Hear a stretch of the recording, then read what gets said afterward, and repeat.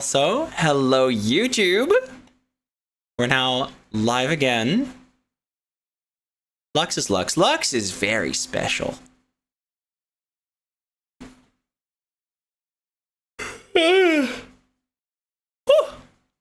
Who's Lux? Team 17. Lux is the lighting system. All of the lights in the house. So that's fun. Tap games. Gosh, there's lots of lovely voice actors in this. Date everything. This is a very fun project. So from what I can tell, there's been a lot of writers, a lot of them having written like one, maybe a couple of characters. Today isn't Deltarune. Yeah, no, tomorrow is Deltarune because Foxy's a little tired today.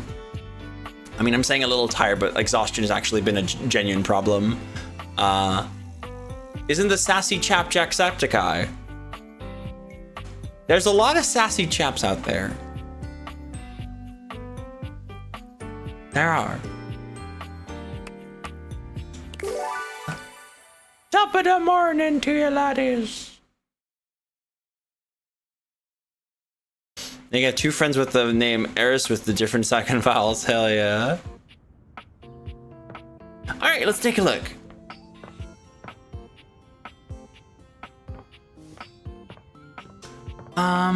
Right. So we had a little chat with the bed, and she really wants to see us again tomorrow. Because it's she's finally revealed to us that it was us that she's been in love with for a long time. But whenever she goes to sleep, just like we fall asleep with her, there we go. She's always alone. It is a 12 o'clock cat appointment, isn't it? It is. Marry the bed. Gosh, there's so much to marry out there. Cat time, here we go. Are you ready? We are now punctual. That's right. Don't we love being punctual? Don't we love being on time? By the way, do we have moderators in chat?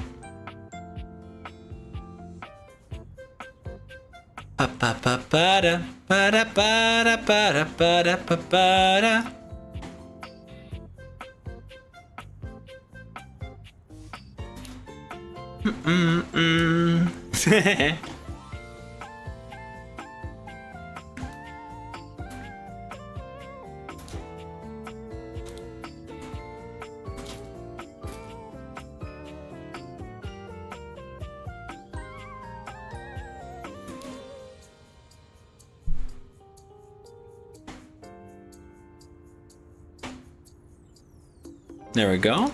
I can give it a reset. There you go. That's our dateometer there in the bottom middle.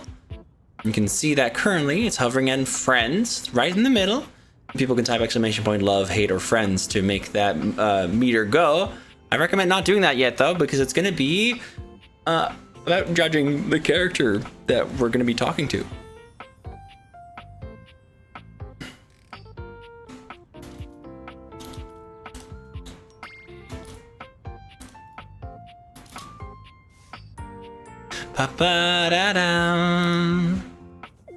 I do hope we can get some mods in a bit.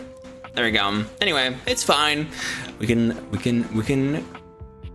go without for a little bit. You must know Eve. Hello, Eve. We've got a moderator. Good. Eve, can you date pans in this game?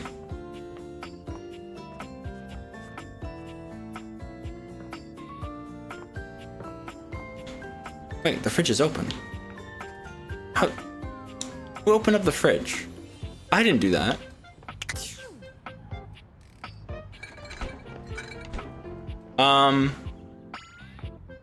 Let's see. All right. Yep. Yep, you can. There you go. Eve, are you able to moderate today? it would be very helpful because moderators can reset our lovely date-ometer. By the way, now I'm curious because last night when we talked to the bed, she was talking to what can only be described as the sex toys. That's not even a description. That's just what they are. So the question is, where the fuck are they? Are they in a box somewhere?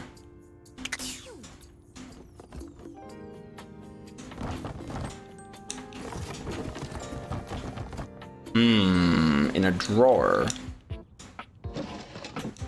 These are empty. Maybe they're up in the cellar. For Lily of working an hour? That's okay.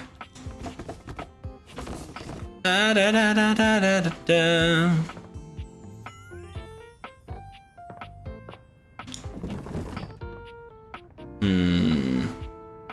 That's Easter eggs.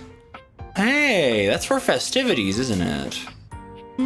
I mean, naturally. But I mean, generally, that's a festivities box. Which means I think we can very specifically talk with something related or someone related to... Ooh, toolbox!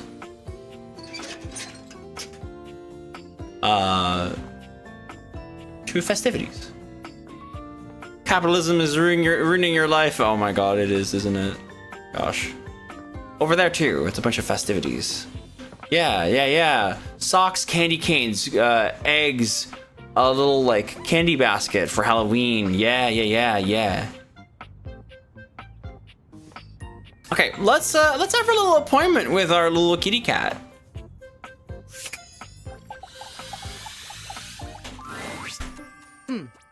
Almost late. Almost. Almost, but not quite. It's 12 o'clock, isn't it?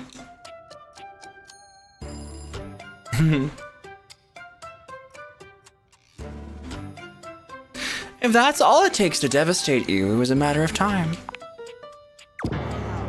Dare you! Not content to humiliate me, are you? No, you must dismiss my struggles. How very dare you! Is it just me, or is the... I turned it up a little bit, but like the voice sound is a little low.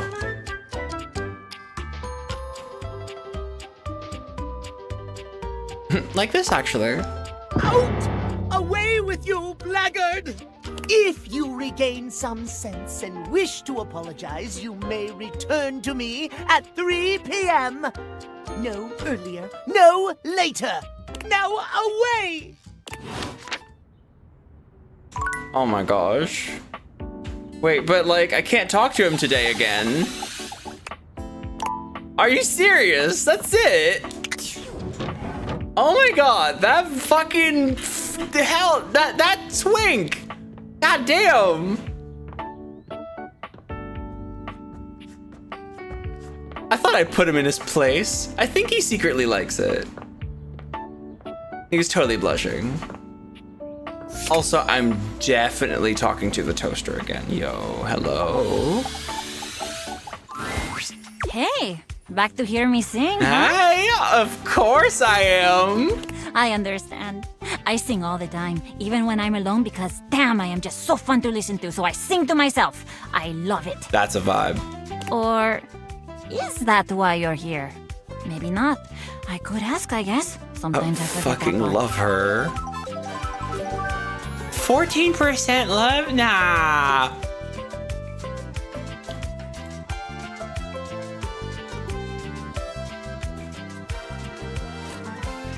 There we go.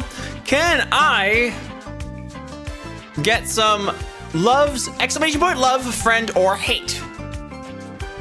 And that'll determine what direction we're going to be taking with this girl. But also, feel free to take your time. Don't judge a book by its cover. Very important. So, ¿qué pasó?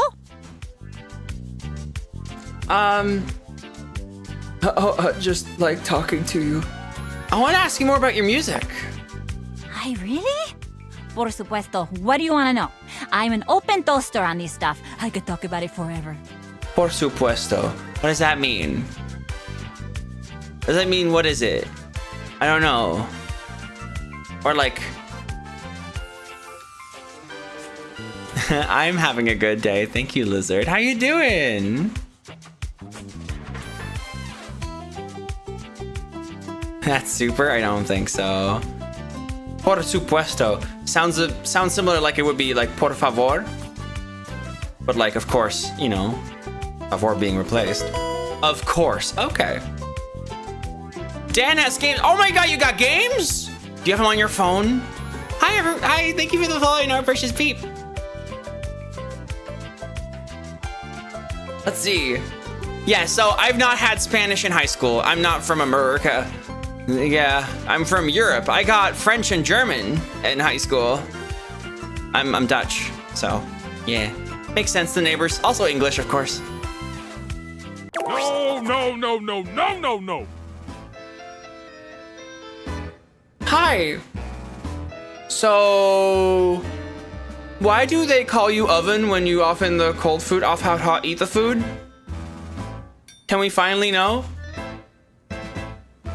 Do you have the answer?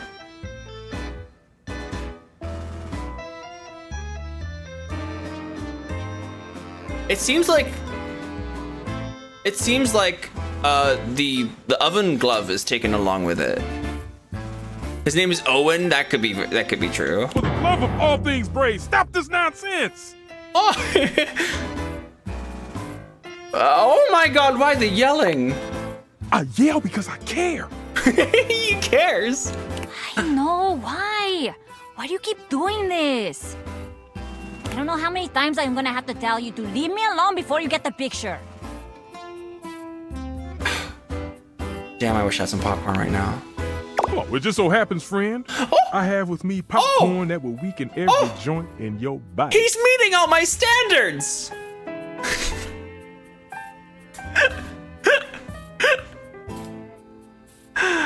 Oh my gosh. Est-ce que tu parles français? Mon français est très mal, mais je vais comprendre. My French is alright. Not that great. I can understand a little bit.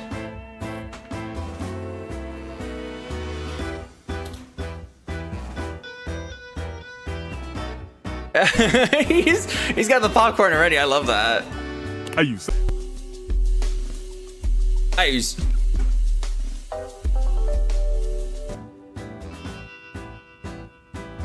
He uses saffron. But there are more pressing matters now. Alright. Très génial. Thank you. You continue to break my heart. You, my darling, are a toaster. You are a fine appliance with a long and prestigious history. Oh no, don't cramp her style. Come on, man. Why do you insist on denigrating your lineage? Sullying your ancestral heating elements with this string strumming? Tell me, what must I do to bring you back to your true self? Oh no. Dad, I'm afraid. This is her true self, hon. Eve, it's okay. Give people a chance. I know it's tough, but we need to make him understand. Things can be tough to understand sometimes. I swear, if I wanted to live in a telenovela, I'd move into the living room with Telly. Somebody give me a call? I'm just down the hall. You're a little loud, but that's neat. Your afro is the test screen. That's impressive. Are your legs AA battery?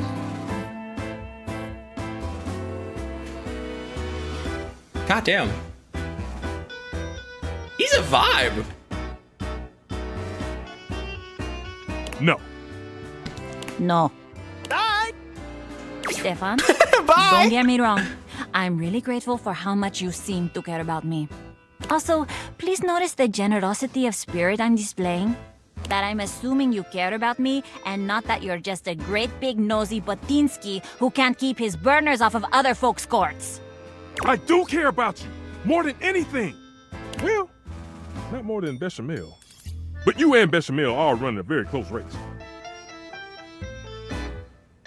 Okay, are Bechamel and her, like, both his children? But lay off! I am completely capable of deciding what I want to do with my time and my talents, and I'm really getting fed up with your constant do better, Miranda, do different, Miranda. No, just stop. Enough already.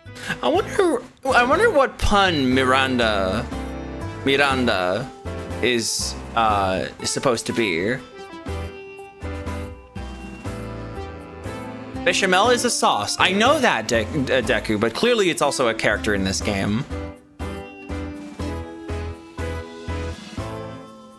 Guys, I don't mean to interrupt here, but I am... Tell him, Miranda. Maybe Stefan has a point. I'm with Miranda, for sure. Like, he needs to learn. So his name is Stefan?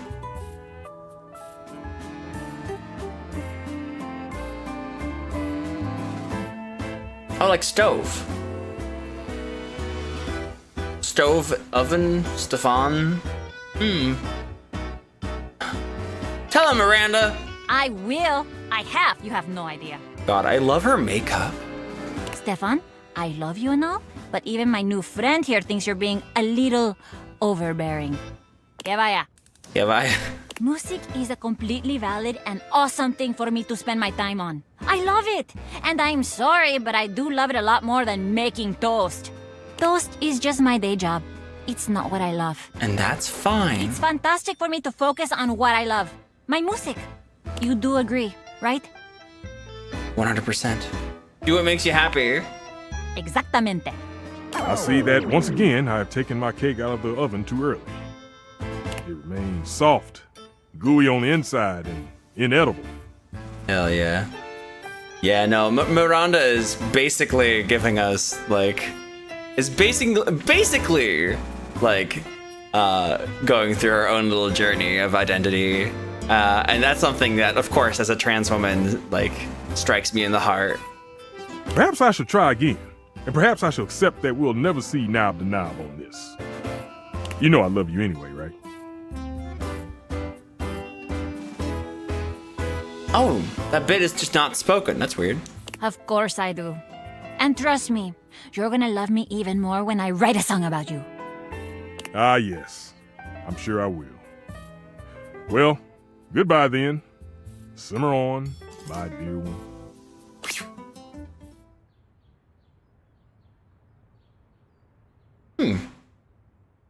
You're going to write a song about him? Oh, no, definitely not. Are you kidding? You think he was dramatic just now? You should see him when he's happy. It's a thing. I don't have energy for that. And now, que vaya. I am very busy. Aw. Come back later, maybe. I might have more time when this burst of inspiration is out of my grates. Fair enough. Fair enough. Yeah, no. But clearly, Stefan appears to be a loving parent that is overbearing and doesn't really know that she just needs to express herself. That is who she needs to be. Well, Stefan is great in his own way, just, you know, overbearing. Let's see. Oh, sorry, Dorian. Plunger? Soap? We could talk to the soap.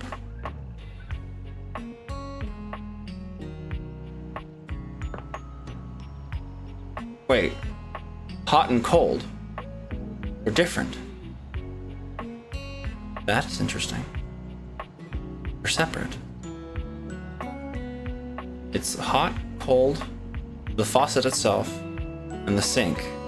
Not the drain, though. More of a father figure since they're both cooking utensils. Basically, yeah.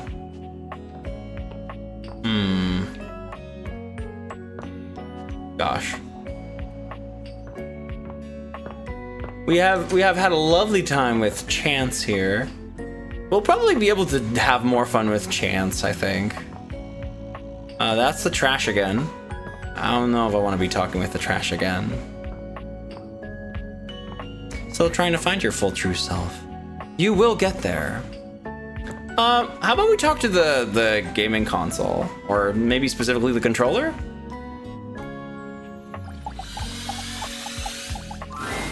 The game console turns on. Team 17. Sassy Chap Games. Moon Surgeons. Resurgence. This has to be the most immersive video game you've ever played.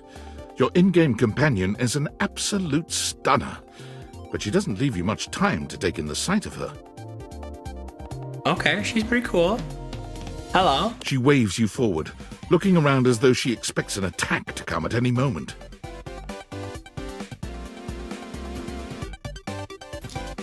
All right, we put in a reset. You guys can vote for her as well. Feel free to take your time as we talk to her. She's pretty cool. You're here. I didn't think you'd make it back. All right. Luna. Which way do you want to go? What? Which way do you want to go? They're coming. Who? Oh, you just equipped my Zauer rifle, which means that you're thinking of unloading a whole lot of Zaker charges on these scroufs out here. I love her voice. What are we gonna do? Unload a whole lot of Zaker charges on the Scroufs. Bizorg! Eat Zaker, worm! 88 charges later, that's a whole lot of Scrouf carcasses. Nice haul. That ought to teach Celine and her goons. We're near the compound of the Upholders. They'll have assassin class Upholders, as well as surveillance class. That's Luna's voice. Zenbuki VT. Thank you for the follow. No, not follow. Hey, I'm so tired right now. Thank you for the raid. Hell yeah. Thank you so much for the raid. How was Splatoon 3? I hope you had a lovely time. Could be Luna from Hell of a Boss. We were swigging it. Hell yeah. We'll have to sneak our way in, and probably start dispatching them with utmost violence. You up for it? Nothing but swig. Transfemme Sonic. Hell yeah. Transfemme Sonic. We played you just the other day. Actually, like it's been a little while now. We played the Transfemme mod for Sonic Unleashed on PC. That was great. This is good news. Mark, we can finally be Swig. We can be bees. This is good news. We can be bees. We can be bees. We can be bees. This is good news.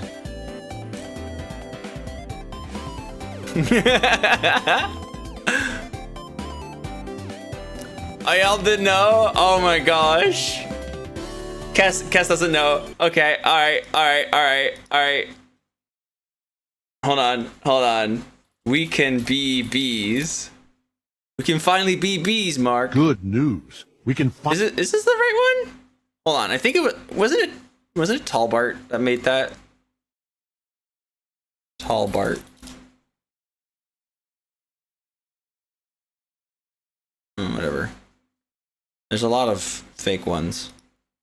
Good news. We can finally be bees. This isn't your world, but we can be bees. This is good news. You can be a bee. You'll live like a bee. A pet. A pet? A pet. A pet? This is good news. You'll live for 30 years. This is insane! We can be bees. We can be bees.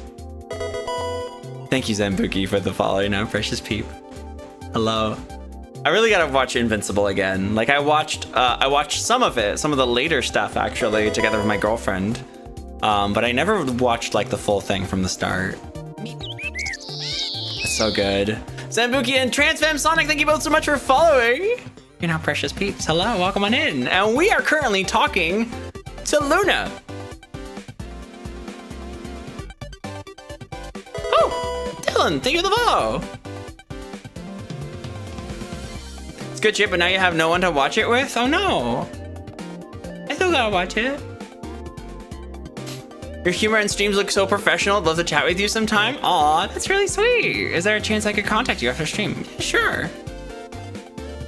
I mean, I'm gonna be super tired, so I'm not sure if I'm gonna have like be able to have like a full talk, but sure.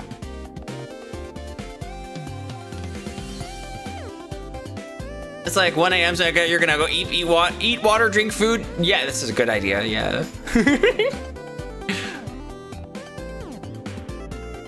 Hell yeah. So, what game is she talking about? What the heck? Violence is wrong. Let's see. Is this a stealth section or something? Yeah, sneaky stuff. No, don't fart. They're gonna know where we are. You're gonna, no. I found an entrance on the dark side.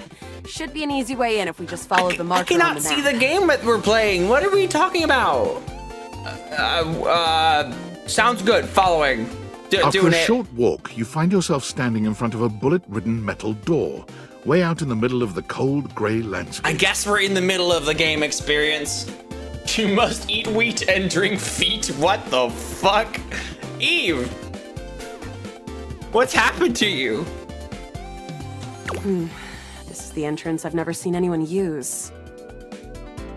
With my chalk picking skills, we'll have this open in no time. You can be Breeze.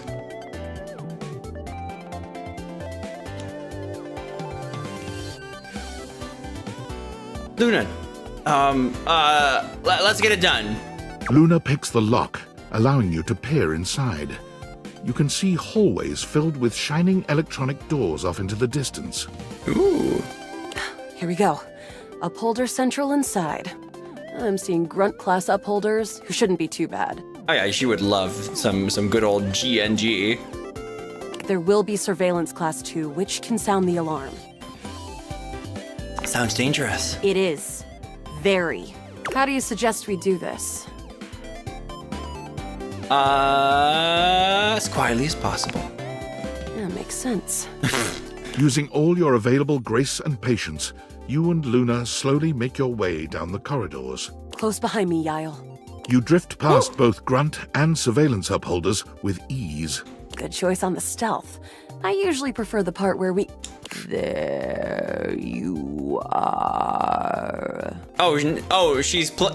She is the game console, so she's also playing the part of the enemy. Oh no!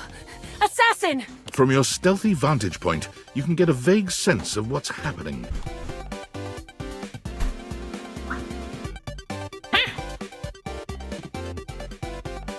A vast laser juts out from some sort of holographic human from down the end of the corridor. The light engulfs Luna and renders her immobile. No! Grab Luna and run! Bravely, you take Luna's frozen body and crash through the remainder of the hallway. Once she is removed from the power of the strange weapon, she hangs limply in your arms for a moment, enjoying the ride. Aw, she's lost in our action. Have a good lurk!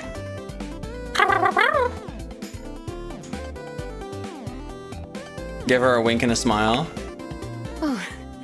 Guess I don't have to whisper anymore. You run further through the maze-like compound and finally make it to an empty office. That's kind of hot. This is like an RP session in a way, but like, of course, it's not erotic. Yet. Krah. We lost a lot of gear there in the tryst of battle, but at least we still have enough health to get us through to the end. We're getting close. You wanna press on, or should we take a crafting break? A crafting break? What's crafting? We have a chance to use what's left in our inventory to make something that will help us in the final battle. Let's get crafting. All right, We can craft something really special using this workbench. This thing can take anything we've got and transform it into anything we don't. Just like in Minecraft. What do we have on our inventory? Not much. We got zonked by that last encounter pretty Oh hard. no, we got zonked. 1 globule, 1 wood, and 1 scrap skin. What can we make with that? We'll have to find out. Okay, let's get started with 1 globule? got it. And then 1 scrouf skin. got it. And then Leave out the wood. That's it, I think. all right. I don't think that's gonna give us anything we really need, unfortunately. But there's no reason to lose hope. Let me just put these together and it's pretty globular. Which is always good for defense. All right, The cool. scrouf skin makes anything look a lot better for comfort. Okay. We've got an amazing new piece of armor from this. That'll help us in the battle ahead. Okay, cool. You and Luna make your way through the final threshold and stop right before the entrance. Oh no. There it is. The horror of it all. The way opens She's up into a blushing. large regolith cavern.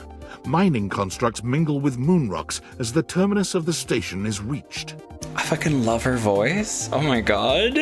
But perched high on the crane next to a large glowing blue crack in the regolith was a well-outfitted spacer who looked just like Luna. You came just in time for the festivities to begin. Celine Moonrise, prepare to die! Luna, you'll never take Crescentia's power.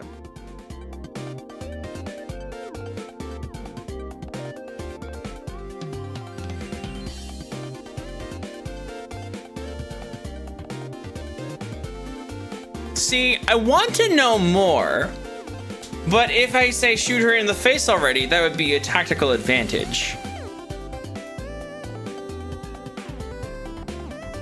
Shoot in her face. Yes! Oh, what's wrong with me? The glowing crack seems to swell. Charge, bitch! The blue deposit of moonrock erupts, and from the crack, a monstrous creature bursts forth. Crescentia! Go! Ah, Use items. take this! Luna throws an elemental grenade that blasts Crescentia's scaly hide. Thanks to your crafting, Luna is able to withstand the mighty force of Crescentia's power. Yes! The battle is fierce, but ultimately Crescentia and Celine fall to the ground, presumably dead. Wow! Did that without even a single save. Great job, Yael. I couldn't have done it without you. That was fun. I'm glad. I think this is fun too. I'd love to be friends with you. Even though it can be dangerous out there in Novaya Moskva, having a real friend by your side means you keep your KD ratio way down. Hell yeah. Sounds good, Luna. Well, come back anytime and let's play again. Oh, we're already friends. That's quick. My friend. This time for good. I mean, obviously, that's not going to be the end for us. Moscow? Yeah, sounds like it, doesn't it?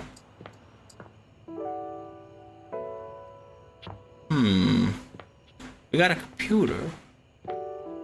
We got a set of stairs. We could talk to the floor or the ceiling again as well. There's many characters we can talk to. But you know what? I'm gonna talk to Teddy. Teddy says he's got stories at night. Oh, this one. This is the biggie, buddy. It's a good one. Oh? Prime Meridian, thank you for the heck in 45 months. Holy shit. That's incredible. Whoa. Very gay. Wait, my code isn't running. What the hecky? Let me get that fixed.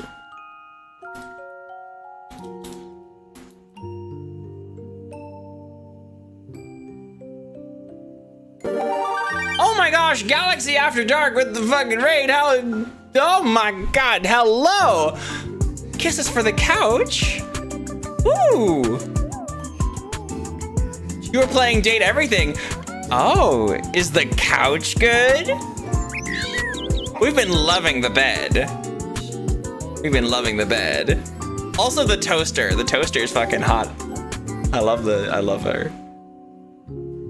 The couch is immaculate. Oh, hell yeah. Oh, that's awesome. This game is so good. It's so good. Welcome on in, everybody. Hope you're all doing lovely. Gosh. Yeah, we're also playing Date Everything. This is our second time talking with Teddy, and it's nighttime, which means it's story time. So yeah. Oh my gosh. How was your stream? I hope you had a lovely time. Also, hello everybody. My name's Breezy. I'm a trans femme. Yeah. Wow, that stopped quick. Yeah, okay.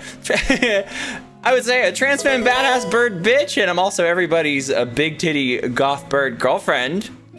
I hope y'all doing lovely. Trans femme. Yeah.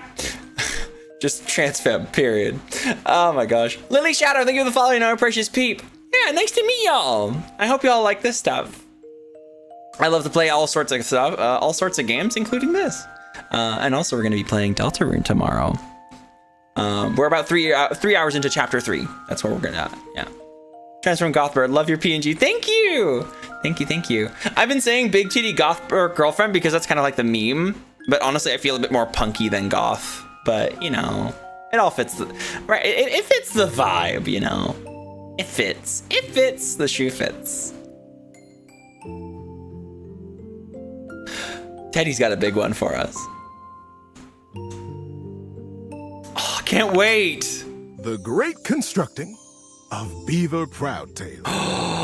Oh.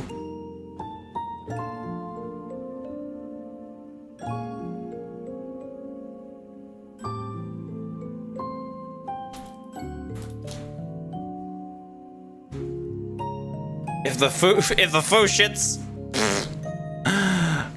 Wait, my emotes are so cute. Thank you. I made them myself. I'm actually planning to update them because they're not all up to date with my current design. But thank you. It was very early in the morning, one cold and foggy day, a very long time ago. Ooh. Young Beaver Proudtail was walking quietly and efficiently through the dugout tunnels of his den, his trusty stick tucked confidently under one arm. Ooh. It was at this time every morning that the young beaver made his rounds, through the whole den where his colony lived, and then up and out the riverbank, where the world he knew, the world he vigilantly protected, met the strangeness of outside. His large tail balanced him expertly as he climbed the long entrance tunnel to the surface, occasionally using his dignified stick in an undignified manner to scramble up the pathway. Breezy, you're punked kind of like Shammy and Bunlith. That's big praise. They're very cool. As he heaved himself out onto the bank of the river, Beaver's attentiveness grew even more acute. It was dangerous to be outside alone. The Great War with the colony across the river had been going on for as long as he could remember, and a fair bit of time beyond that. Oh, thank you, Yuki. The Great War with the colony across the river. Ooh. It seemed like there had always been the war. He couldn't remember any outright battles or even any scrappy skirmishes, but they were definitely at war. He was sure of it. Oh? For a moment, he almost asked himself what the war was even about. But he forgot to finish the question. He was very young, after all, and what did it matter? The colony was on the other side of the river, and beavers didn't even cross rivers. Oh, damn. He smartly tucked his stick back under his arm and began his patrol. So many steps this way, a scrutinizing scan, and so many steps back. Fellow trans femme must follow. Thank you, Bun Coven. Thank you for the follow, you know, a precious peep. Hello. Heck. Is there a date furry game by any chance? Oh yeah, plenty. There's all sorts of furry games out there.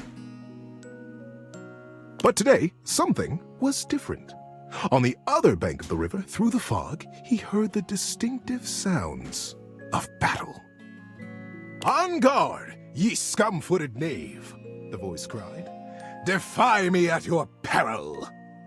The sounds of the wood clanging against wood echoed through the fog. Hey-ya! Pow! Bing, bang, boom!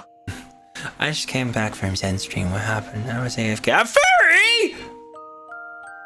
Hi, One Ace Away. Welcome in. How you doing? Hi. I'm a transfemme furry bird badass bitch. Yeah, that's me. I'm getting my words mixed up, but yeah. Hi, Opal Foxo. Welcome in. Nice voices. Thank you. Aww. Who goes there? Shouted Beaver, his heart in his little throat. As an answer, he heard a young and high-pitched... Ah! My name is Builder. Hi? High-pitched... Oh my god, You've been here since you were doing the first Miranda interaction. Okay, cool.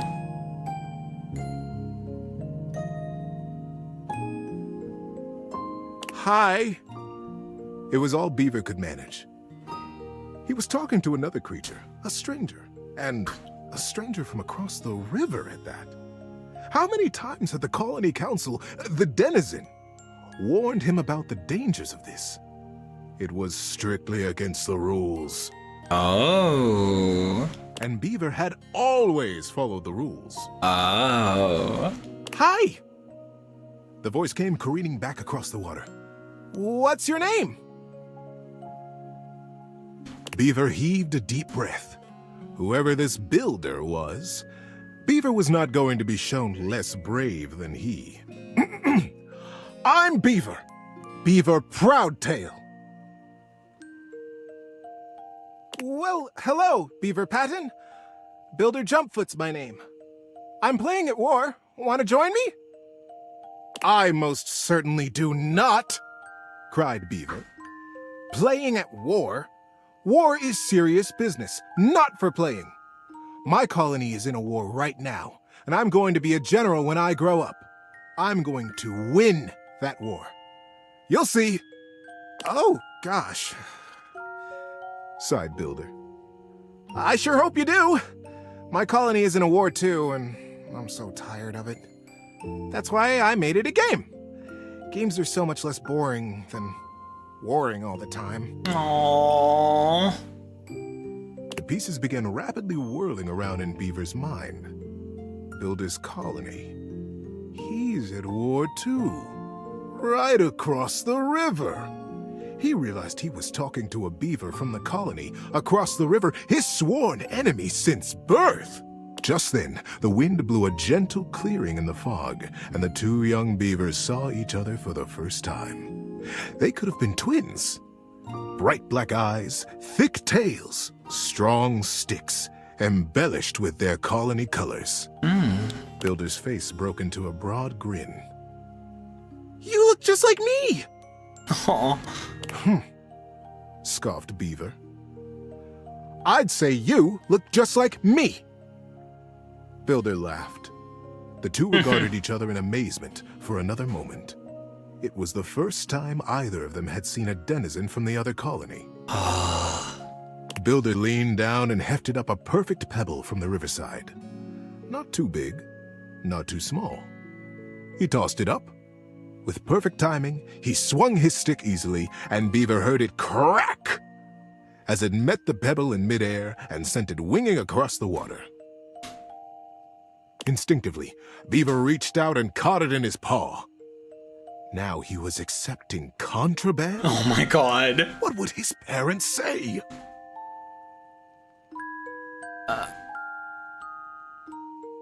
I wonder. But, upon inspection, the pebble was quite beautiful. Aww. It had a single bold red stripe around it, and it was wet from the riverside mud. His young mind decided that he would keep it.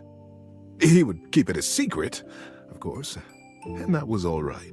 The denizen didn't have to know everything. The clearing and the fog began to fill with thickened air. He looked up, suddenly anxious to lose his new friend. By the way, everybody, you can type. Friend? Huh. How quickly that had happened. Aww. Everybody, you can now type exclamation point hate, friend, or love to decide what we're going to be doing with Teddy. And there Builder was, smiling and waving. Maybe we'll play together again soon, he offered. Beaver gripped the pedal and nodded. Yes. Yes, maybe. One day. And then Builder was lost. Beaver finished his patrol and took his new experience, his pebble, and his smartly tucked stick back down to the colony. How you doing, buddy? Need a break? I'm in. This is fun. Many seasons had passed since that morning when Beaver Proudtail, all grown up, marched through the tunnels of his colony toward his audience with the denizen. Today was the day he'd been anticipating his whole life. Today, he would be made an under-general of the colony, and he'd finally have the chance to present his machine. Oh, no. See, the machine he envisioned was a daring one. He was prepared for pushback and doubt from the council. The longest, in particular. The longest had been the leader of the denizens for most of his life, and she was not always interested in things new or unfamiliar. Beaver's machine was both. But he believed in it, and he was determined to persevere. I got an ad break coming up. If you enjoy my stream, maybe consider subscribing. No pressure, of course, but we do put a lot of work into the stream. You get some awesome emotes and ad review of the stream. Yeah. He rapped on the denizen chamber door. Knock, knock. Enter! He took a deep breath. Yeah, we'll take a break when the ads actually start, so nobody has to miss anything. My goodness, Beaver, sighed the longest, brows knitted. This machine is quite an undertaking, and you won't even tell us what it does. Yes, ma'am, Beaver nodded. It must be kept a secret, for now, but I promise it will conclusively end this war. The longest considered. Normally, I would say no. Unfamiliar can be dangerous, and outright new, well. She stroked her silver-gray whiskers. The other council members watched her reverently. But we have all seen the construction beginning on the other side of the river. We have no way of knowing what they're up to, and it would be irresponsible of us to take no action at all. They're doing something. We must do something too. Deep murmurs of assent rippled around the small stump table. And we trust Beaver.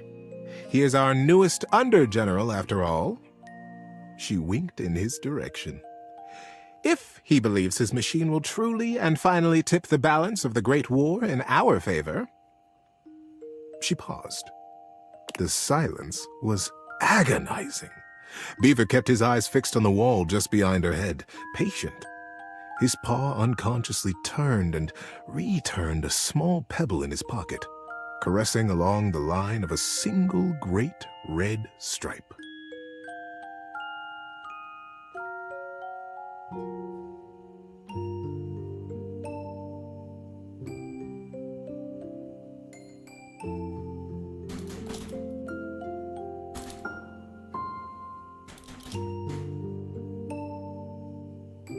Then permission is granted. Beaver let go the breath he had been holding. Begin construction as soon as you are able, Under-General. And good luck. Foxy's snoring, by the way. She smiled warmly. But the burden of her long years of leadership showed through her sagging cheeks. We will be watching. Welcome in, Queen. Hope you're doing lovely. Beaver smartly untucked and retucked his stick, slapped his tail once against the packed ground in assent. Yes, ma'am. Longest. I'll begin right away. He turned on his heel and marched out of the chamber. It was the first day of summer. it was going to be a long and exciting season. At first, the build crews the longest had placed under his command were reticent. "What are we building?" they would complain. "What does it do?" Hi, Blue. Hello. When Beaver said nothing and admonished them to follow instructions, their eyes flickered nervously to the building across the river. "Maybe it's something to help us fish the river," Corinth Blue Eye speculated. "Did you hear? Denny Strongpaw almost got swept away yesterday. And his whole crew." All right. So we got ourselves a little ad break, so we're going to take a little break here. Yeah, isn't she cute? Yeah. Yeah, for sure. Gosh. She's been sleeping a lot.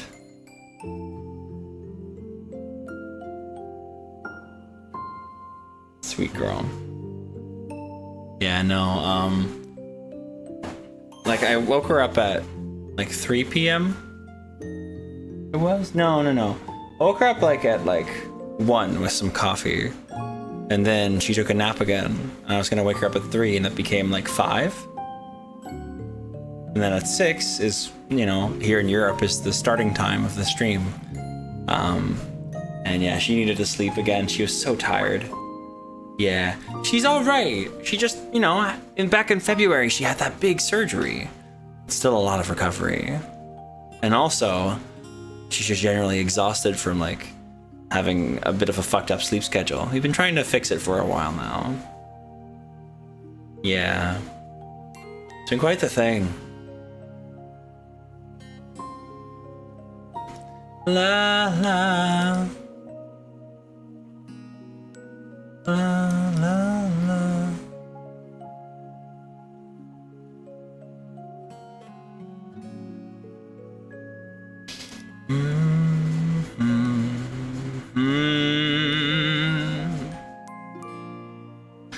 Yeah, it will take some time. I'm just a little bit worried that she's gonna be waking up tonight and then like won't be able to sleep.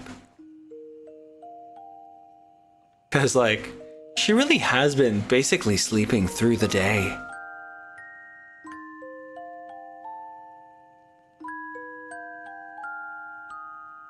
Like, this is a lot of sleep. Poor girl.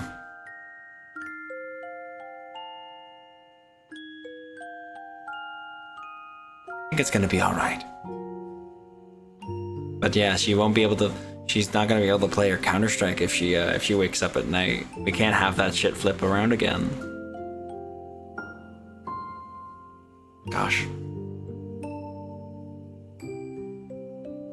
See, I could grab some food from that salad, but I also feel like I want to make sure that, you know, like that we can eat that together. You think things will get better in the next month or so? I hope so.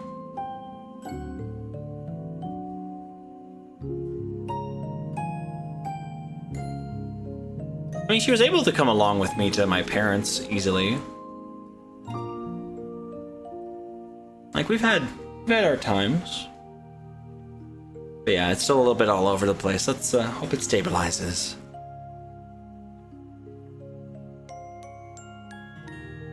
That's true. That's true. Yeah.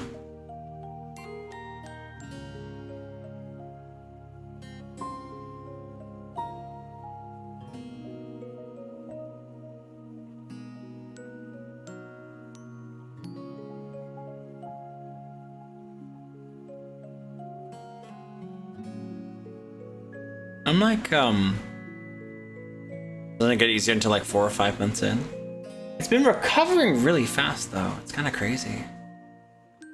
Like with how much he's been able to sit and stand and everything. Like he was able to come along with me to my parents' place. Like that's pretty incredible.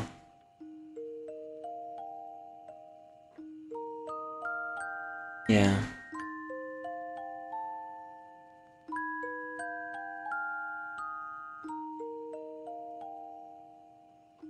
Na, na, na.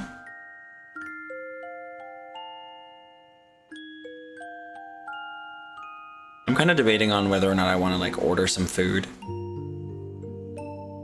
I think it might be a bit easier for me to do that so I can share the salad with her.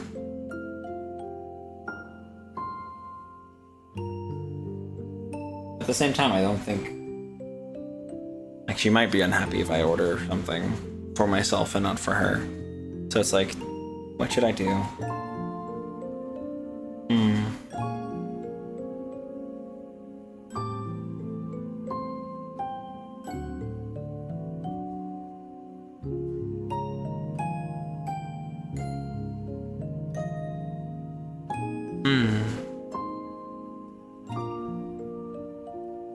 The before times. Have anything to snack on? Like toast again. I wanted to make us hot dogs, but yeah.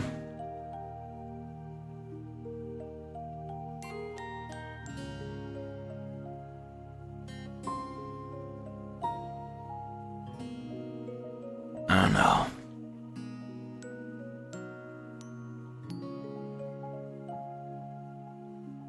You are a broken egg from your failed semester of college? Aw, heck. Try to wake her up in an hour. Yeah, I'll try. It's just I'm starting to get... it's 8 o'clock now. I'm definitely starting to get hungry. I think I'll just have some salad.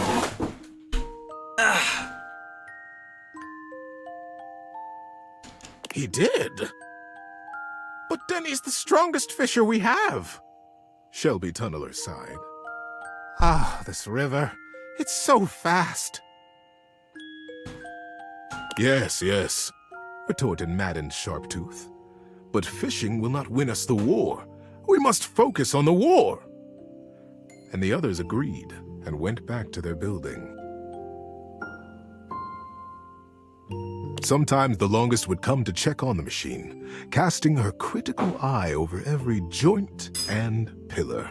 Most often, she went back below with hardly a word to Beaver, appraising, wearing her doubt like a shawl.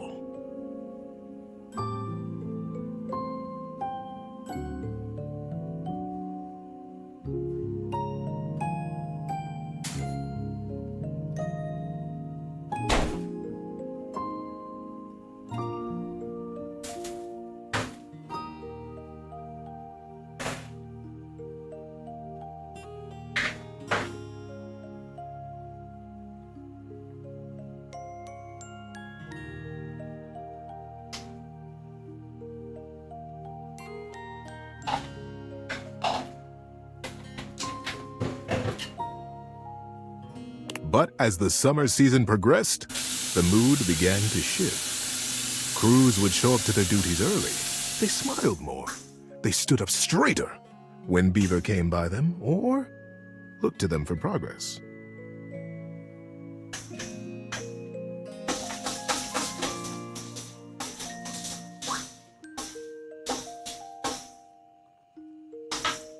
There we go, washing the bowl.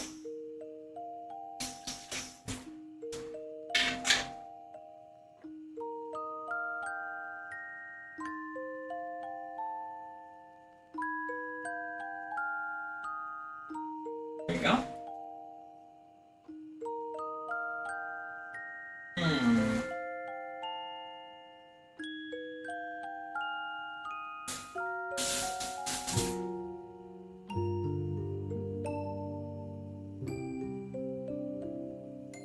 The machine, whatever it was taking shape, and its scale was impressive. It looked angry. It looked like the great weapon they all hoped and prayed it was.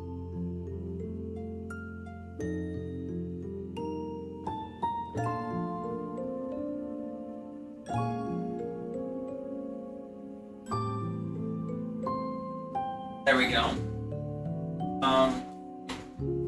Works.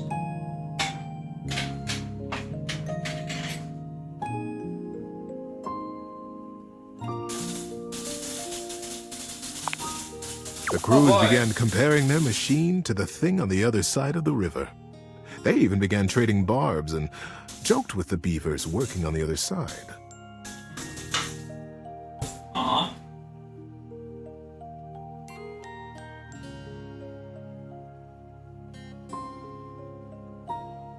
Cute. Good luck. Good luck with work, Eve. Yay, Pyre's arrived. We have another moderator. Yay. Things have been a little bit a bit light on moderators lately. I hope that people are all right.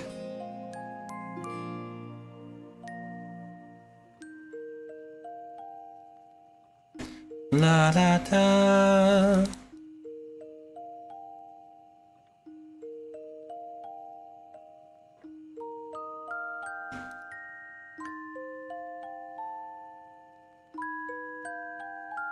Let's see.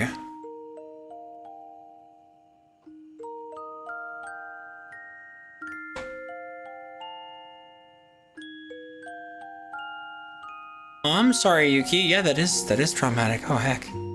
Oh. Hi, Voxid. You got a favorite character yet? Ooh, the bed has been really nice. I also love the toaster. Piano is lovely. Favorite character? Not sure. Not sure.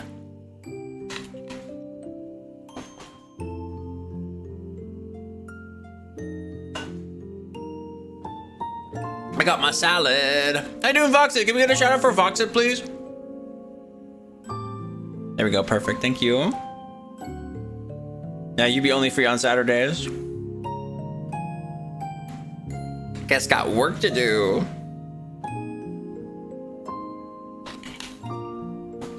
They pushed and prodded about who would finish their project first. Ours is a ship to go to the sky, and from there, we'll drop stars on you, and we'll win the war. Ha! Would come the reply. Ours is a wooden dragon who lives under the water, who can take us safely across this speeding river, and we'll come upon you unexpectedly, and we'll win the war.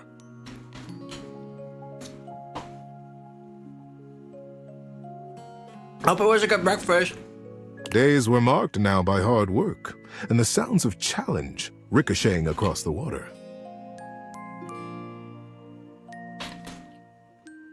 Beaver said the longest as she held onto his arm one day late into the summer sun. I don't need to tell you. The whole colony speaks of nothing but your machine. They are all so proud of you. Beaver nodded solemnly. Thank you, ma'am. Thank you, ma'am. Eat up a boiga for lunch? Have a good boiga. Have bagel and coffee? Yum yum. But the season draws on. You must finish before the rains come. And then you'll have to finally tell us what this is that you've created. It's gonna be a bridge. Beaver's paw found the lucky pebble in his pocket. Yes, ma'am, we will be done. And I will test it, and you will watch. You'll see the destruction of our enemy. The longest squeezed his arm affectionately, and together they looked out over the setting sun and the water.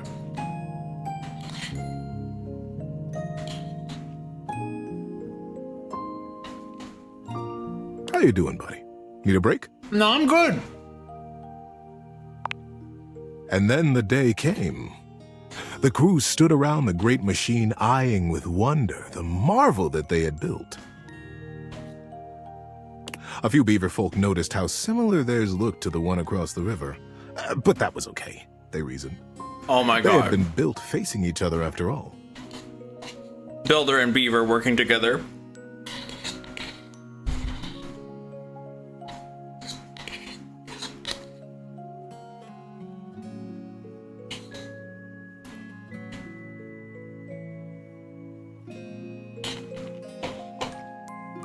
Beaver Proudtail strode up to the front of his machine.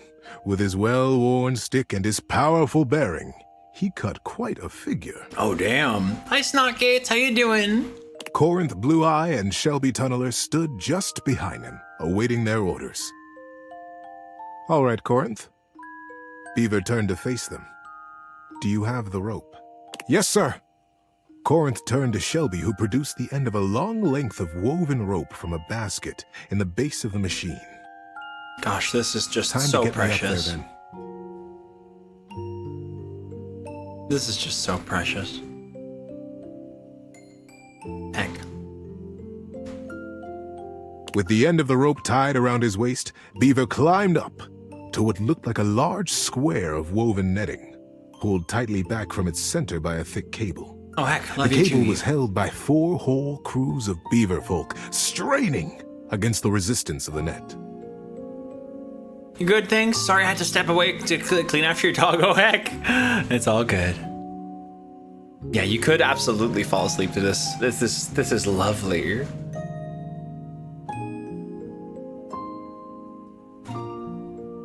The longest stood back at a safe distance, her shawl wrapped tightly around her shoulders to ward off the early autumn chill.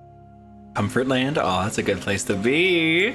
Beaver settled himself right in the middle of the netting, at the last moment shaking his head in sudden memory. "Here," he said to Shelby, and handed her his precious stick. "I'll be back for this." "Back?" queried Shelby. "Ready, crews!" shouted Beaver. "Ready, under general!" came the chorused reply. "And loose!" At their cue, the crews simultaneously released their hold on the cabling, and the netting rocketed forward, launching Beaver Proudtail out into the air. Oh no! "Great river!" they cried in consternation and shock. "What? Where is he gone? Is he all right? What have we done?" The confusion was so great that not even the longest could restore order. Minutes passed before another shape came sailing over the river from the other side, to plop safely and squarely into the center of the net. It was Beaver. He had the same square head, and the same rope wrapped securely around his waist. "Good log! What a ride! That's the most fun I've had in weeks," said the shape in the net. He began to disentangle himself and stand up. And it wasn't Beaver after all. Oh, damn! The royal of the cruise was instant and a bit frightening. "Who is this? Who are you?" they cried, and the longest shouted at the top of her lungs, "Detain the stranger!" The crews pulled him down from the net, and the stranger never stopped smiling, greeting them warmly, even patting some of the beaver folk on the back. He looked just like Beaver. But Beaver never smiled like that. Beaver hardly smiled at all, come to think of it. Oh, damn. "I can understand your confusion," said the stranger genially.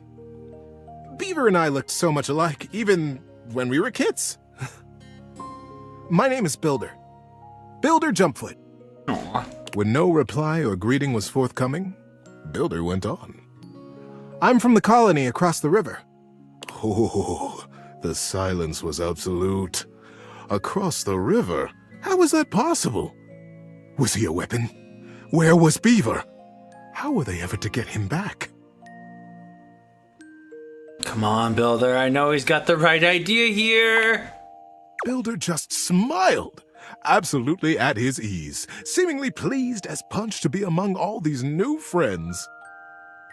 And into this silence sailed the figure of Beaver, a new rope tied around his waist. There were now 3 lines of thick rope across the river. Beaver landed expertly in the center of the net, untied his waist rope, and climbed down. "You are Builder?" Beaver reached out his paw to the stranger. "And you could only be Beaver," the stranger exclaimed, gripping that paw warmly with his own. "I am Builder indeed, and it has been the dream of my life to finally meet you like this, in the daylight, on the same soil." "Mine as well, my friend."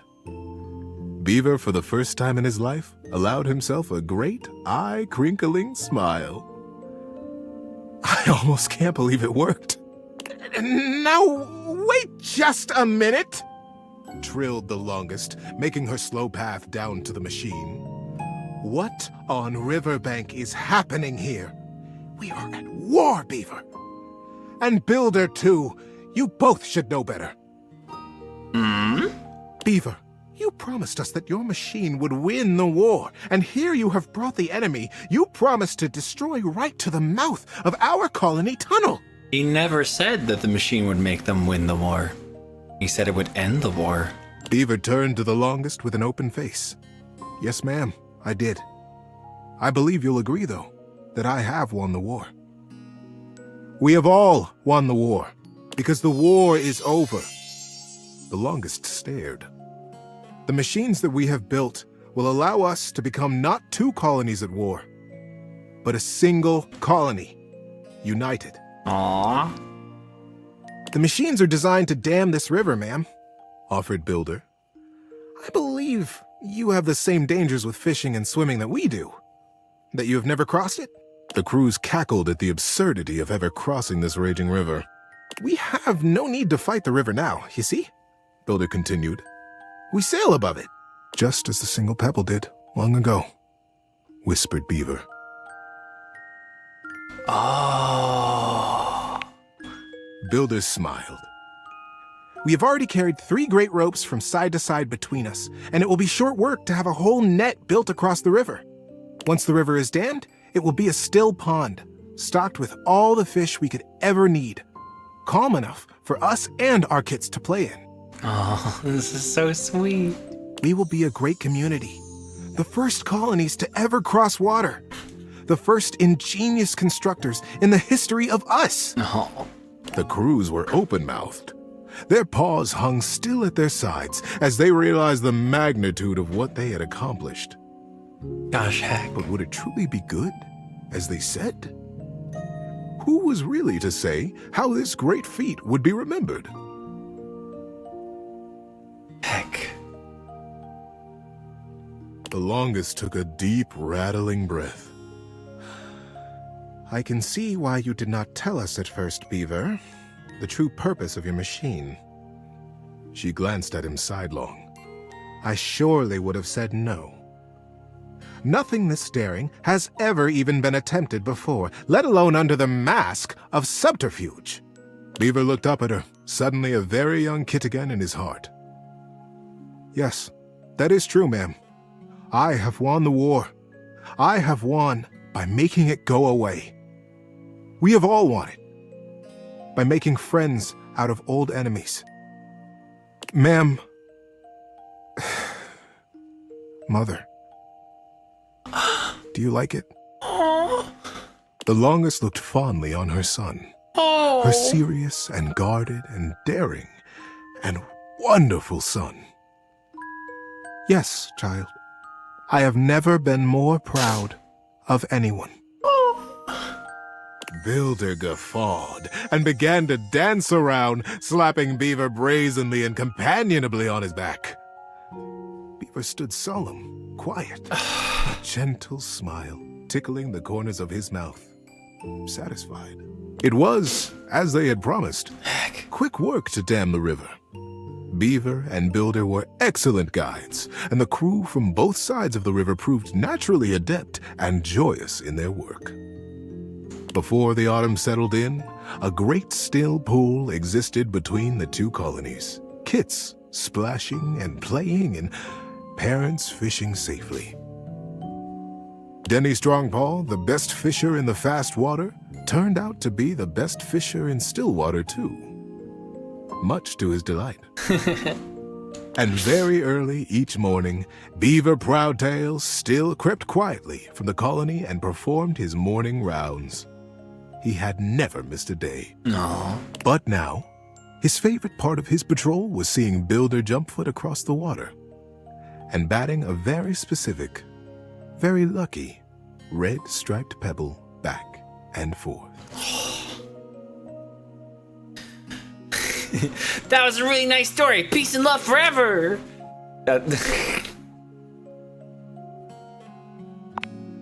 That's just it. Thanks for listening all the way through. Good night, buddy. Aww. God damn, that was so nice. Oh my god. You had to stay for that story. Oh, that's so good. Oh my god. I want to talk to the bed again. Betty, because we're about to get very close, it seems. But I wonder if I should save it just a little bit longer. We want to talk to the cat at 12, no, at 3. At 3 p.m. we want to talk to Kitty Boy. How about I go to the toilet? I'll run some ads while I'm taking a little break, so that we then have an hour and a half ad free. That's pretty sweet, isn't it? Let's do that. Be right back.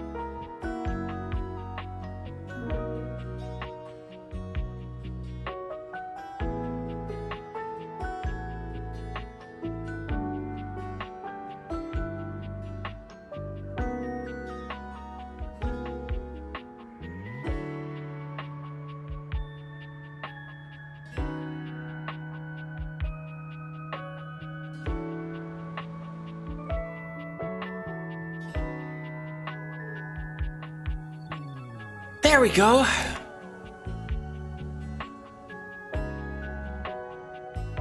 Oh, hold on. Now, I gotta take care of something.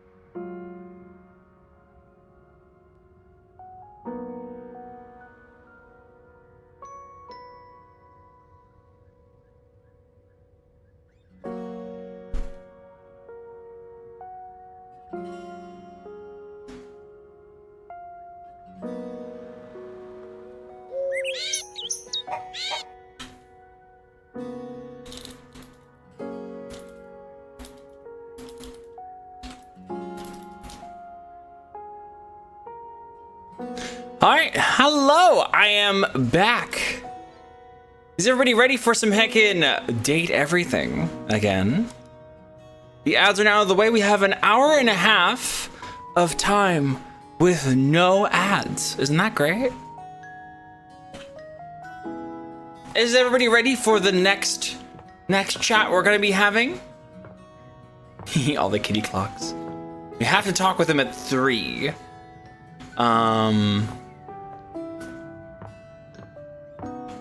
Interestingly, we've not had any like messages or anything.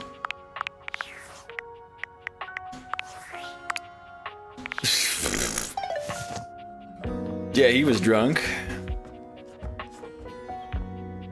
Thermostat. Okay, so we were told that the couch is pretty sweet.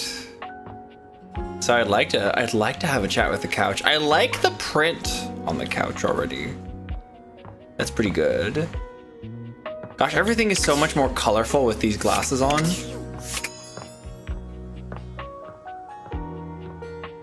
Da, da, da, da, da, da.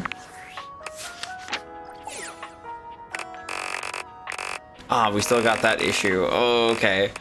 Okay, all right. Okay, we're gonna stay out of that for now. Yeah, let's have a look. Let's have a chat with the couch. Seated in your living room is a being who seems to truly embody the concept of comfort. Oh, his arms hell are yeah. draped over the back of the couch. He's got his head tilted back and his eyes beginning to flutter shut. Oh my god, he's full of fucking change and receipts. Also keys. God damn. He looks just as though he's about to fall asleep. But when he sees you approaching, he shakes it off, looking up at you with a sweet smile. Aww. He's a muscle gut boy. Hello. Hey! Oh, you look so cozy. My game just deactivated because of Windows. You're gay? Hella gay! You look so cozy. Oh, Don't whoops, worry. I pressed the wrong I one. hadn't fallen asleep yet. Why are you gay? Because I like women, duh. I'm doing pretty good. Thank you, Crazy. Hope you're doing lovely. You ought to come get in on this too. He pats the seat next to him. Come on and take a load off. Oh my god. That's a vibe. Oh, you're trans? Yeah. Yeah, I am.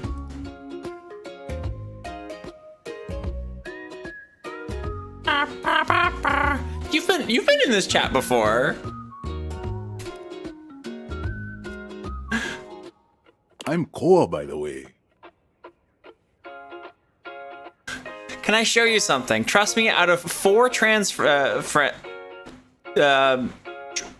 trans is not a noun on its own, by the way. Out of 4 trans people, I showed this and they loved it. I mean, sure, you can send me something through Discord.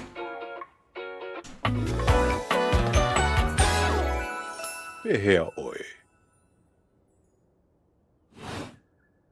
Oh, this guy. All right. Okay, this is a very, very comfy vibe. I like it.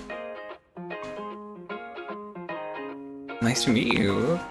You too. Hey.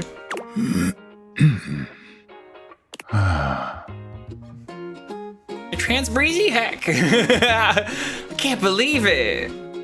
Koa, that's a good fucking dude. My god. Most everyone would continue the conversation from here, but Koa only closes his eyes, sighing pleasantly. Okay, I'm picking up what they're putting down. You wait for him to say something, but all you can hear is his quiet breathing.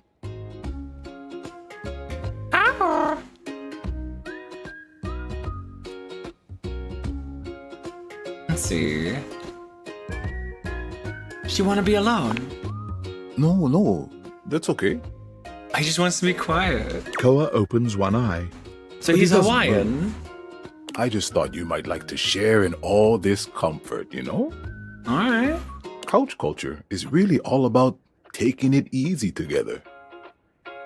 You know, like, you ever heard people talk about alone together? Yeah. Sure, it's like loving someone but leaving them alone. Kind of sus. Whoa. Don't say that. Let's see.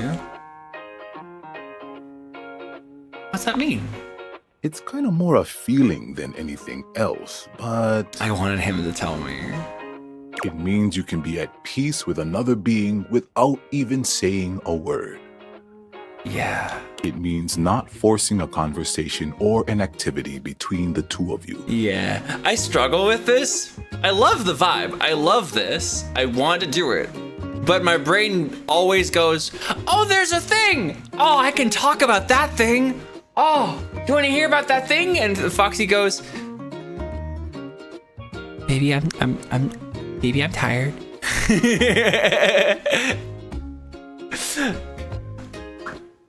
Baby, I'm trying to sleep. Or I'm just waking up. Oh my gosh. Autism in a nutshell. ADHD is for me. Autism and ADHD, I got both. So like, but yeah. It means just enjoying the moment without any expectations. Yeah, that's good. He sighs pleasantly, closing his eyes. Guess I'll give it a shot then. Beautiful. You'll see. I love him. Koa breathes in deep, sighing pleasantly. When he relaxes, the entire room seems to relax with him. You find yourself growing sleepier alongside him. Goddamn.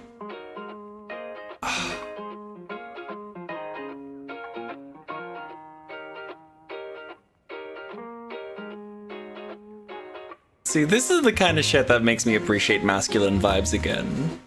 I love it. That's good shit. I'm typically more about the feminine vibes, but this is good. It makes sense that this game would do that. Everything is written very well. You're not sure how much time passes as the two of you sit side by side in companionable silence, but it's certainly a good while. Thanks for keeping it chill, buddy. This was real nice. Got something I want to give you. Oh, hell, some change! Whoa! Free money! It's not free, it's your money. You know, in couch culture, we're not big on expressing ourselves verbally. We prefer to let our actions speak for us. And a gift like this, it's just a way of honoring our friendship. Aww. In human culture, giving someone stuff you found is deeply rude. What? I'm touched that you share your culture with me. I'm just glad you appreciate it. This guy is so cozy. Yeah, I love him. Also, my feet are so dusty. Ah!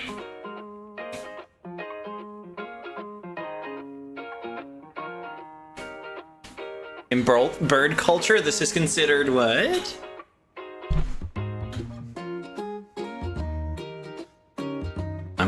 I can feel a pun coming.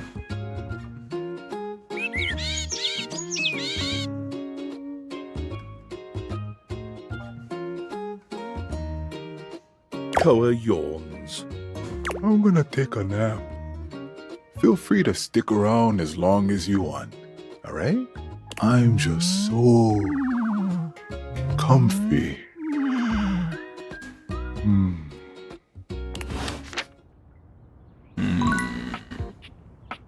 Very good. I haven't talked to the fridge yet. I haven't talked to the food either. How to cook. Cookbook. Sink. Wait a minute.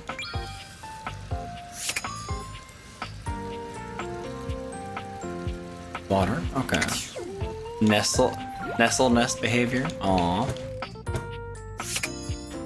Titus. Got sponges. Ba-da-dum. I can't open it. Oh no, why won't it open?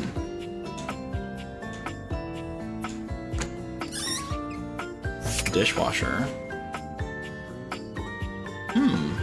Some plates in there.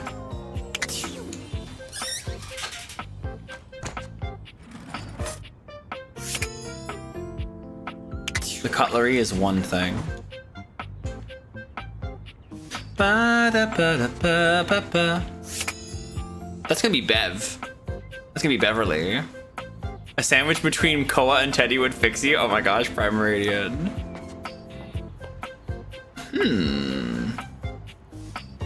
Boiling room there. We could go talk to the boiler.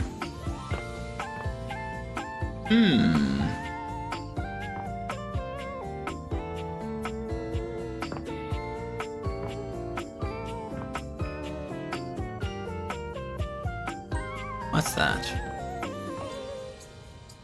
Is that a nail clipper?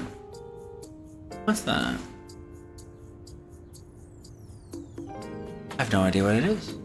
Let's talk to it. Before you see them, you can feel them. An overwhelming air of cool, of rebellion and edge given form. Ooh.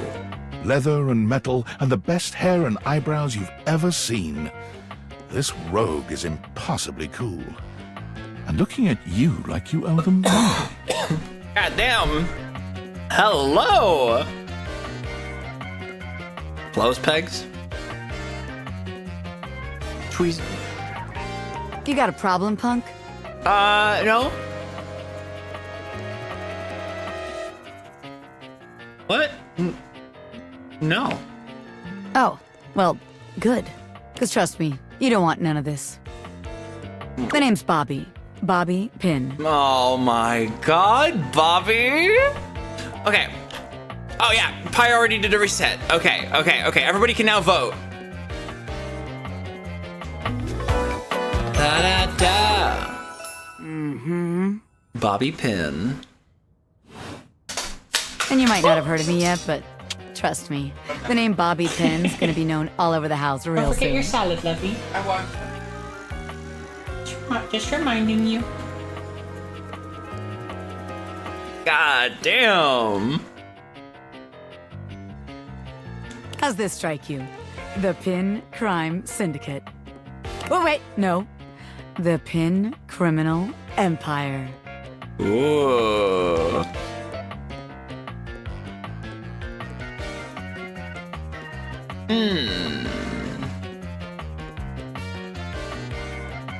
You some kind of crime boss? Not yet, but I will be, baby. Hell yeah! I've been locked up in Hoop's bag for years, and I'm finally free! Free!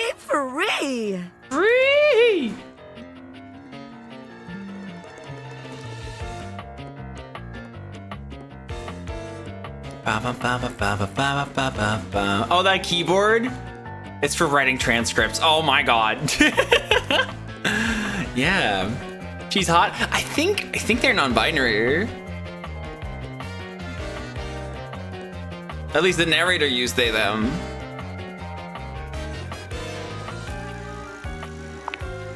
You know, the vacuum cleaner. Oh, damn. Right. I had a lot of time to think while I was in there. You know, about who I was gonna be when I got out. Getting bent all out of shape, it does something to a pin, you know? Oh. Makes you reevaluate your priorities in life. Makes you think long and hard about who you truly are. Oh no, they got bent. They're a pin that got bent. This is you bent out of shape? Oh yeah. I used to be pin straight, if you can believe it. Ah, that's why. Getting sucked up into Hoop's bag was a real revelation. I never really felt quite like myself before. Would have liked it better if I didn't have to be locked away for a while first, but... Did they get gender bent? Is that it? Did they get gender bent? Oh, this is full of like not innuendo. Just a lot of symbolism. Great writing. Oh yeah, good shit. It's full of queerness, that's for sure. Yeah, no, what I mean is, they're metaphors. Yeah. Yeah. Hi, Mitchell. I feel like for the first time in my life, who I am and who I've always been are one and the same, baby. Woo! Trans allegory? Yeah. You look amazing. Thanks. I mean, I know it, but it's real affirming to hear it from somebody else, too. Hell yeah. I've been locked up, but I'm here now, baby. I'm ready to take what's mine. The real question at this point is just where to begin. I love you. Where do I situate my burgeoning criminal enterprise? After all, you know the first rule of business. Location, location, location. Can we get a shout out for Lucy, please? Thank you. How you doing, Lucy? Hope you're doing lovely. Oh my god.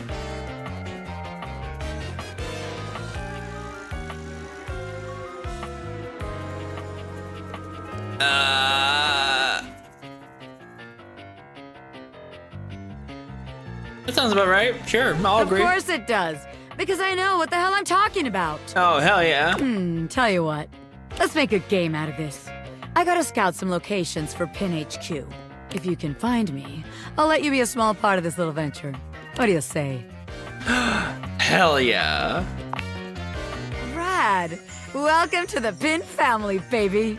Just to make sure you don't miss this opportunity of a lifetime, I'm gonna give you a hint about where I'll be. I'm gonna be doing my dirty deeds in a place that gets you real clean. Ha! Catch me if you can, Normie. I'm out. I love them. Wow.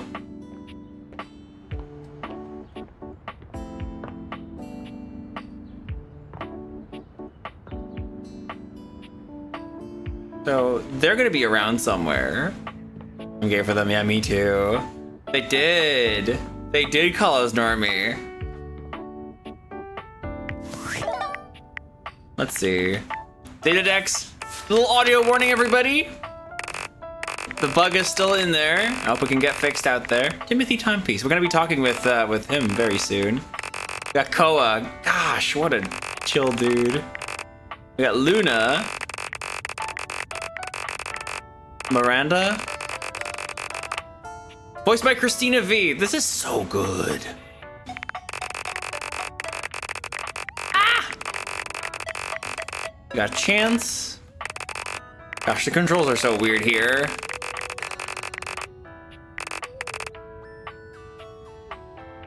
That looks very Sailor Moon. Bobby Pin, there we go. Voiced by Carolina Ravassa. You met Bobby Pin, a smooth-talking, leather-wearing, budding gangster. Bobby did time in Hoove's bag and is now eager to start their own criminal empire. They're scouting locations for Pin HQ, so go and see them in a place that gets you real clean. Again, the right stick isn't working. There we go. Sure, there's a very low bounty for their arrest, but I'm sure this is one pin you won't want to be turning in any time soon. Sure, they profess a love of crime, but have they been successful? Bobby is the definition of a victimless crime. Though you probably don't want to tell them that. I love them. Dislikes cops, yeah. A place where you can get clean. I wonder if they've already moved.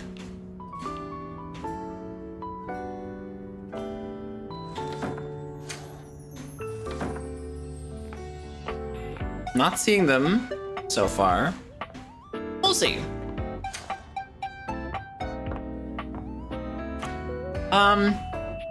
Yeah, we were gonna talk with Timothy Timepiece at 3. Timothy is just putting the finishing touches on polishing a pocket watch. When he sees you, he waves you over, setting the watch aside and pocketing the cleaning cloth. All right, boy. There you are, just on time. I must say, I'm absolutely chuffed to see how timely you've been. You're right on schedule. I was just polishing some of my timekeepers. Hell yeah. Would you care to join me? Sure. capital. Have a seat, darling. Now, when last we spoke, we discussed the importance of what? Timeliness. Precisely. Nothing better. Nothing more important. My gosh. The biggest lesson here is that time, above all else, is the first thing you must consider when it comes to love. But there are, of course, other things to consider. Having a schedule for your date is imperative to ensure you are using every moment with your lover correctly. Impregnate this twink and ruin his body. Oh, sorry. Hi. Right, Kiss?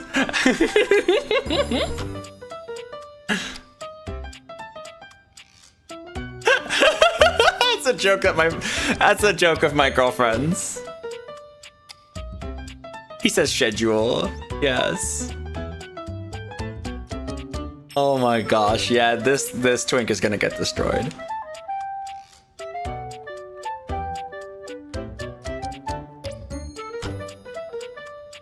Wait. Even during sex? Why must you say it so disdainfully? There is nothing more arousing than an orderly, efficiently planned date. Oh, I'm gonna get you all out of time, boy. Picture this, if you will. You and your date arrive at your dinner reservation exactly on time. Your date says to you, "Darling, what's on the agenda?"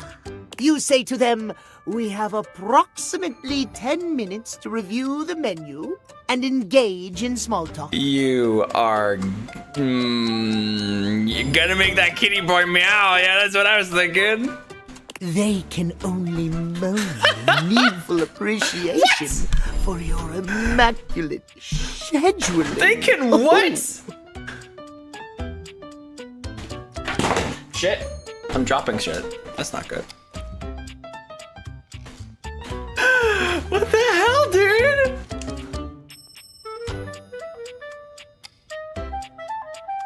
I'm aroused just thinking about it. Perhaps we have more in common than I realized.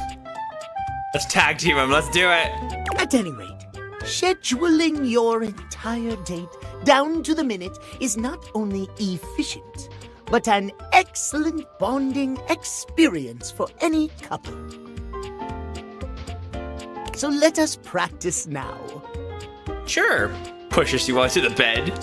You have asked me on a date, and we have both arrived on time. As we are seated for dinner, I look deeply into your eyes and ask you about tonight's agenda. You say?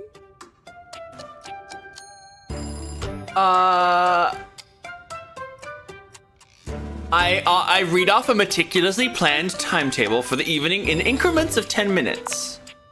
Meow. I have never been so attracted to another. You're going down. Excellent. Truly excellent. Surprise! Our date has gone swimmingly, and I have invited you to another activity. His ass is done. Oh, yeah. But your schedule has not accounted for this unexpected excursion. Look at me like that one more time, I dare you. Yeah, right? Oh my god. Horror of horrors. What do you do? I slap you for daring to disrespect the schedule and my time. I hurriedly rearrange my schedule to accommodate. Well, I suppose that could work, but it is certainly not something I personally could accommodate. Oh my god. Terrible things happen when the schedule is not respected. Terrible things. I'll disrespect your schedule. Our time for this conversation is beginning to dwindle. Before I bid you leave me once more, tell me what you have learned. Last time we learned the value of timeliness. Today we learn the value of... Timeliness. Well, you're not wrong, I suppose. But the answer was scheduling. Oh, shit. I would so love to talk to you at length about crafting a proper schedule, but I'm afraid my time runs short. If you wish to continue our talks, return to me at 9 p.m. As ever, no sooner, no later. Oh my god. Farewell. 9? Wait, he wants to go for a nighttime chat next time? Oh, he is so done for. Oh, he is so done for. I'm gonna have a little chat with Barry Styles. Actually, apparently Barry Styles was written by Stephanie Sterling, and that's pretty cool. Well, hello again, darling. Absolutely fab to be in your lumescent company again. What's new with you? I hope all is gorgeous. I'm doing pretty gorgeous, Barry. Can we get a reset? Thank you, Pyre. There we go. Everybody, you can vote. Take your time with him. You'll see that he's pretty cool. Hi again, Barry. Hello. So, since we last chatted, I memorized the hex codes of all my favorite shades of pink. And then I forgot them. Oh my gosh, Barry, please. I was supposed to be organizing all my color palettes before I got distracted by thinking about pink things and trying to name all the stuff I know that's pink. So, anyway, if you were thinking of going with the Smile Republic Berry Red eyeshadow today, I apologize in advance for not knowing where it is. Oh. You really do have a lot going on in that brain, don't you? I suppose I do. Which is funny, because if you'd asked me, I'd say my head's empty most of the time.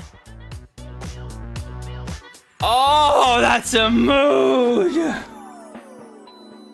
I forget enough things that it should be, but the moment a thought's gone, the space immediately gets filled up with something else. Yeah,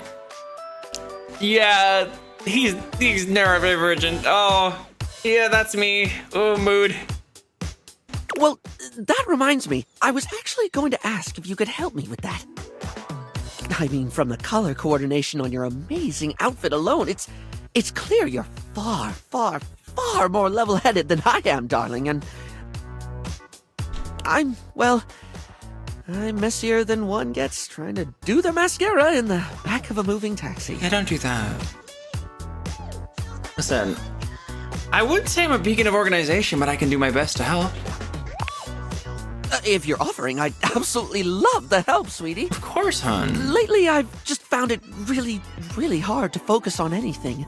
You know, I realized after we spoke last time that I actually can't remember what we talked about.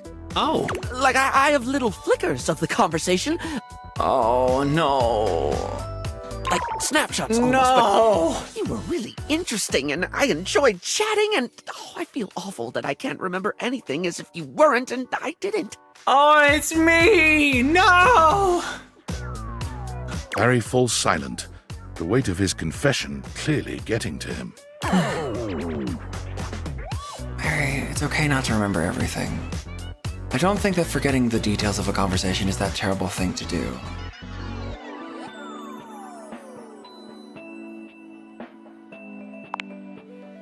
It's more than that, though.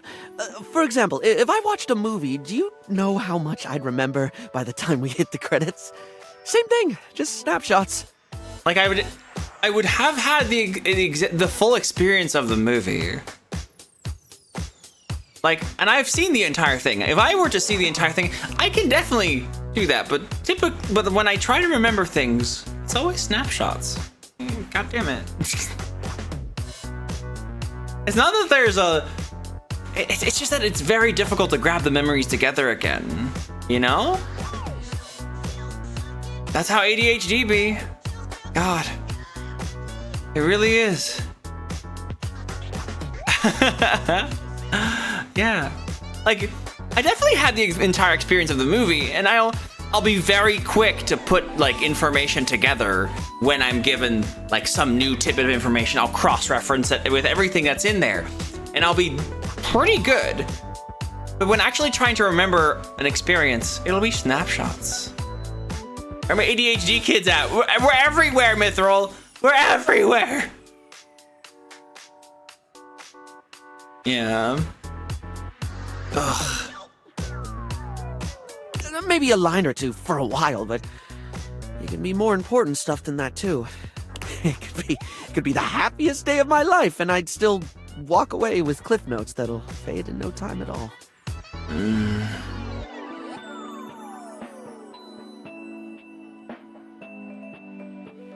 Goddamn. Poor Goober.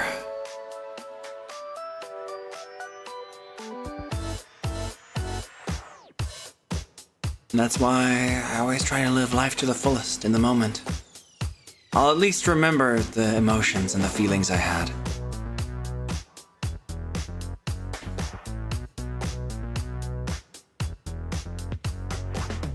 Yeah, exactly, Cass. Yeah.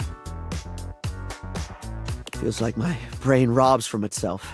Just takes away the things I experience and leaves an outline in its place. I can feel life crumbling away behind me like a particularly cheap liner pen. I think that's kind of like the part that makes it also difficult for me to like picture things in my brain. Because like, I can absolutely imagine the spinning apple with shading and everything, right? So I absolutely have no aphantasia. But it usually stays in my vision for like a snippet, right? I have to really focus on keeping it in view, keeping it in my head.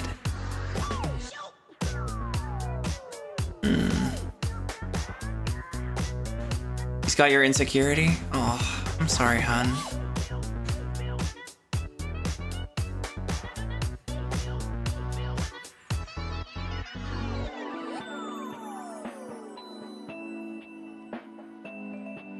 It sounds like you're really trying, though. For some of us, our brains just don't cooperate like they should. I try to remind myself of that. I really don't mean to forget. In fact, the harder I try to remember a thing, the more likely it is that I'll struggle to commit it to memory or get distracted by something or whatever. Then again, my stupid brain's a steel trap for stuff that's totally not all that important. It's just whatever silly thing I'm mega focused on at the time. Yeah. I once learned a whole bunch of meaningless facts about Herne Bay in Kent. At one point, I could quote you every line of I Want to Be Your Gunary or give you the history of the pinball machine.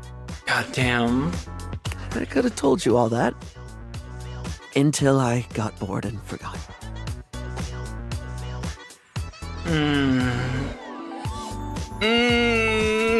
Goddamn.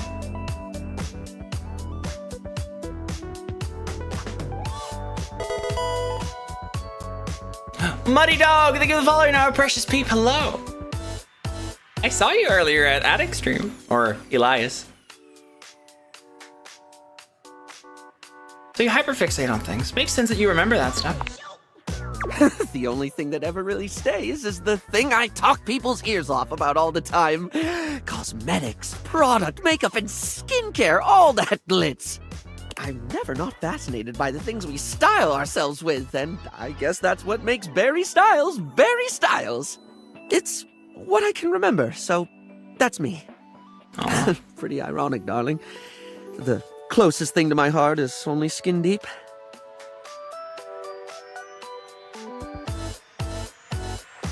Maybe for some, but you make people feel good. That's definitely something that matters. Barry gives you a warm smile. That's a lovely way of looking at it. You have a beautiful perspective. So, what was it you actually needed my help with? Oh, yes! I forgot that's what actually started this. I can't remember a single thing, and it looks to me like you're able to keep track of roughly 100 things at once. Gosh, I wish! So, like, how? how can I at least pay attention to the things I want to pay attention to?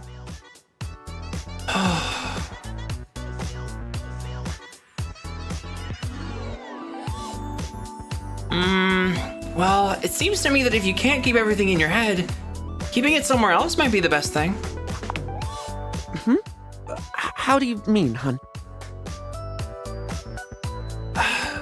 This might sound obvious, but like write things down. Not just important dates, but all sorts of things. Make a to-do list.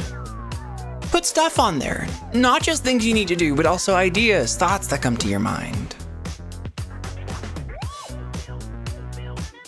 And that's the advice I give. Something I learned from cognitive behavioral therapy. And you started doing that recently. I wonder why.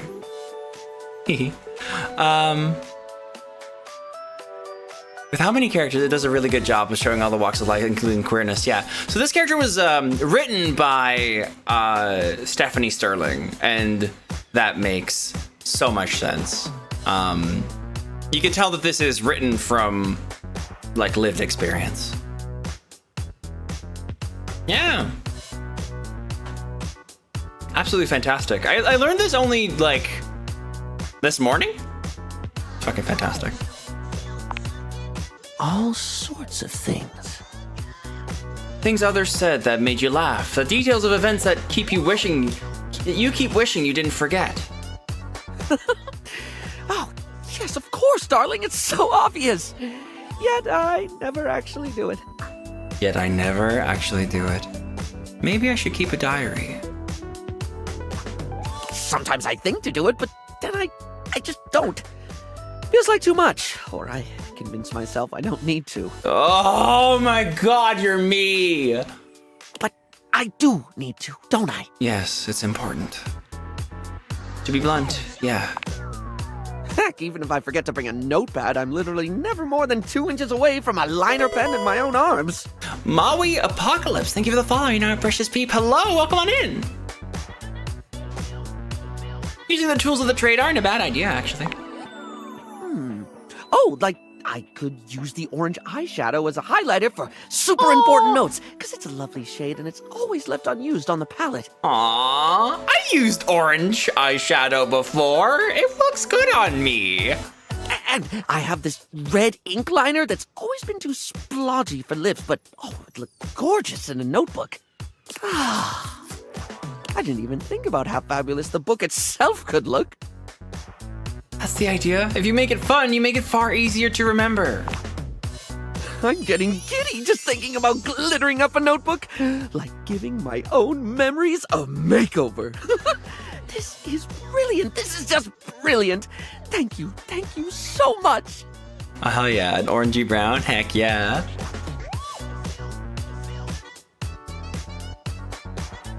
I'm delighted to have helped. Now, I absolutely must get to work. He's so relatable, gosh dang. I don't know if I'm interested in him romantically at all. I don't think so. But like, God, I need to, I'm protecting him with my life. Been years since you used eyeshadow. Oh no. Why? Makeup cool, makeup fun. I've seen you do wingy wings with eyeliner at least. All right, I think it's time to talk with Betty. It feels strange to walk into your bedroom with so much tension in the air. After all, this is where you go to relax and recharge. That was Lyra. Do more makeup, it's fun. It makes you feel good. It makes you feel confident. It can make you feel sexy. It's good.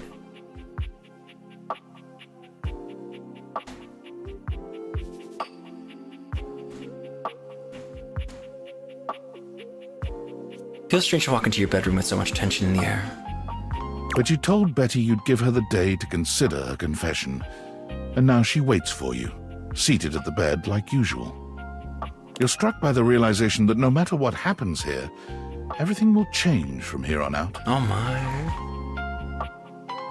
Thank you for coming. I hope you got a good night's rest. I did.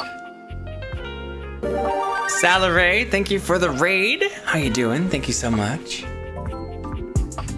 Oh, come on in.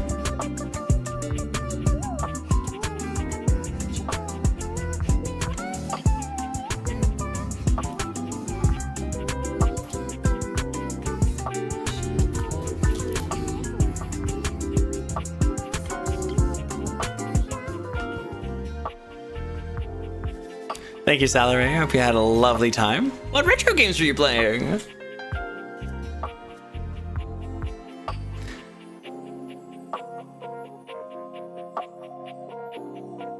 It was hard without you close to me. Oh, thank you for saying so. I slept even worse than I normally do these days. Oh, jeez. I had too much on my mind. And there's too much at stake here. I suppose there's no point in beating around the bush here, is there? What do you think? Of me? Of the idea of us? I'm gonna have sex with my bear.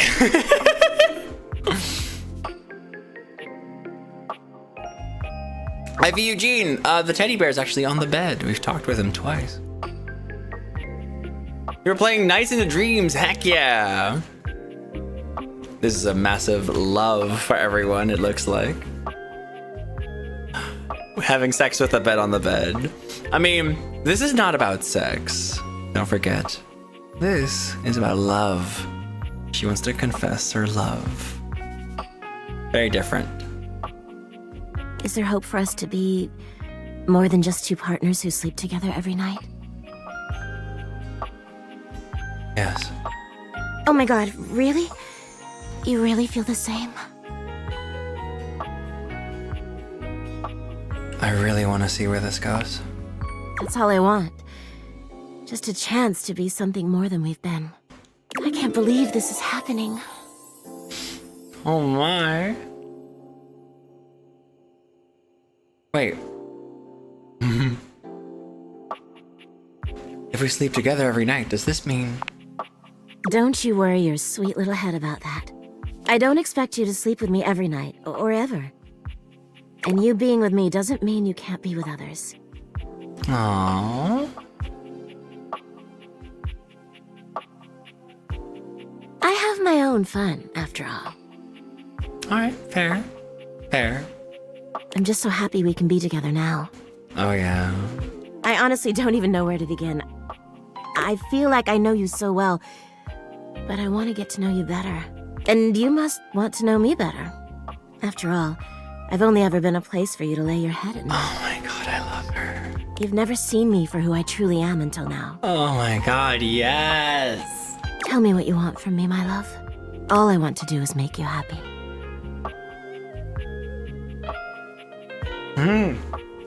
Tingles.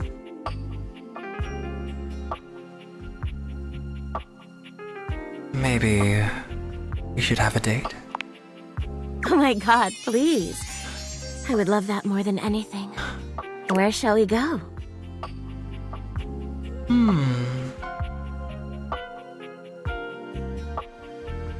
Why don't we watch a movie? Oh, that sounds absolutely wonderful. Shall we go to the living room then? Yeah. As you walk through the house with Betty on your arm, you attract quite a bit of attention. Eyes are on you in every room, or so it seems. Oh my. For her part, Betty seems deeply pleased to be seen with you. She smiles at some, she waves at others. Sometimes, she seems like she wouldn't be out of place on a parade float. I'm gonna turn down the fan a little bit.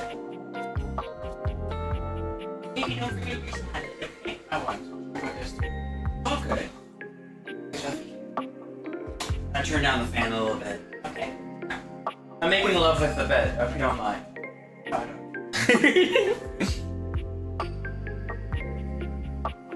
God, this woman. Damn. Polygoals, yeah.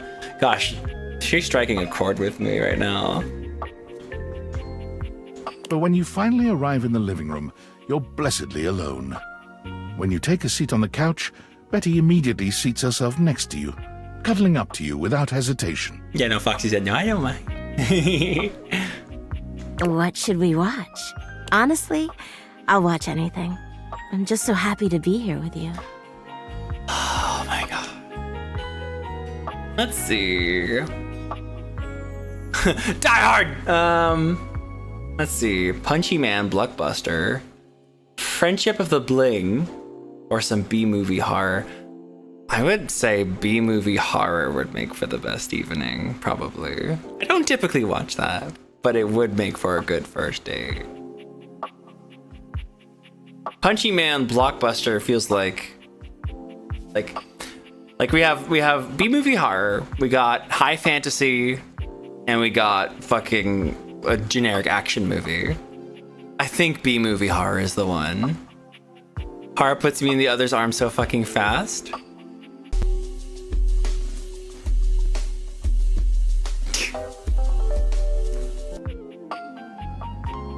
Guess I'll have to watch some B-movie horror then. Oh, Nightmare and I love scary movies. Just hold me at the scary parts, all right? Of course. The movie is enjoyable, but Betty's presence makes it all the more so. She rests her head on your shoulder, sweet and inviting, and you can't help but wonder.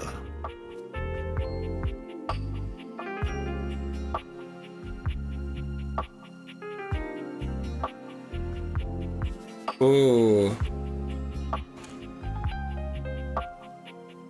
I don't think invite her upstairs is of course like the biggest one, but I don't think that's what we want right now. I think right now is cuddle time. You curl your arm around Betty's shoulder, pulling her closer. She sighs pleasantly as she settles herself against you.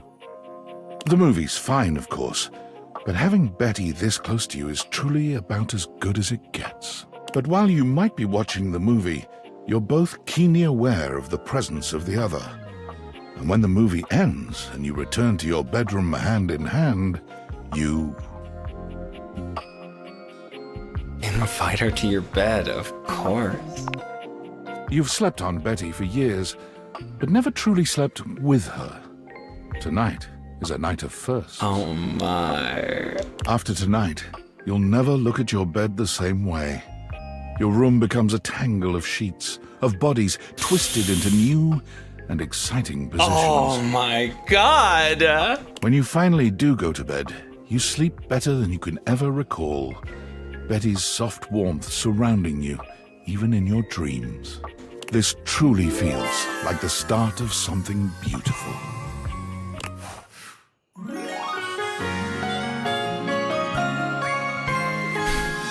Aren't you just a dream come true? Oh my god. Oh my god. We just got 5 empathy. Gosh, we have so much more game to play.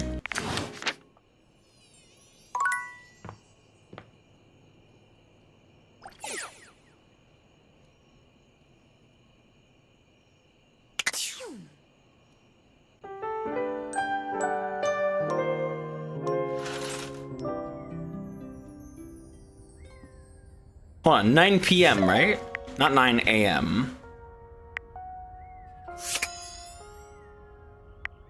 I gotta take a look at the data decks. Oh boy. Audio! Let's take a look at Timothy Timepiece. Oh. Gosh, this menu is borked. That's the issue. It's more than just an audio issue. Your last lesson, scheduling. Come at any other time. No.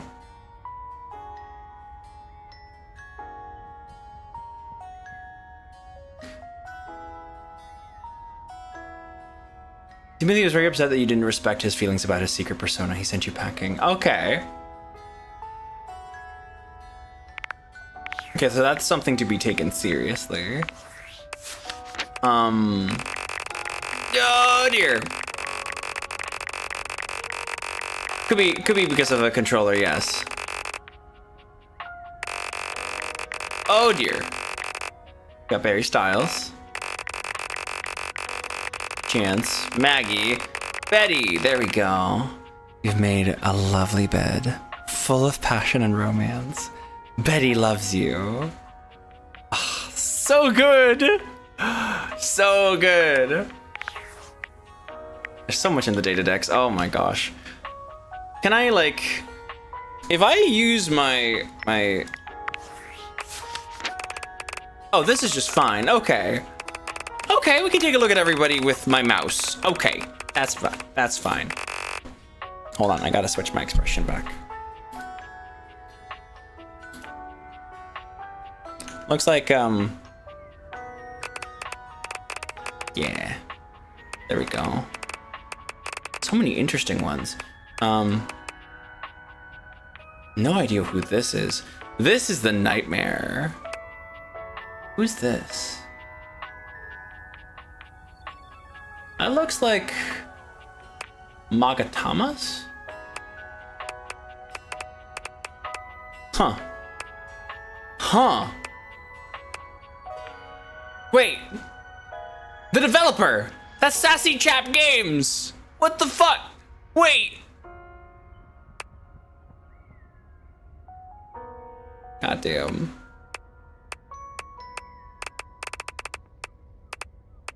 Such interesting characters. Fucking Bobby Pin, oh my god. Bobby Pin is good. Chance. You rolled a nat 20 on your love check with Chance. He loves you. Wait, but like, is that the end or not? It better not be.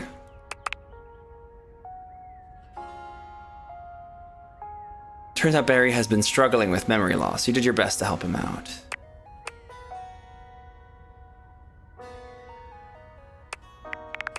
I mean, clearly they want more, right?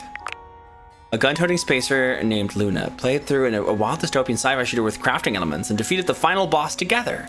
You and she are friends. Or at least, that's what the screen said when you earned it. How do we see Nightmare?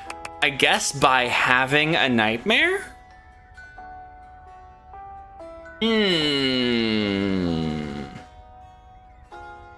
Maybe going to bed with the shades on. It's not Luna's voice actor? Oh yeah, right, we're gonna check.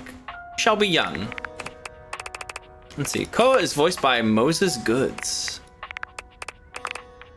Chiller than chill, Koa. He is super chill.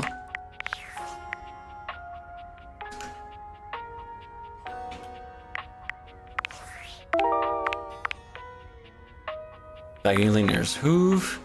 Betty had a spooky visitor who sent a shiver up your spine. That was an interesting one.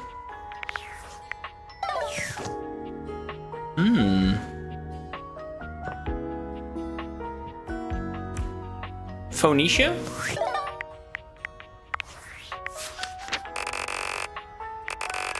Back on my controller. Lanisa Frederick. And Phoenicia's your phone. Let's have one more chat with our bed then. There you are. I was just thinking about you. A little test to see how things go after you've already gotten close to someone. How about a kiss? Oh, hell yeah. You envelop Betty in your arms, and when she kisses you, it truly knocks you senseless. Oh, I can see her being an amazing kisser. My god.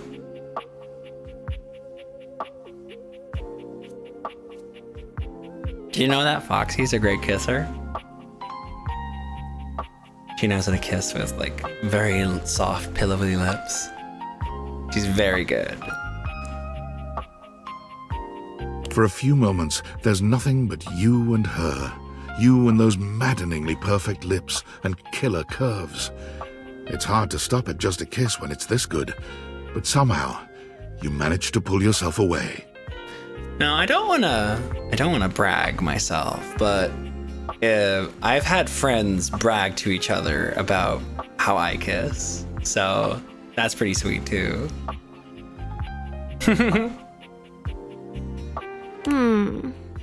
It's going to be hard to wait. But I'll see you tonight, cutie.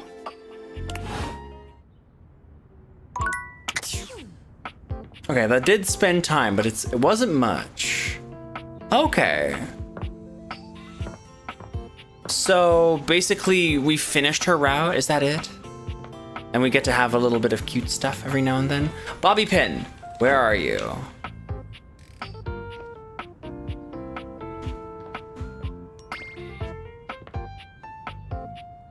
Thank you for the reset. A place where I can get clean.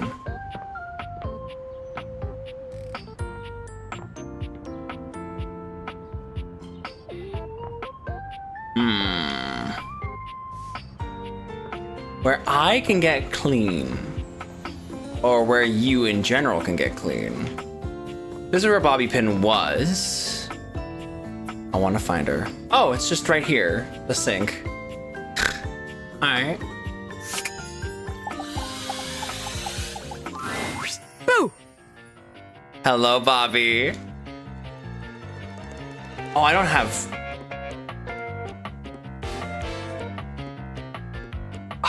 I want more poise. Is there like a better way, like a better order of like things? I don't know. Did I? Damn, couldn't you have maybe screamed a little or something? That's like saying, oh, that's hilarious, when someone tells a joke. Like, bitch, if it was hilarious, then laugh.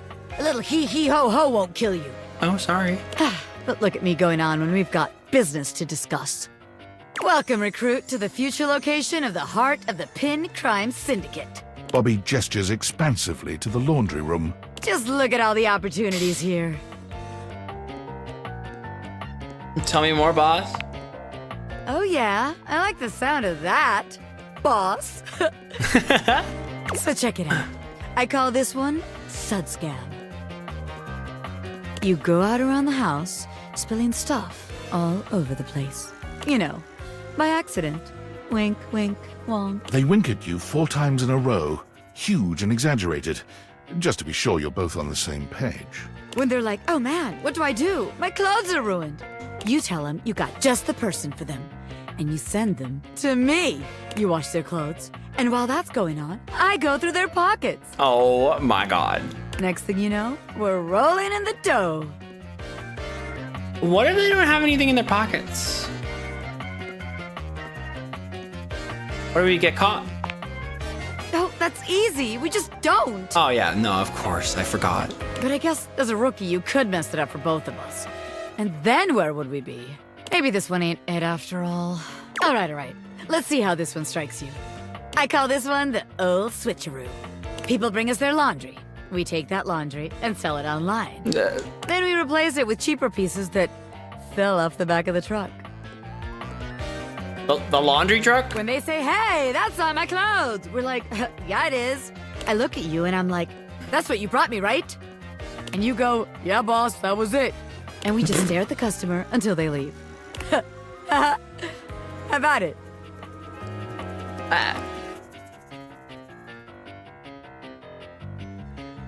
The thing is that scam only works once, and we need to be able to repeat it. I'm just not sure we're gonna get much money for any of the clothes in this house. Huh. I guess we ain't exactly living in some vintage fashion house. Guess that is kind of a flaw. Okay, so maybe that one wouldn't work. But there's gotta be something good here with stealing clothes. After all, that's where people keep their valuables. A red-haired laundry hamper explodes into your midst, Hi, all rage and indignation. Okay, She points hi. at Bobby with a trembling hand. Stealing clothes?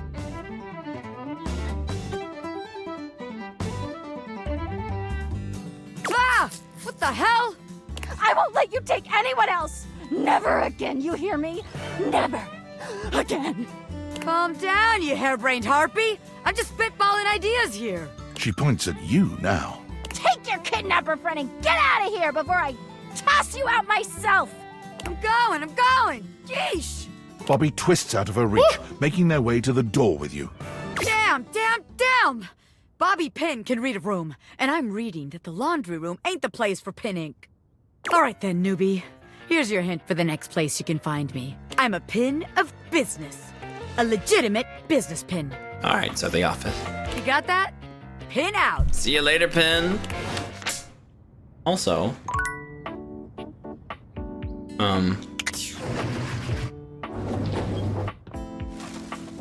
So that's the laundry basket.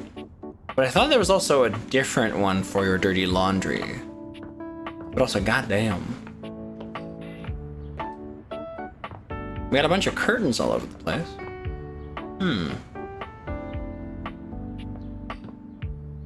Ba-da-ba-ba. Ba-da-ba. There's Bobby Pin. Okay. Okay. I don't want to talk with Lux. Toilet. Y'all want me to talk with the toilet? Also, can we get a quick reset, please? The toilet.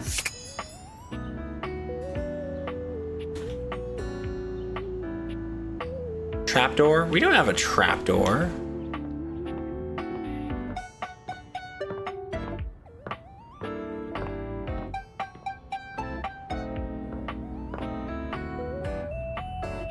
Getting an oh no. We can talk to a lot of things. Bum, ba-da-ba-bum, ba-ba-bum, ba-ba-bum.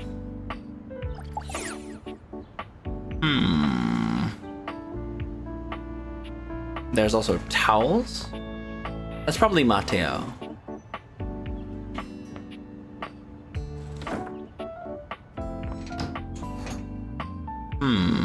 The shower.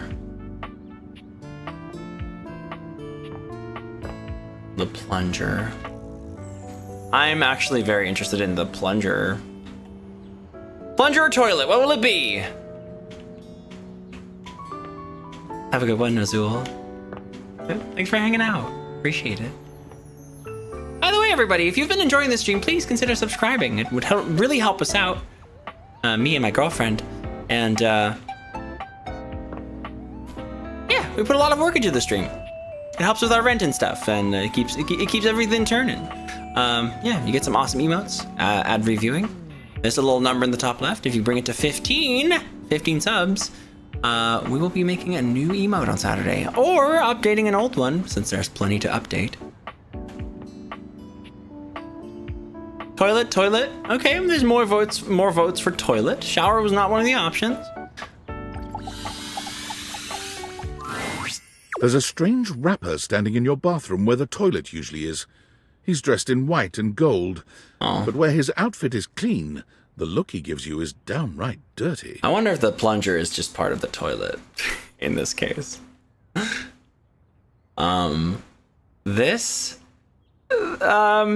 That's a guy. While you might be curious about this toilet man, it seems more than clear that curiosity doesn't go both ways. Hey. So, you're the toilet, huh? What's that like? The toilet man springs into action, raising his hands to his mouth as he begins to beatbox. Oh, okay. Till Crapper's the rapper, he knows how to go. Plumbing and drumming or buzz about flow. Max Middleman. Hey, I heard you're gay. I'm here to make it better. Even more gay? Yay!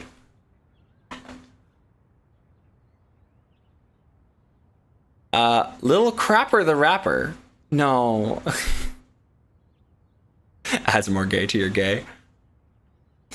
This is Max Middleman, voice of Ryuji in Persona 5. Buy our premium gay plus today. Oh my god. You black these pipes, he'll be ending your life when he slams your head into the bowl. Oh, on a toilet roll. Jean-Luc Pissoir, out of control. French. Over, under, never, blunder, speaking more words than an ancient scroll. Oh, this music. He's the one for me. No. Never mind French. No, that's an accent. Holy crap. Holy shit, son. That was dope. Ugh, do not say dope to Lil Crapper. Dope is what the junkies hide in these cisterns of innocent toilets like Jean-Luc. Yeah, that's Max Middleman. He's not French. Jean-Luc sings all about this in Lil Crapper's latest album, The TP EP. TP EP. TP EP. I got a pin. I got a toilet. Anyway, you know Lil Crapper. You love him. Everybody does. Ba ba da ba. Jean-Luc. Jean-Luc Pissoir. Which is a by the way, I might add a pun on Jean-Luc Picard. In case anybody didn't notice. You come to hear us pizza, or maybe you ate the pizza. You come to take a seat so you can deposit the food you ate.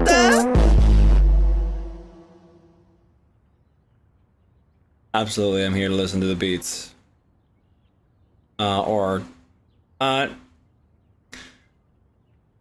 Okay, people are saying friend. Okay, we want to keep him friendly. He's like a bidet on his spitting the truth, going down quicker than gin and vermouth. They call him a party mouse, letting the naughty out, but that's a way to impute to the youth.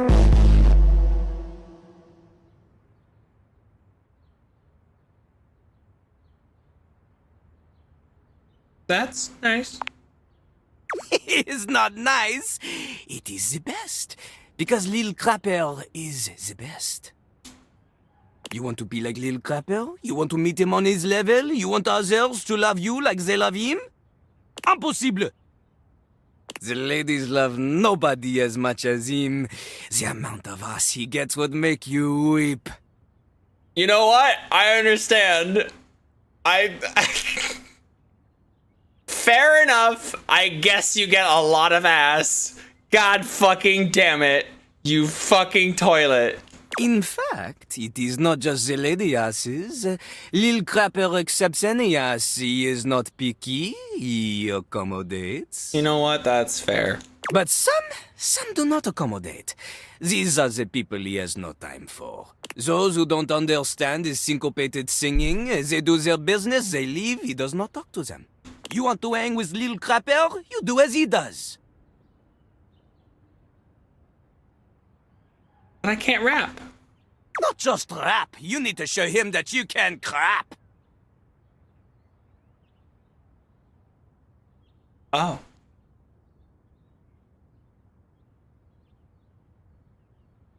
I mean, I might get performance anxiety, but I'll try. Oh, you misunderstand him. Crapping, short for cool rapping. Lil Crapper is always crapping. Now it's your turn.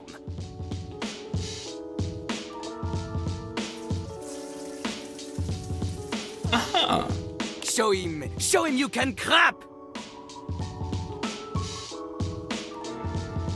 This is good. I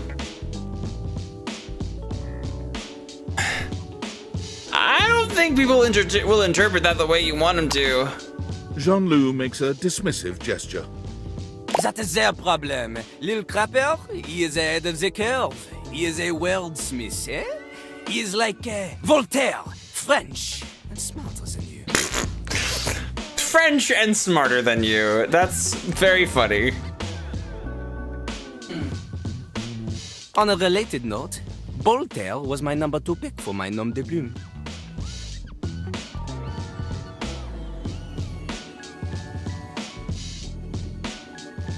Nom de plume. Feather name?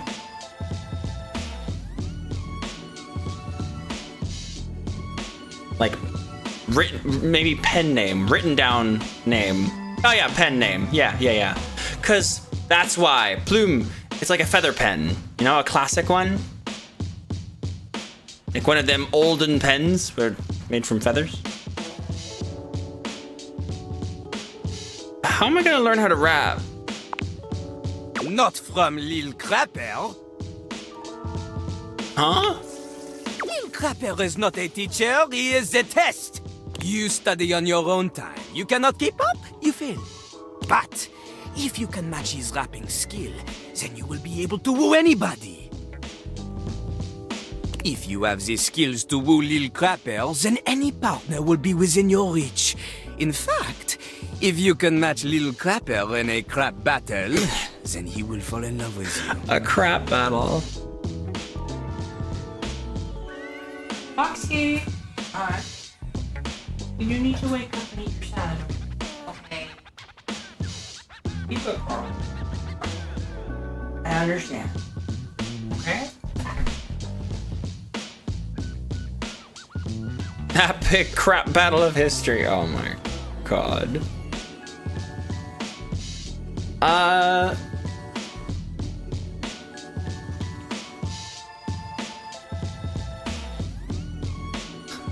But all I've ever wanted is a pasty narcissist bolts to the bathroom floor. Is there any other way? Enough! Lil Crapper can sense you are unable to hold back your passion for crap any longer.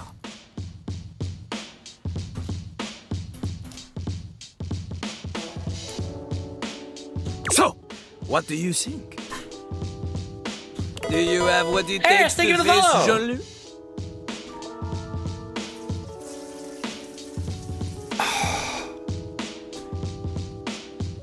No. Correct!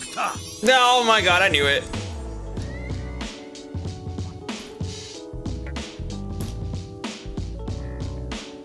Jean-Luc is glad you understand this. The rapping, she comes from the heart, the deepest part of the system. Like that little rubber bit that comes undone sometimes and the water keeps running forever. You know the bit. You need to experience life before you can spit it out in alternating phonemes adhering to some sort of rhyme structure. As you are, you have no chance to defeat Jean-Luc, let alone match his rapier wit. Goddamn. Crow King, thank you for the following, our precious people. Come on in, thank you. You want to clash talons with these 2 gallon stallion? Go! Live a life worth rapping about! Okay, he mentioned talons, now it's on. Return to Lil Crapper when you are ready. Fellow bird, it's me! I am the bird. You okay, Lovey?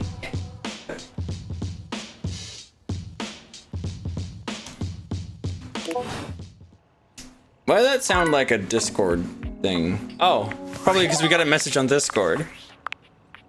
Yo, I know it's been a sec since we talked, but and all I can think about is the fact that you're like dating your couch and your TV. Whoops. I'm glad to know I'm on your mind. Oh my god, shut up. It's not just you. It's you and a handsome man version of your toilet, holding hands and whatnot.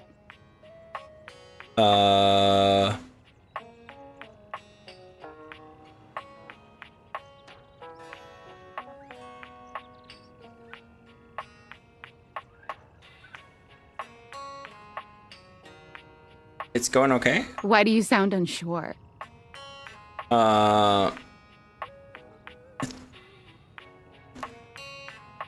It's all just so complicated. Welcome to dating, friendo.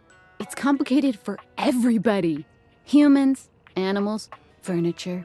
Nobody likes dating. Okay, but honestly, like, can you just tell me what it's like? Walking around your house and having, what, hundreds of potential suitors just around? Like, you gotta feel, like, super eligible, right?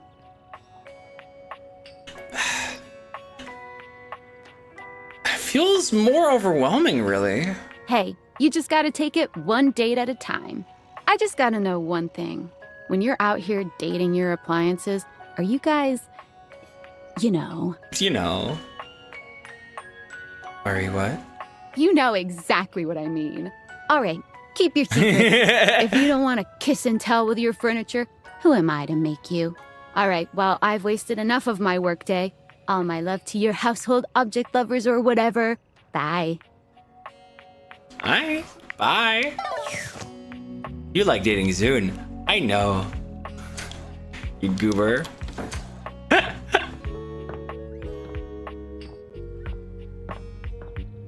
Listen, yeah? Projected the shadow that the globe next to the piano is making. What? The shadow? That is more defined, isn't it?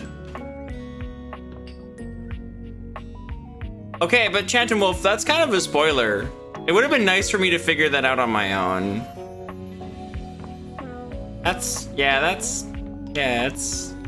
Yeah, I don't like that. Like at all. That was in the tutorial? Oh, Date the Phone. Date the Phone was in the tutorial, yeah, but like that's, the phone is not my thing, yeah. That's fine. Yeah, no, like it says no spoilers and no backseating, so like pointing me towards something that should have taken me time to figure out. Like, yeah, that's not fun. Please be a little bit more considerate in the future.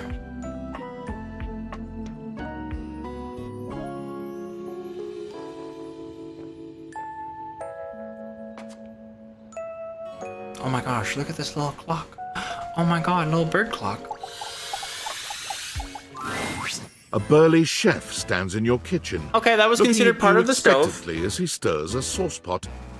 Despite his intimidating stature, there's warmth in the depths of his dark eyes.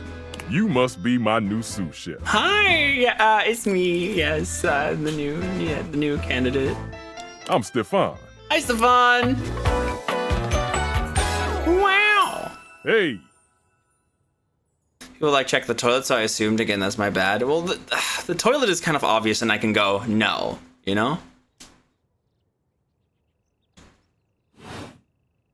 Are you ready for prep?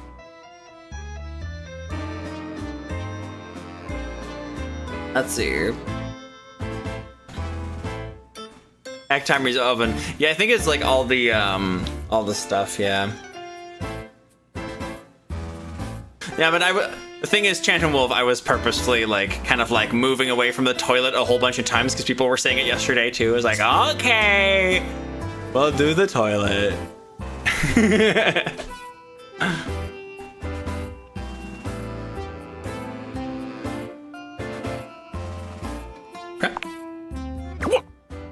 Stefan regards you in silence for a few long moments. Then why are you here? An adorable chicken-shaped timer slides into the conversation, settling. Oh, it's Mr. Cluckles. You're right, Mr. Cluckles. I could stand to be nicer. He takes a deep breath, steadying himself, then points dramatically at you. You! What are you doing in my kitchen? This is my kitchen? This is my kitchen. Okay. You must have me confused for someone who thinks this kind of thing is funny. I'm busy. Sorry. I've got a whole lot of folks to feed, and unless you are here to help, I need you to step out of it. Wait. Do you smell that? No? Yet you possess a nose, do you not? I make do with my hood. Okay. Yes. I'm preheated. I know. Aw. Thank you, Mr. Cluckles. Always keeping me on track. Like some humans who come in my kitchen just to distract me. Oh, it's a little chicken timer. That little chicken timer offers more help than you can imagine. He understands the type of establishment I'm trying to run around here.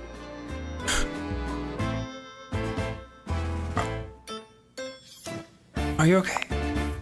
Only a human who doesn't understand cooking would ask me that. Cooking is life! It's not just food, it's your soul. Maybe one day you'll understand that.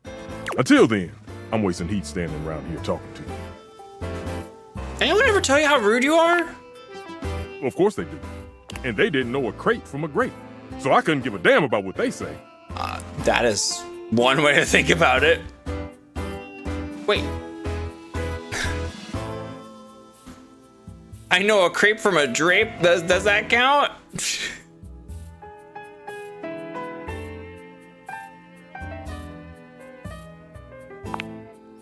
Go on, shoot.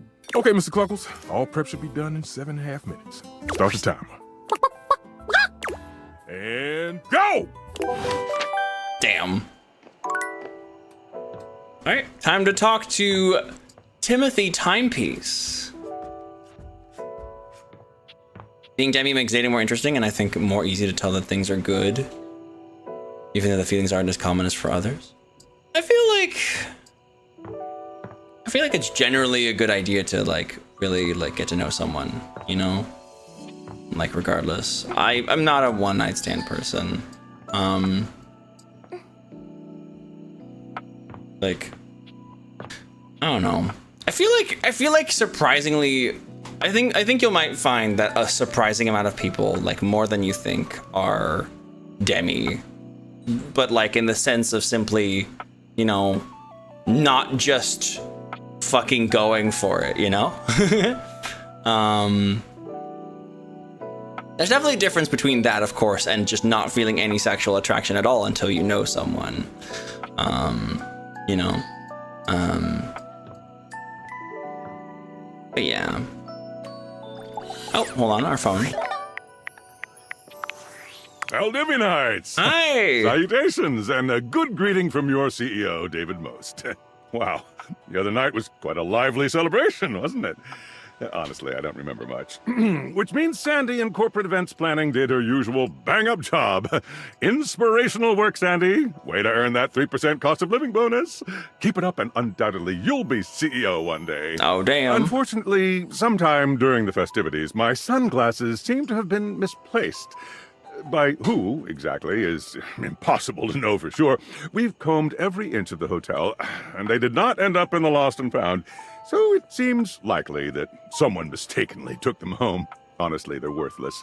They were given to me by someone special. Your sunglasses, huh? They do have some amount of sentimental value. So if you have any information related to their whereabouts, please email me ASAP.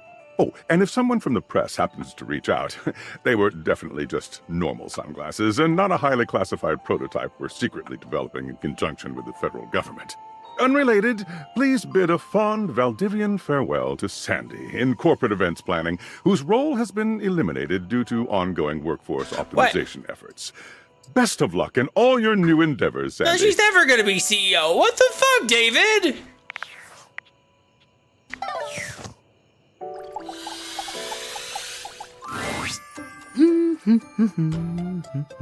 Hi, Timothy. Oh, hello. Goodness me, but it's quite late, isn't it? I hadn't expected to see you in the dark. Wait, you're the only one who gets to stay up late? What? How did you possibly get that from what I said? You've an impressive ability to extract negativity from the mildest statement, haven't you? Oh, I'm sorry. Still, you cannot bring me down. Not when I have these gorgeous things to keep me company. What do you say to this twink, babe? Rock out with your cock out.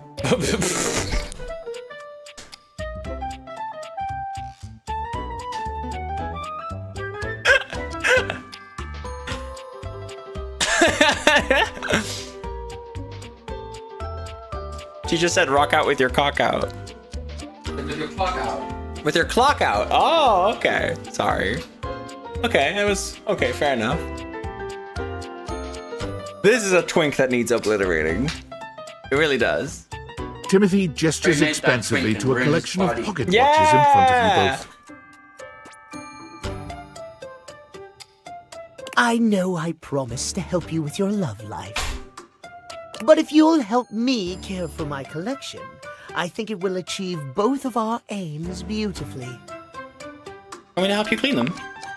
If you don't mind. You'd really trust me with them? I'd love to. Why, yes. You've shown yourself to be a reliable, timely person. Why not?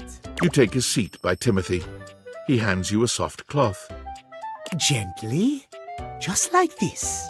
Draw the cloth across the watch face. Oh my god. This boy is going down. To maintain a pocket watch, one need only use a microfiber cloth. Harsh chemicals or even water can damage the surface and the inside. I see.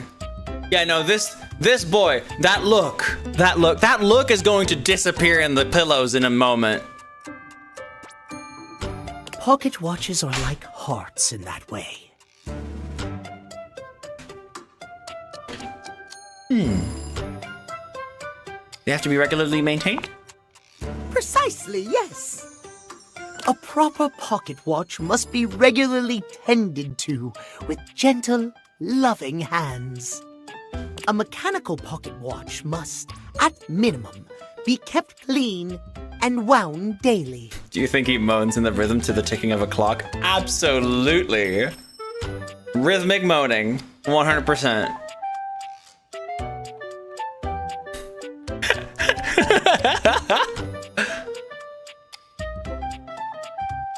My watches here are all mechanical. I have no quarrel with ports. Timothy seems quite pleased. He beams at you, then allows himself to continue on. This boy is so fucked. My point is that quartz watches require a bit less care in their maintenance. And I say this is a mistake. Sure, that might make them suited to everyday use for everyday folk, but who needs that? Hello. How will anyone know you're dedicated and good with your hands if you're using a watch that runs on a battery? That runs along tick-tock ticking without outside help? Wow, this boy is dedicated. I'm good with my hands, baby boy. It's preposterous, really.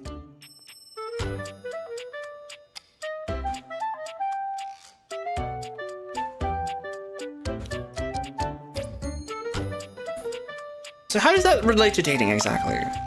It's all quite simple, my dear. If you raise the standard of care for yourself, whether it be from romantic or platonic relationships, the quality of caring you receive will, in turn, be much higher. Oh my god, that's good advice, and he is beaming, and he is going to get fucking obliterated within a few minutes. Timothy looks over at the watch in your hand, as though suddenly realizing you're still holding it. There now, that'll do. You can just set that down there. Gently, please. Oh my god.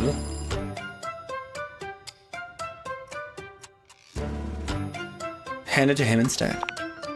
You hold the watch out to Timothy instead. He sets his down and takes it from you, his fingers brushing yours in the process.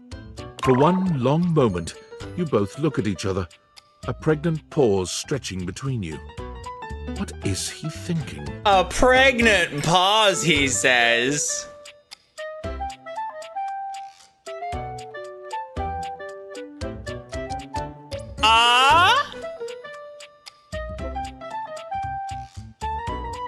Self-care is very important, which is one of the things that my ADHD makes me struggle with, sadly. But I do my best, and I keep myself up decently enough.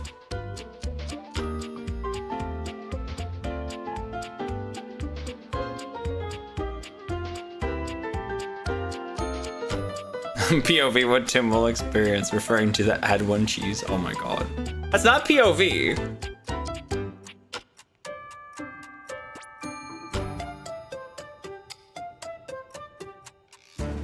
Oh, Scout, this cat boy is going to be obliterated. He's going to be. Self-care is important. Oh my, would you look at the time? Time to get bread, kitty boy. That's a nice one, Kaz. I like that.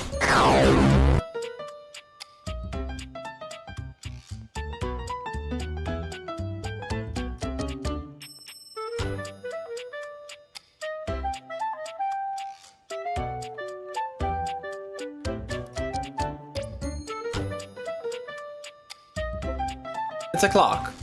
And also it's a boy.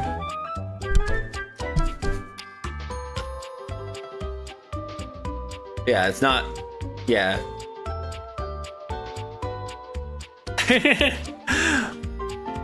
Oh, did you think it was an actual cat turned into a gajinka? Yeah, we don't do that. No, that'd be a little bit wrong. A little bit very wrong. Yeah, no, this was a clock.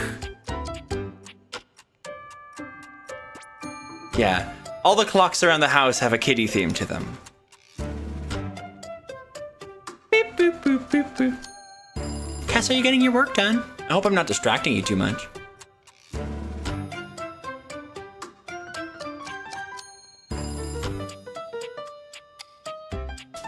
You're gonna get a drink. Chat, behave! Thanks, Fire.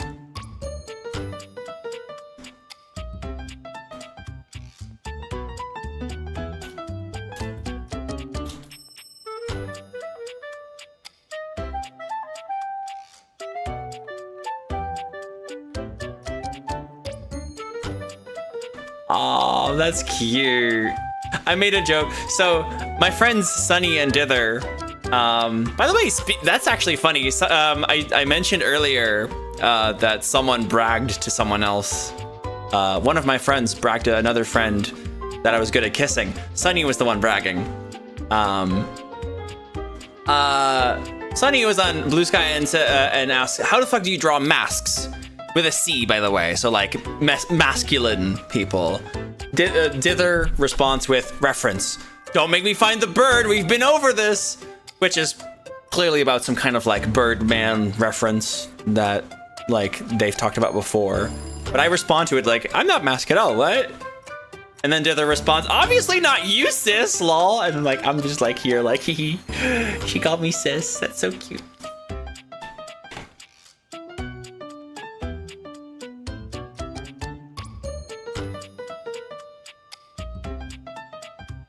That's fun. I'm sorry, Sunny? Sunny. No, Sunny. Like that. There's many Sunnies around, though. Yeah. Sunny's a good bean. Hasn't streamed in a while, sadly. But they're a good bean.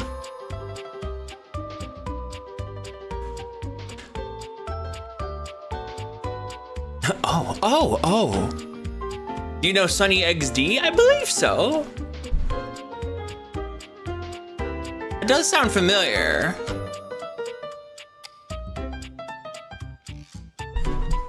Ba-ba-da-bum. Ba-ba-da-bum. Boo-boo. Ba-ba-ba-ba-ba. Gremlin dog?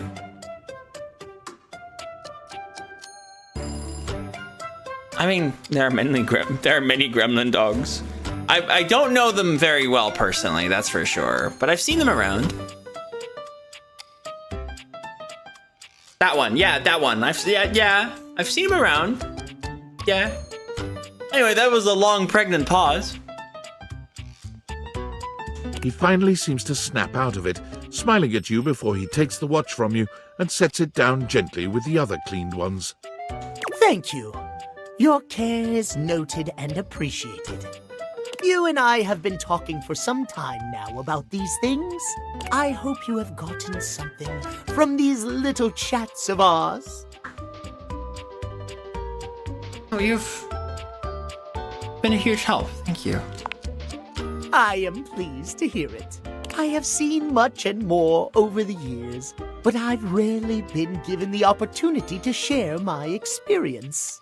I am grateful to have had the opportunity to impart my advice to you. I have much work remaining to do, unfortunately, but if you'd like to speak to me again, perhaps about another topic, you may find me at 9 a.m. sharp. Oh gosh, I guess we're gonna be talking with him in the morning. I'll be right there on schedule. Farewell then. By the way, I believe for this one, it hasn't been reset, but it's gonna be fine. Breaking news! Bergoyevska boy! But he does seem happier than when you first walked up on him. Aw, cute. Come and give me a little snuggle, lover. Oh, damn. Come and give me a little snuggle, lover. Oops. I already talked to her today. Very, very, very cute. The Fox, thank you for the following, our precious peep. Guess we'll talk with him again, 9 a.m. sharp. That is right now. Ah, there you are, my friend. Have a seat, won't you?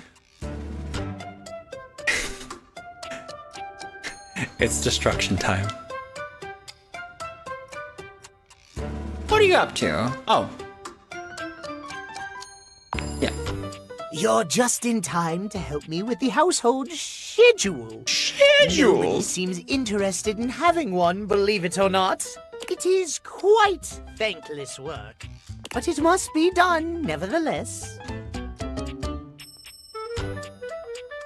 Kind of you to put the time put in the time anyway.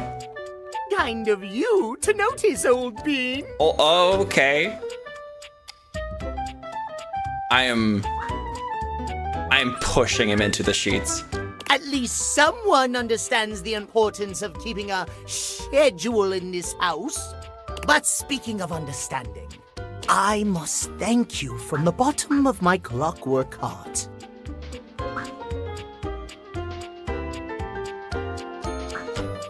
Why am I getting destroyed in fucking notifications right now? What's happening?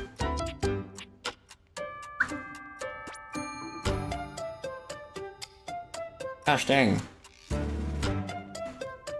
Bop, bop, bop, bop.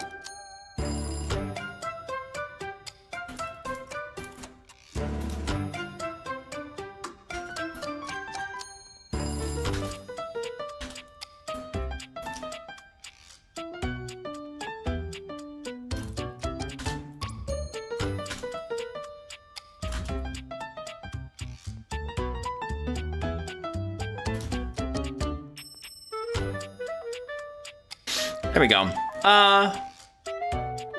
For being a friend? Yes, and so much more. I thought perhaps no one would ever understand my various idiosyncrasies. I have dedicated my life to time and timekeeping, not only because of the beauty and order, but because of the safety in it. I've been feeling, yeah, this boy's autistic, most likely. But it is a lonely life, as you can surely well imagine. And clocks are his hyperfixation. A very, very big hyperfixation. But you have listened to me. You have understood and affirmed the value in my extreme devotion to time. I have begun to realize of late, perhaps I truly can have it all. Friendship and a slavish devotion to mapping out every hour of the day down to the last second. I mean, that is also very, very autistic, yeah.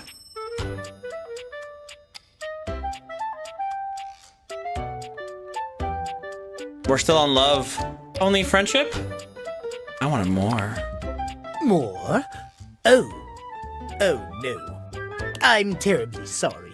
Truly I am, but I simply do not have time for more. And even if I did, I'm afraid we lack the sort of chemistry and, well, frankly, you could be a bit more devoted to time, you know, if you were hoping to catch my eye. I don't know if this is working. No, I'm afraid I've nothing to offer you but friendship and scheduling. Guess I'll take that then. Excellent. Truly excellent. You know I'm still gonna plow you, right? But that exhausts all the time I have allotted to our conversation. Never without consent, by the way, to everybody. If anybody was actually worried in any way, I would never do anything without consent. I must really review my paperwork here. You'll return it on, won't you? Oh, sure. I mean, I live here. Excellent. Take it easy then. And remember, keep track of the time. The cat clock waves you off, busying himself with his schedule. He seems quite happy, even if you are leaving him to his work alone.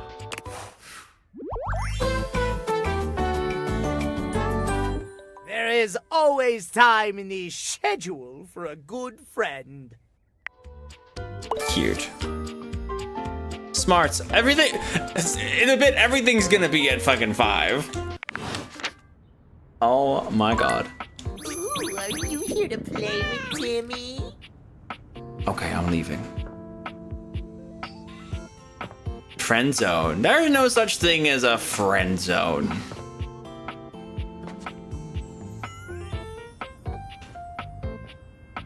I just figured. No,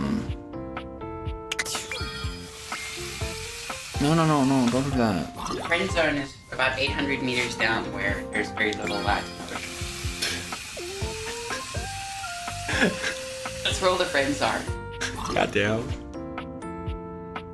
I thought you said you were gonna plow him.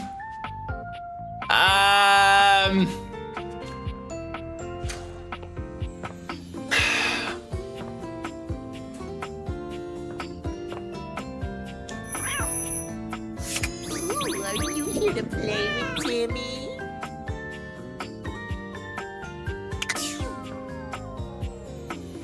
I have to think about that. I mean, maybe. And. Ba-da-ba-da-ba-ba-ba.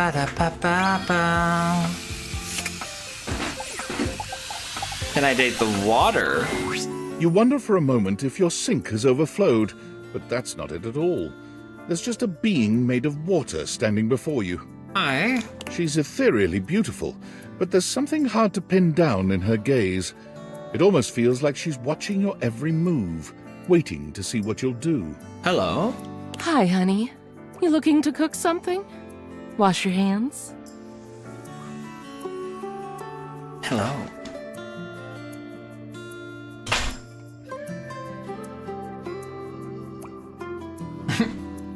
Didn't you get enough of me in the shower this morning? No, actually, here to see you. Me? What could you possibly want with little old me? Please, just tell me if there's anything I can do for you.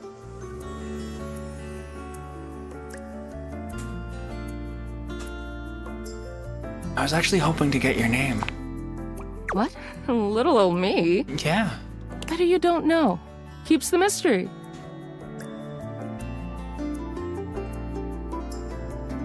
That's not asking too much, is it? Oh, I suppose not. Guess the mystery had to end sometime. Aw. I'm River. River. Oh, that's a lovely name. Woo! What can I do for you? Oh, she's beautiful. Just River? No last name? Just River. Like chair. Like, what, like the furniture? Chair. World famous pop star, known for her #1 hit, Belief. Okay. Oh, that one! Yeah, The one yeah. and only. Oh, yeah, no, I'm totally up to date. Yeah. You know, the best thing about Chair is she's always changing her look through the decades. She always knew just what we wanted to see and served it to us. I really admire that about her. God, she has the range, darling. She does. I wish I did too. Oh, hun. Is there a version of me you like best? Water? Steam? Ice? Some form in between? Ooh.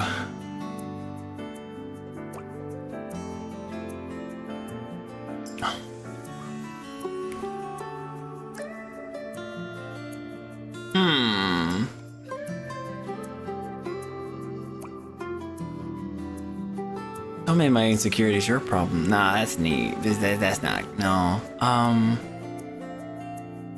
You're really putting me on the spot here. Oh, sorry. Oh my gosh, that purple blush. River wasn't exactly holding your gaze before, but she seems intensely uncomfortable now. She looks everywhere but at you. Look, I've been here way too long. If you don't need anything from me, I'm going to go.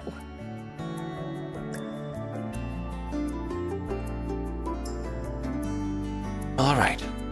she is gone. Wow, okay.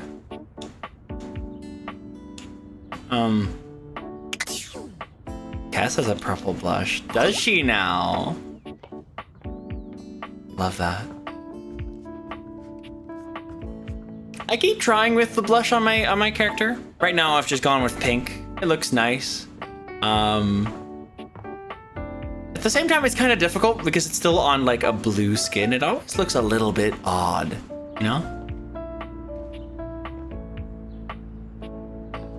Fruit. Ooh, fruit. I'm gonna see if I can have another chat with my bed and if it does something new. No need to vote for this one. We've already got love with her. There you are. I was just thinking about you, you know. How about a kiss? Okay, that's gonna stay the same. Aww. You envelop Betty in your arms, and when she kisses you, it truly knocks you senseless. I mean, hell yeah. For a few moments, there's nothing but you and her. You and those maddeningly perfect lips and killer curves. It's hard to stop at just a kiss when it's this good, but somehow, you manage to pull yourself away. It's going to be hard to wait. But I'll see you tonight, cutie. Okay, it's a shame it doesn't change. It makes sense. There has to be an end to every like character and route because, you know, these take a lot of like time and effort to write. Dave Callum, welcome in. How you doing? Let's see.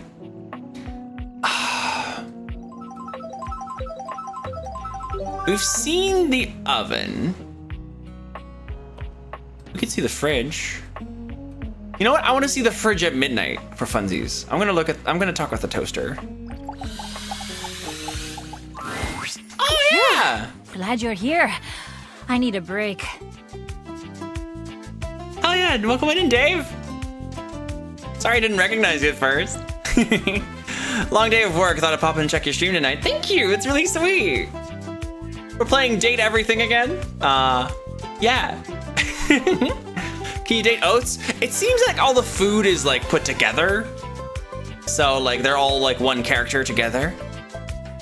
I have been thinking about this new song I want to write, and it's super fun, but it's also super exhausting. Like, I kind of feel like my coils are gonna uncoil or something, and I'll just be like this really sexy, talented metal puddle on the floor. It's weird.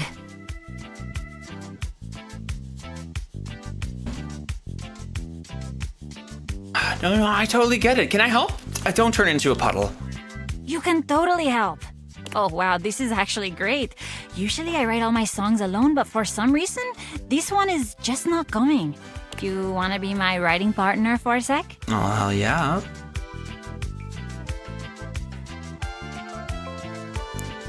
Oh, fun. Yeah, let's go. Attitude on point. Love it. I'm not gonna oversell myself. Entonces vamos. Okay, so I'm gonna ask you some questions. You ready? Let's see. Of course. Perfecto. Now, where did I put my notes? Gotta be careful with them so they don't incinerate. Ah, here they are. Okay, when you think of love, what's the first word that comes to your mind? Happiness. Ay, that's so sweet. Have you ever been in love? Nah, I've never been in love. That's silly. Hi, sweetie. Hi. Hi. Love you.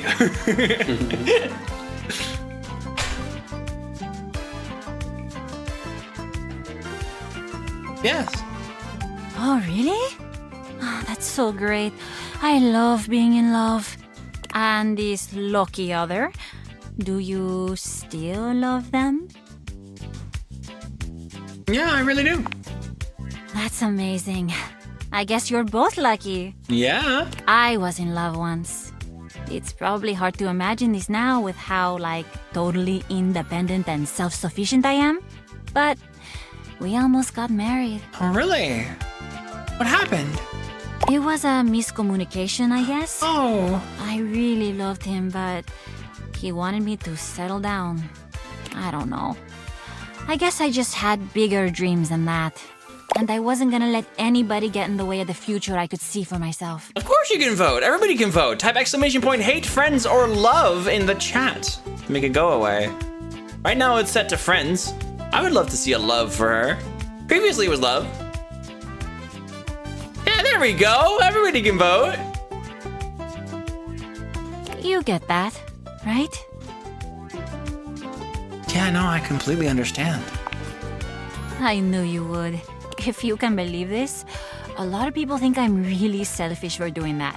Like, they see it as I totally spat in the face of this great love. You can't just devote your life to love. You gotta live it too. But I just don't know who I'd be if I wasn't this. A songwriter, with my band. It's who I am. Yeah. I mean, I'm a natural, right? You see it. I was made for this. And my fans, I think they'd really miss me if I went away. You're pretty amazing. I know! That's so cool that you see it too. Thank you. Confident! God damn! Yeah, living just for your partner isn't healthy. Or for them. Yeah, no. No, you get too dependent on each other. That's not good. No, the dateometer is part of the little interface. It's something that actually the developers made me aware of something that we could use. It's pretty neat. Yeah, I got this game sent to me through my email. Isn't that cool? It's so cool. You can get it on Steam right now.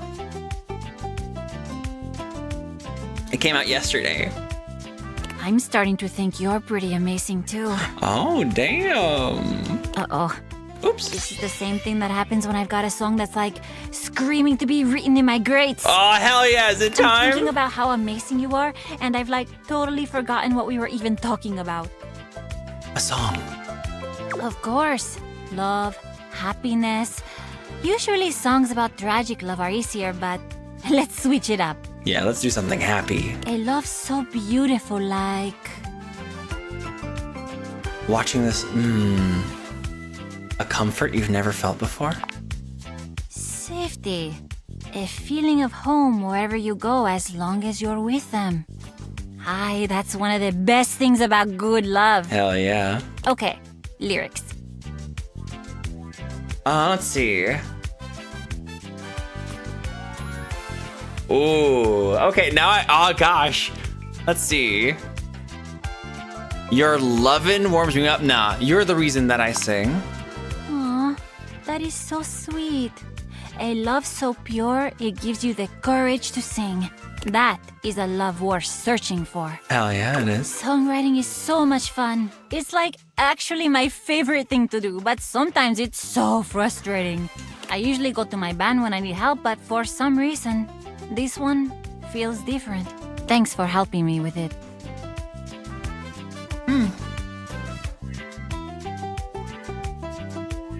I'd love to see you again. Maybe not for work though. Let's write again sometime. You got it. Are you kidding? We did some really good work today. I'd write again with you anytime. Maybe we can, like, plan it. Miranda fiddles awkwardly with her pen, sighing as she searches for words that don't seem to come. I'm so awkward at this, but whatever. Let's go on a date. I had a lot of fun and it would be really cool to see you again, so... She took a chance on me! She shot her shot! Oh, damn! Date?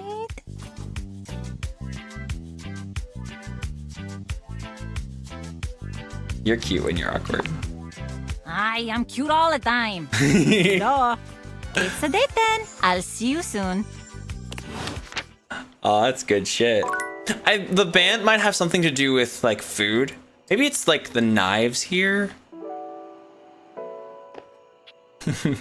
She's not wrong. Oh, heck! I wanted to see the fridge at night. I thought it'd be fun. You'd hoped you'd meet your refrigerator, but it seems he's already busy with another guest. Okay. Alright. Not sure if he's my vibe. And then there's Sandwich Boy. Little Mr. Avocado Toast. Wait, he's also Cherry Pie. and spaghetti.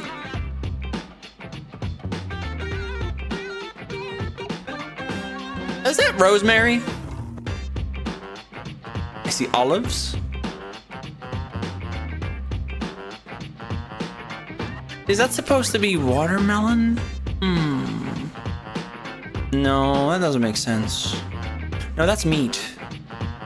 No, that's meat. Those are cold cuts. You know, with like the pepper on the edges. Yeah.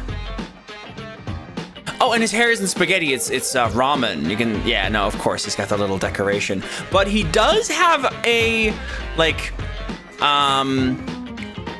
you know, the little ribbon pasta for a little like ribbon in his hair. God damn. Oh, and he's got chocolate pants. Oh, that's fun. He's food. We got food in the fridge. Freddy, this is all rather dull. Oh, he's fancy schmancy. How can you say that when you haven't heard the coolest part? I like his voice. Regale me. The point in which gelatin goes from a liquid to a solid. Can you guess the temperature? Freddy Fridge. Freddy Fridge Bear.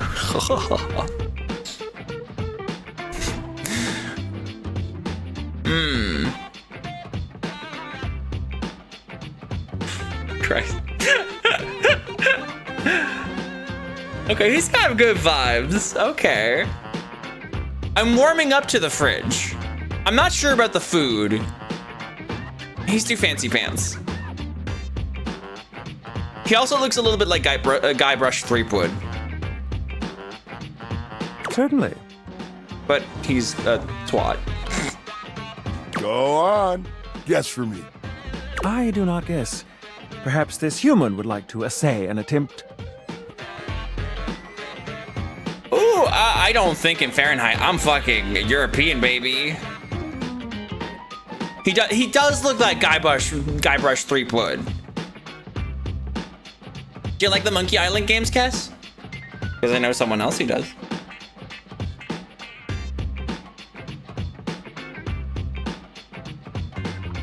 I mean, I like them too. Let's see.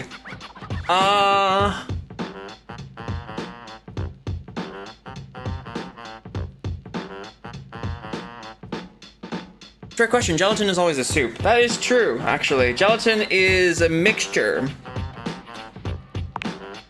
I've never heard of it that way. It's not. I mean, it's not a soup. But, fun guess. It's not a soup. It's a solution. But okay, whatever. You haven't played too many of them, but you want to. I think Foxy would love to show them to you. I mean, I would too, but Foxy is a big fan of the Monkey Island games. She grew up with them.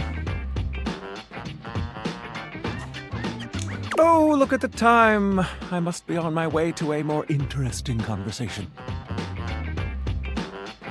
Oh, dude. Now alone, the massive Yeti turns his attention to you. You want to speak to him, but it takes you a few moments to process what you're seeing. Yep, that is indeed a Yeti. Massive, furry, and decked out in his finest winter wear.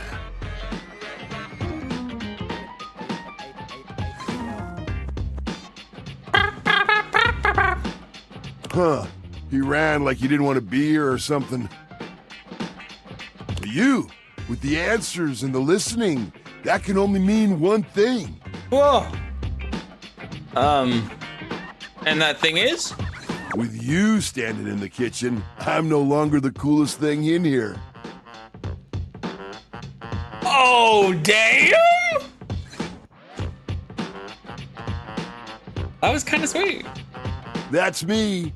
I try to be sweeter than that chocolate bar you've been hiding from yourself inside the butter drawer for the past few weeks. Don't worry, I'll never tell. But really, to what does old Freddy here owe the pleasure of this visit? Freddy Yeti.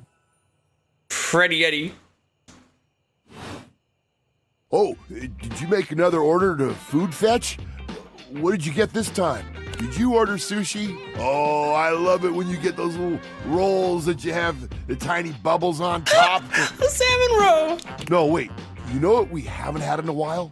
Burritos. God, this guy is like me. But like, just like my food, like my food motivatedness. But you might want to hold back on the beans because, well, you know why. You got it, Freddy. So what are you doing here now? Oh, don't tell me. Let me guess. Are you feeling fancy today? You look fancy, cool kid. I bet you were feeling fancy. I got it. You ordered my favorite. That duck from the one place that I can never pronounce. I love duck. Ooh, picking duck. Ooh. What else do you like? A burger? Chicken tenders? Empanadas? Empanadas. Oh, I love when you use food fetch. But like, so like, basically like DoorDash. But like, that's not going in the fridge, is it? Or maybe there's just so many leftovers. The possibilities are endless. As endless as they can be within a 10-mile radius.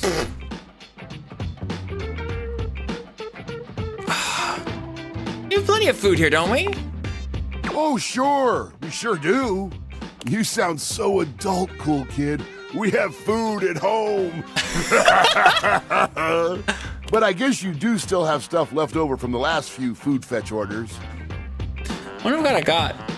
You hungry? What can we get you? We've got those leftovers from that Tie Me to the Moon place, the slice of cake from I Like Big Bunts, or the pizza from Pie on Life. Which will it be? God damn it. Ooh, let's see. Give me the Patsy. Excellent choice. Yeah. If I may describe the dish to you. What we have for you today is a beautiful pad see ew with broccoli, shiitake, and button mushrooms, some egg, and just a hint of some kind of spice that makes the whole thing sing. Yum yum, some leftovers. Oh, you can't go wrong with anything from Tie Me to the Moon. They always have the freshest ingredients and best reusable containers. I like big bunts and I cannot lie. And don't worry, I kept it nice and fresh for you. Remember, heat it up with just a little bit of oil in a pan for a few minutes. If you do choose to nuke it, don't do it too long. You could dry the whole thing out. True.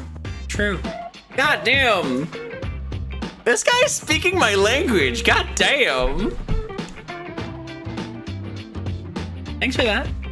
Next time you're feeling peckish, you know where to find me, cool kid. I'll be here waiting. I. Ooh. Unfortunate about Sandy and corporate events planning. She was responsible for all the best casual Friday themes. Now that she's gone, there's finally nothing left of the 7 pioneers. 7 pioneers? In the beginning, there were 7 of us, working out of David's dorm room, stealing Wi-Fi from the neighbors and using cardboard boxes for chairs.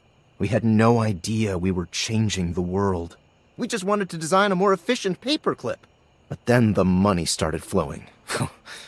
Money always changes people. Oh, fuck. It didn't take long for the 7 pioneers to be whittled down to 1. Sprinkle a little bit of water in the carton to make some of this, make some steam to help keep the noodles moist. Well, that's for if you like do it in the microwave, right? I would definitely take the suggestion to put it in the to heat it up in the pan. David. Bingo. And all this? The wretched soul-sucking corporate monster that Valdivian became? The pioneers never wanted that. One by one, they left, but I stayed. Deep down, I really believed David, the old David, was still in there somewhere.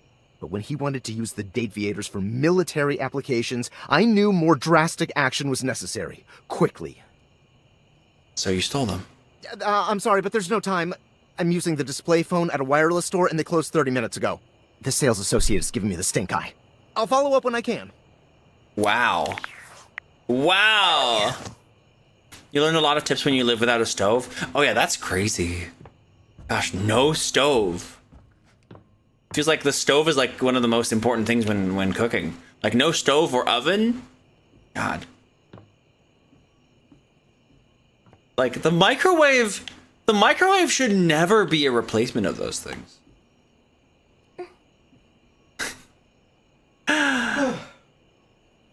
My bed just let out a moan as I bumped into it.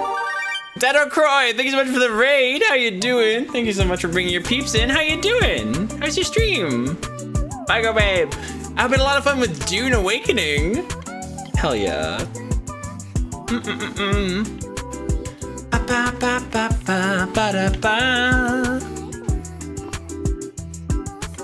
been very spiced up lately? Oh my god, you're just covered in spice. I've barely watched or read Dune at all. Like, I don't know the stuff, but I know about the terminology of spice at least. You had a microwave and a plug-in heating coil, and a mini fridge. That's crazy.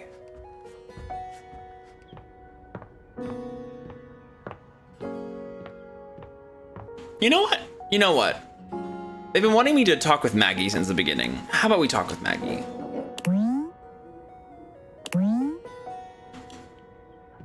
The game is afoot.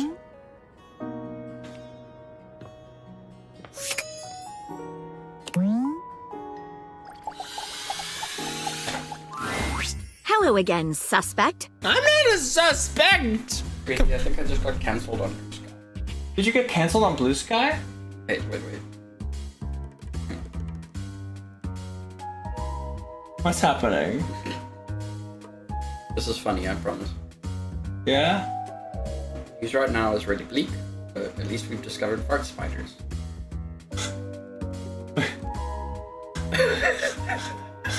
The news right now is really bleak out there, but at least we discovered fart spiders. No one's liking the post, they're just going, what? Guys, everyone, we've discovered fart spiders. Fart spiders, they live in the ocean. They live in the ocean. That makes me so much happier. Thank you, babe. You're welcome. Fart spiders. Everybody in chat is going, just like on Blue Sky, everybody in chat is going, what? Huh? What? Fart spiders? Hey, Breezy. Breezy. Hi, Para. Good to see you. Breezy. Yeah? Baby, I think you might have fart spiders. I don't have fart spiders. Okay. They live in the ocean, is what you said, right? Yeah. I don't live in the ocean. Swim in the sea sometimes. I'm hard at work on my current case. I've been hoping for a breakthrough. Sometimes I get so wrapped up that I start seeing everyone through the lens of a mystery. Oh my. Are you really a detective?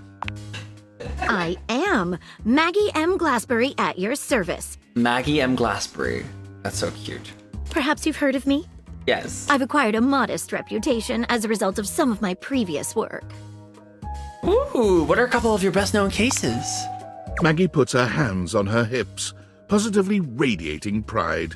Why, it was I who solved the mystery of the missing sock. God damn it, whenever there's a word that ends in "ok," of course I see the wrong word. And God, that's not a mystery you want to have. Wait, that was you? A brief interview with the Stackables and a chat with Dirk was all it took to sort that case out. Stackables and Dirk. The sock was in the depths of Harper's hamper. Harper.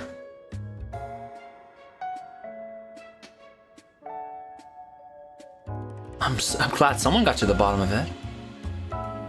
Who are you talking about exactly? Check your rumors app if you don't know who I'm talking about. That's what it's there for. In theory, at least. I also cracked the caper of the self-generating dust rabbits. Really? Where they all come from? Static electricity. It causes particles to accumulate around pieces of hair. Your hair, to be exact. They form undisturbed, in-dead air pockets. That's why they hang out under the couch. Oh. My hair, you say? It matched the evidence, and I ruled out every other possibility. By the power of deductive reasoning, I determined that you were, in fact, the culprit. Cuss in chat. Babe! Babe, have you seen my cock? I swear I had it right there! Where'd it go? Like me walking around the house. Where'd it go? It was there just a second ago! Oh, that's where I left it. No getting around you, I see. I pride myself on that. What mystery are you trying to solve? Lately, I've been taxing my lens to the utmost on a very interesting case. I'm trying to get to the bottom of a mysterious love letter. Oh? It was delivered to Dorian last night. Oh. Tell me more. At approximately 2 a.m., an unknown suspect dropped off a letter for Dorian. Upon opening it, Dorian discovered that it carried clear romantic intent. Oh, we can't have that. Dorian is a friend guy. That is to say, it was asking him out. It described how his protective yet gentle presence had won over the writer's heart. If interested, he was to write back as soon as possible. But? Here's the catch. The letter wasn't signed with a name, just a monogram. A monogram? Though he might be hesitant to admit it, Dorian was quite taken by the letter. Cute. A monogram. Monogamy, thank you. A monogram. A design or symbol formed by overlapping, combining, or two more letters. Okay. He isn't certain whether he wants to write back until he knows more. If you'd be open to it, I'd love to help. You would? Yeah, of course. Definitely. Yeah, let's get into it. I've never worked with anyone else before, but I think this could be good for the case.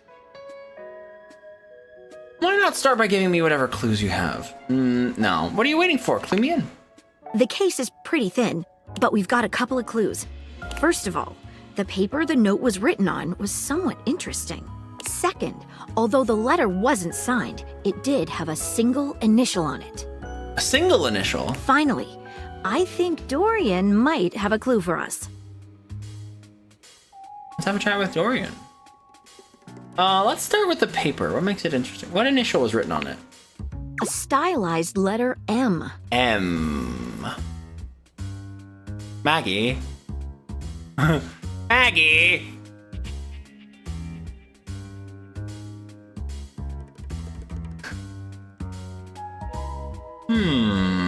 The first initial? Seems likely. What should we look at next? Start with the paper. What makes it interesting? I have it here. Semi-transparent and very thin.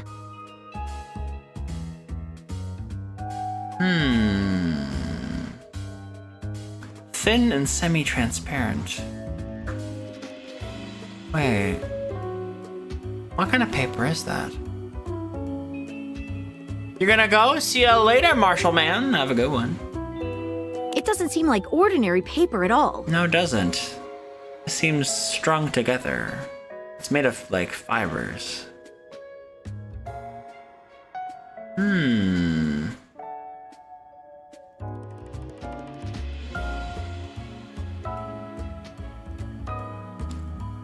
Well, let's dip a corner of it in water. She dips a corner of the paper into a small glass of water. Look at that. It dissolved. What else should we try with the paper? We're gonna go with scissors. She gives the paper a careful test snip. Cuts just like normal. What else should we try with the paper? So it cuts like normal, but it dissolves. Let's try burning a small piece. She focuses a magnifying glass on the paper for a few moments, stopping immediately when it begins to smoke and catch fire. Yikes! It's definitely flammable. Does seem to burn slightly slower than normal paper, though. What else should we try with the paper? Let's taste it. Taste it? If you say so. She carefully dabs a corner of the paper against her tongue. How interesting. It's edible and tastes slightly starchy. It's food. Makes sense. Alright. We call that, let's see, let me translate that. 8 papier, English.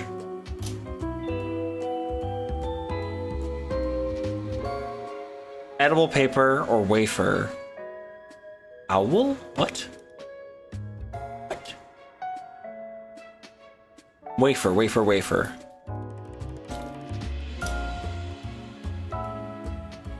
Edible paper. Wafer. It's just wafer. Okay.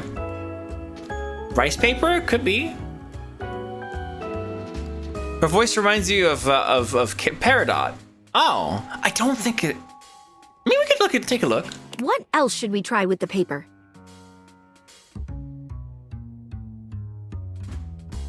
You do hear bismuth in Phoenicia? A bit more polished. Peridot sounds a little rougher. Yeah. Let's see what other clues we got. What should we look at next? So we got an M. Also, the paper that they used is edible. It's like a wafer. Maybe the M is actually a W. Let's have a chat with Dorian. Hello there, you two. Hi, Dorian. Good to see you, Dorian. Hey. I've enlisted our friend here to help solve the case of the mystery letter. Splendid idea. Can you repeat what you said to me earlier about the smell you noticed? Right. Well, when I first opened the letter, I caught the faintest whiff of what I think was truffle. Truffle? Strange, no? Could it have been something else? Truffle happens to be one of my favourite flavours. The association between the forest-dwelling fungi and my own wooden provenance bring back fond memories. Oh. Anyhow. So they know you.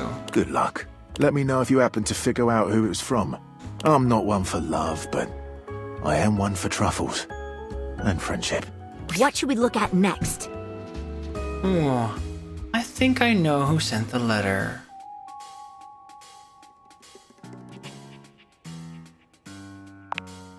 I've narrowed it down to 4 suspects. Penelope, Mitchell Lynn, Matteo Monta, and Freddie Yeti. Michelin. Oh my gosh. Like, yeah. Like Michelin stars. Who do you think it was? I don't know Mitchell, but it's gotta be him. Wait a minute. I think you might just be right. The stylized letter M is his signature. The smell Dorian noticed makes sense now, and the paper. It's edible. It's gotta be rice paper. It's rice paper. You did it. You helped me crack the case without even knowing the suspect at all. At least I could do, Maggie. Guessing is my strong suit. I'm impressed. Now I'm even more excited for the next time we meet. Oh. Let me just go and let Dorian know that his secret admirer has been discovered. Hey, before I go, would you like to have a cup of tea with me sometime? Sorry for the interruption there. I accidentally pressed the A button a little too quick there. You're right. Yeah, it was rice paper. As a date, I mean. Maggie, I would love... Oh! Everybody, can we have some votes? I believe people haven't voted for this one much. I saw like one friend. Everybody type exclamation point. Hate, friend, or love. What do y'all think?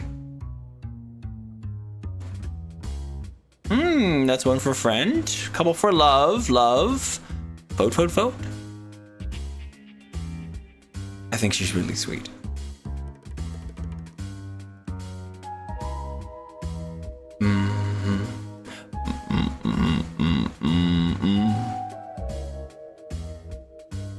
I think that's pretty clear. That's pretty clear. Hi, Millie! Maggie, I would love nothing more. Maggie lets out a girlish squeal. Oh, that's cute! Amazing! Oh, yes. Calm down, Maggie. The human could still be a suspect of any sort. See you again soon, compatriot in crime. Cute. Cute. Also, she said something interesting. Hair under the chairs would cause static electricity.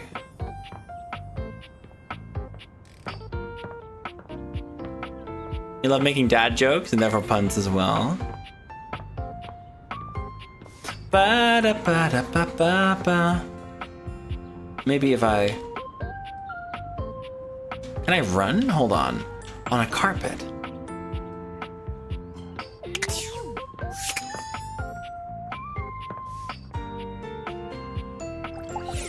Let's see.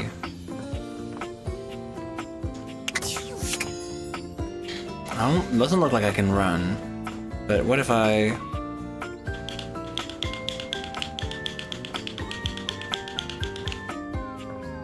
Okay, no.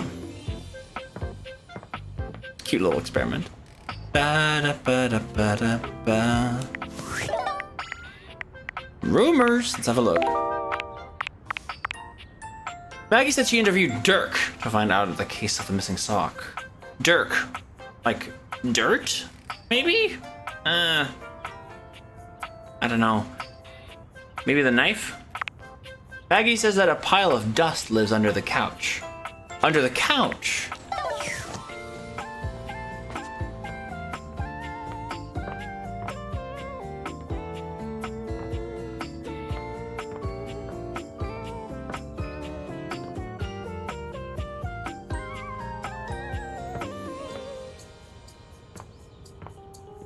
Under the couch.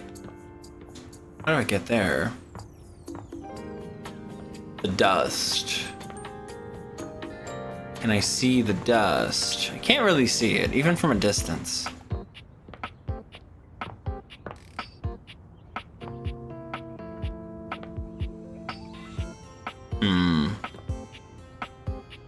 Ba-da-ba-da-ba-ba-ba. The crouch doesn't go down very far. Ba-ba-da-da-da-da-da-da.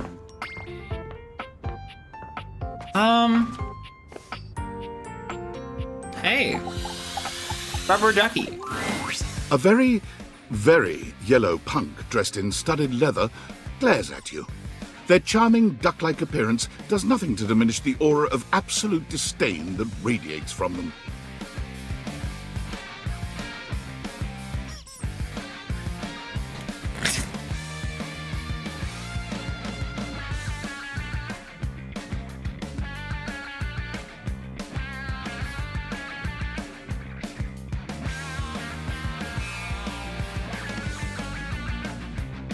Inflatable. I feel like rubber duckies are a bit too tough to be inflatable, but I guess that's air in them.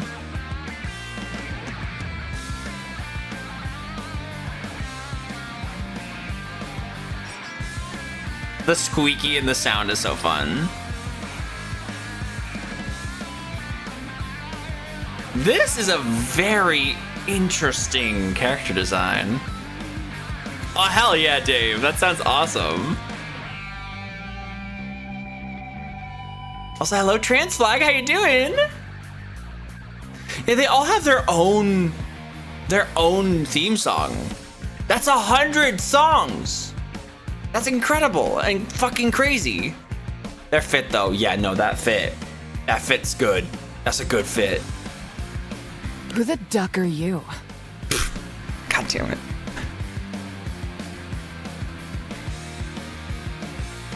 I live here. The bathroom? No, sorry. I live in the house.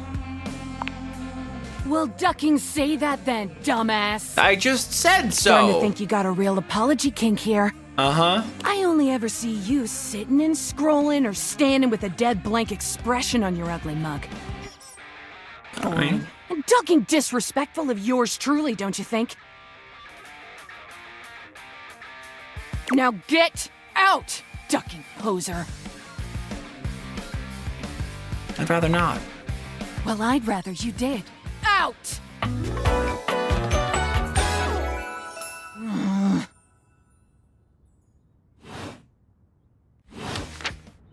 Well, all right then. Bye. Sorry, Dorian. My trophies. Bit rude. we didn't really get to have a chance to do anything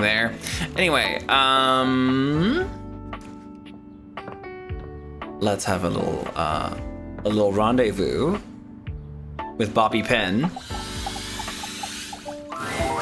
For the last time, I don't have games on my computer. Oh, she's from Valdivian. Oh shit, a Valdivian computer. I can literally see a game right there on the desktop. Well, that's for me, not you. God damn.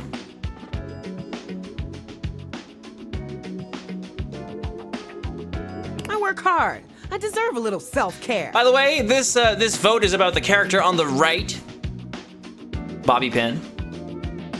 Yeah, the D20 on the desk. Yes, we've already done him. We can talk to him again, but he already loves us from our D&D game. Mama needs to play a little arachnid old maid every now and then to soothe her nerves. Hey, I got nerves that need soothing too. From what? Pretending to run a criminal empire? I'm not pretending. This is legitimate. Sure, kid, sure. Oh, look, your friend is here. God.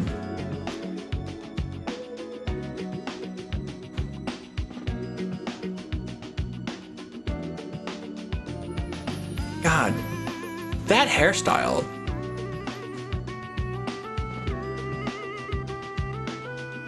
I've not seen that much on a woman, but she's fucking rocking it.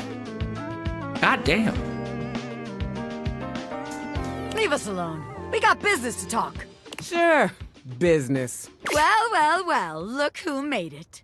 Welcome to the potential future home of the Pin family's crime paradise. Oh my gosh, Bobby. My office? Open your mind, baby. Criminal enterprises are way more than a guy in a trench coat selling you stuff in an alley.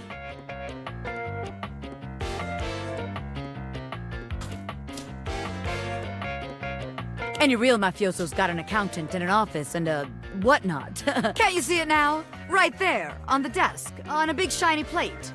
Robert Bobby Pin.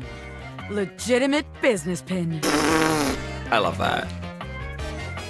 Robert Bobby Pin.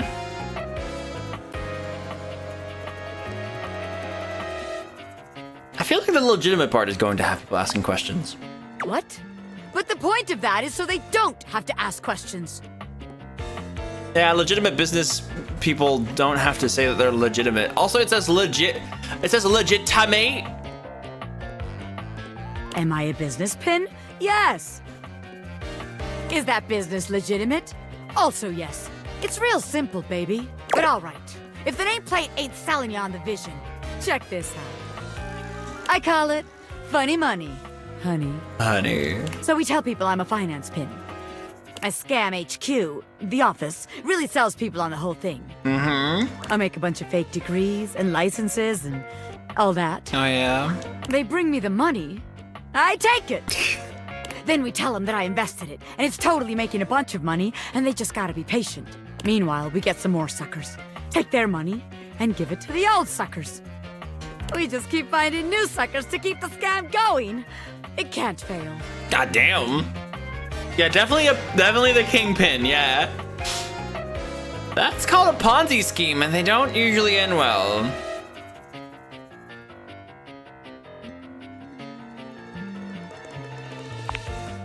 What?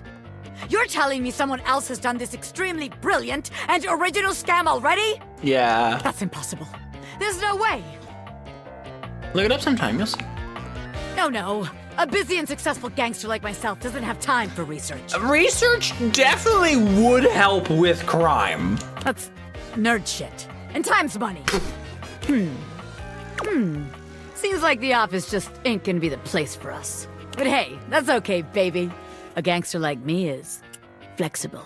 Hell yeah. So here's your hint for our next potential location. Darkness. Scary. Potentially completely locked. Spiders. Oh no, up in the fucking... No! Get out, baby. Up in the attic? Wait. If she's a bobby pin. Or they, sorry. If they're a bobby pin. Did they open it? Aw, come on!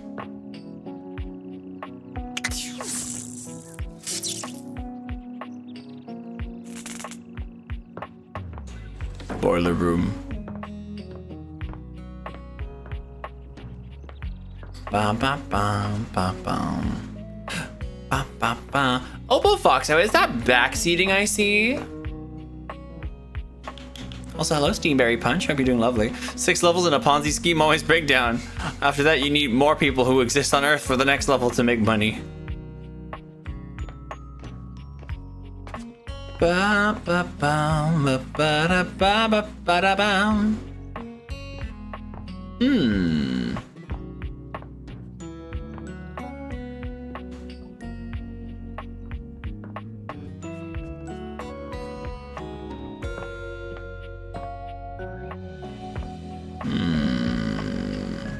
The remote control. Might just be the TV. It takes you a moment to realize that there is not, in fact, a test of the emergency broadcast system standing in your living room, though the colorful figure standing across from you certainly bears a striking similarity to that TV classic. Oh my god. He looks loud. like his outfit is loud. It's cool though. I'll make sure to not go any further while on break.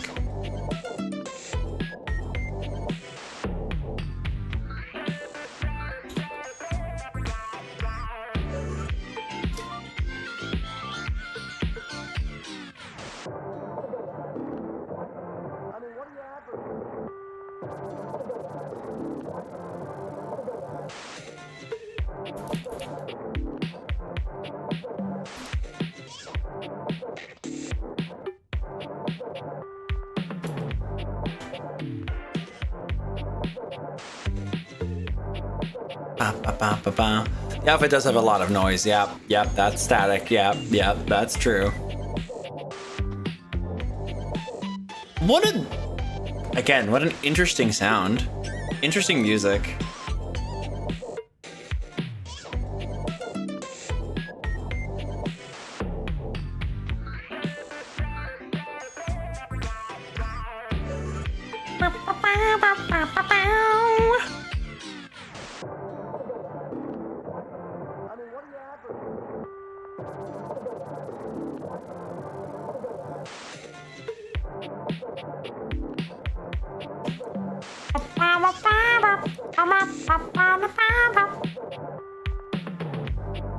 Just a couple of seconds.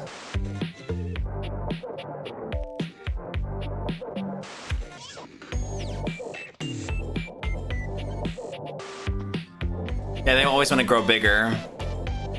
You can't have infinitely growing wealth. Let's not Rocket Mayonnaise, let's not use that S word. That's not a great word, but it's going well.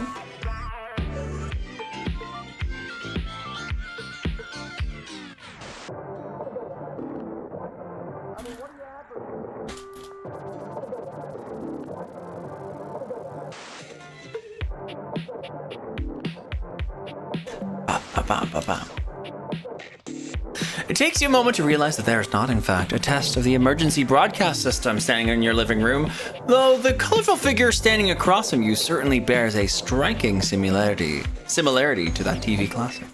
Even before they speak, you can feel a frenetic energy in the air, like someone switching between channels at high speed. It is indeed a lot. Yo, yo, yo! Woo! He's loud. Oh yeah, it's a lot of fun, yeah. Yeah. No, I like to things like schizophrenia and like other kind of like mental conditions, mental health conditions. Yeah, I'd like to take those seriously. That's why. It's all good.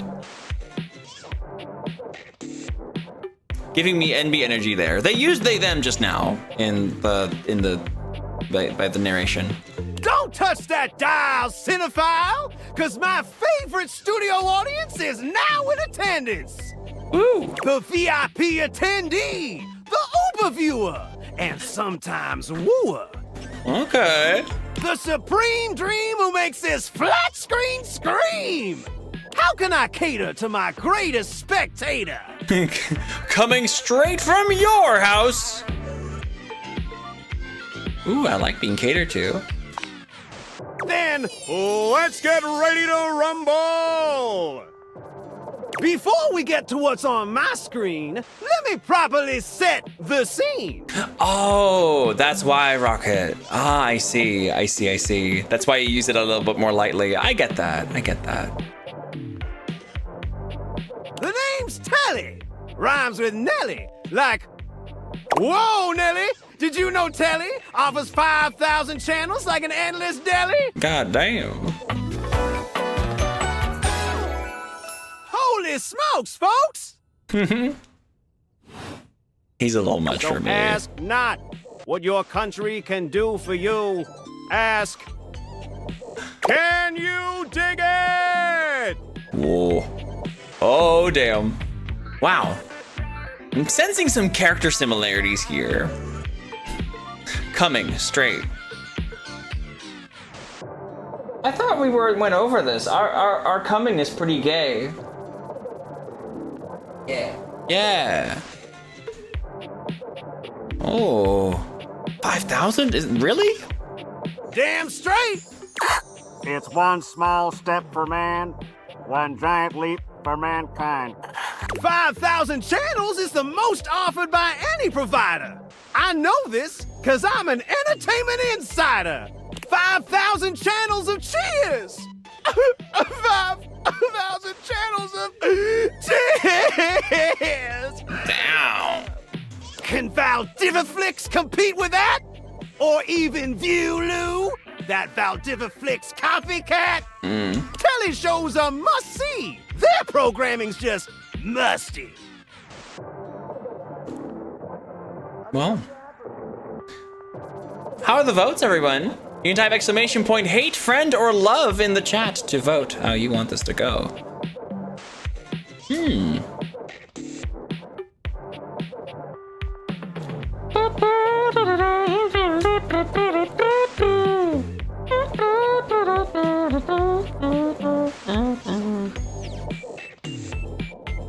How's your pricing? Prohibitively expensive. Oh. Sounds typical. Can't fault a TV for trying. Anyway, since you're here, my dear, why don't you just kick back and recline? Unwind from the grind and free your mind with 120,000 hours of programming combined. That's a lot. That's 24 times those 5,000. View that queue till you go blind.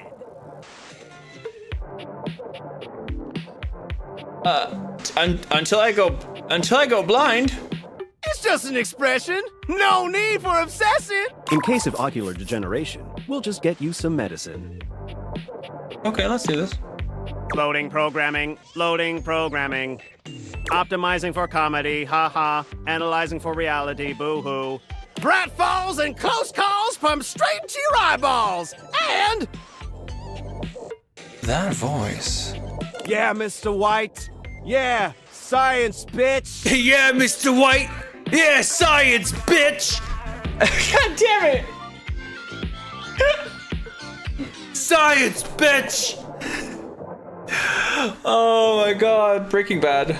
I've never watched Breaking Bad, but I do know Jesse 2 and the Pinkman. I found 15,000 shows you wouldn't oppose. So what genre can I impose on you with my flawless flows?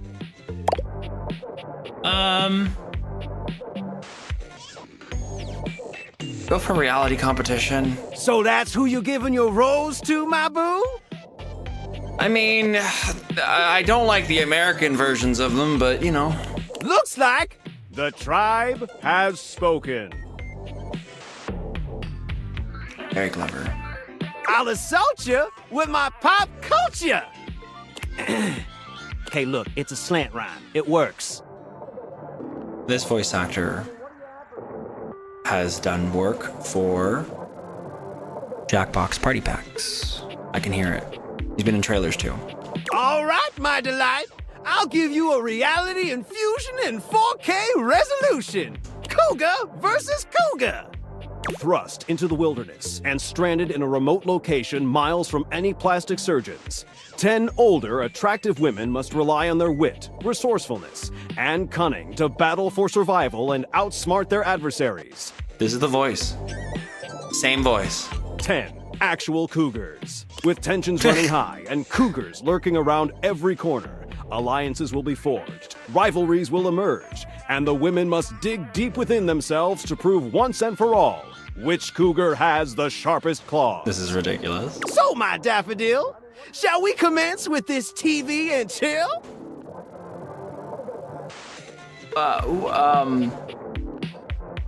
What rhymes with yes? Pretty good. Let's relax with some snacks while we await the climax and don't. What's up? I had this pre-planned and my schedule was unassailable. But that show's not on demand, so the episode's not available. Oh, not on demand, but Valdiviflix has everything on demand. Yeah, if you like eating trash, you idiot! Sorry, don't want to be rude. Okay. But dude, Valdiviflix shows are like a sack of crap barbecue! Okay, fair enough. I guess that's true. Damn straight, soulmate! But enough pros about that crap hose they need to This one is flip-flopping between like hate and love. What the heck? I've got 15,000 other shows I've yet to disclose. So what genre can I impose on you with my flawless flows? Home renovation. Time for some narration elation about home renovation. Allons-y. Oh, you've redecorated. I don't like it. From the creators of Home is Where We Buried Grandma and Festive Infestations comes... Allons-y, Alonzo! Balls to the Walls, a thrilling home renovation series where each episode follows the demolition of a different home using wrecking balls as the primary tool of destruction. Sweetie, that was like one of the best Doctor Who moments, wasn't it? Like where David Tennant meets Alonzo and he goes, "Oh no way." Yeah. I've always wanted to say this. Allons-y, Alonzo. It's good shit.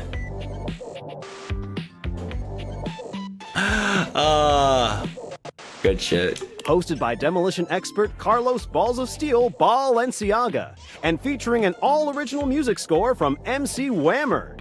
No home is safe from the swinging force of Balls to the Walls. I do love Doctor Who. I've not watched the latest season yet. I definitely skipped the Jodie Whittaker stuff. Wasn't that good. I tried a few episodes and yeah. Not Jodie's fault. Just the head writer. Yeah. Oh, Chuchi's been great. Yeah, no. There's definitely weird shit with like some of it. I feel like the show is definitely like a bit more happy-go-lucky in a way. It had some good existential dread as well, but things feel like they've been a bit more self-contained within episodes. I don't know. I haven't seen the latest season yet. Maybe that one gets better. But it feels like they specifically keep the main characters very happy, smiley, unproblematic.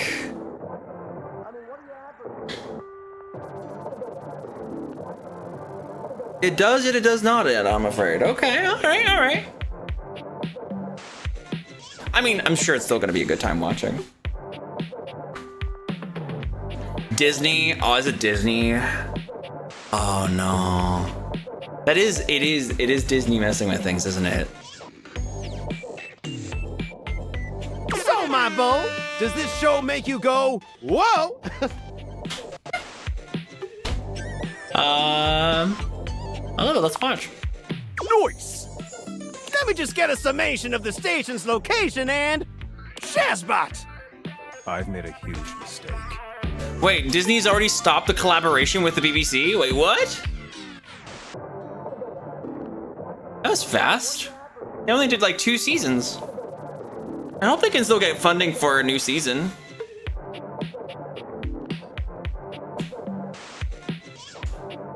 What's wrong? That show I promised you we'd view just moved to VTuber for more revenue, boo. Yeah, no, it like Doctor Who's like their special little thing. Like it definitely went away for a while until until the modern series started. But at this point, yeah, it's hard to think it going away.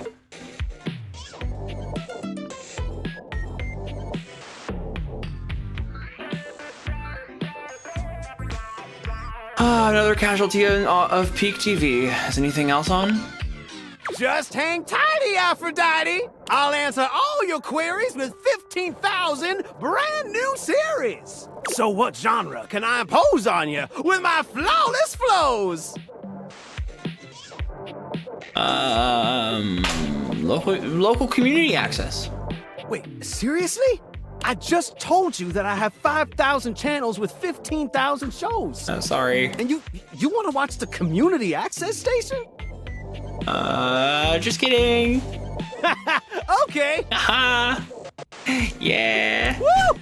You really had me worried there. Yeah, I really did have you worried. I was like 30 seconds from having you committed. So what genre can I impose on you with my flawless flows? Well, maybe I should just go. Makes sense, makes sense. Just, one more thing. What's up? Look, I don't want to cry, but I gotta know. It's not because you prefer VTuber, right? Because that'd be a huge blow to my ego. Oh, I absolutely prefer Valdiviflix. It's only $99 per month.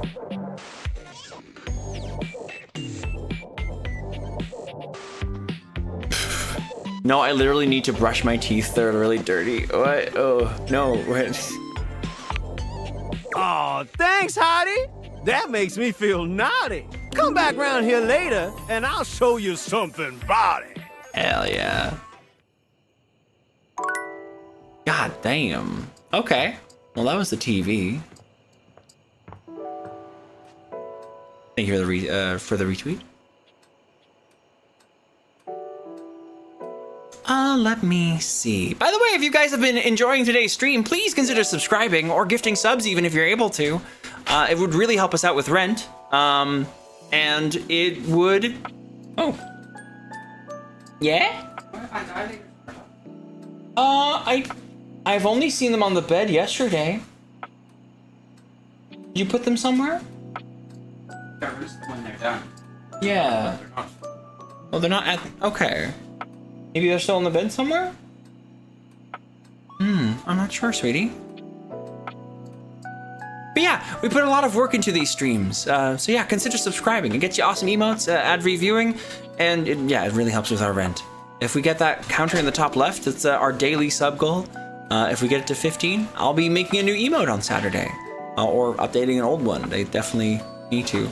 I will be heading out this weekend though. So like the Saturday stream might actually not be on Saturday, but instead on Friday or Sunday. I don't know. But yeah.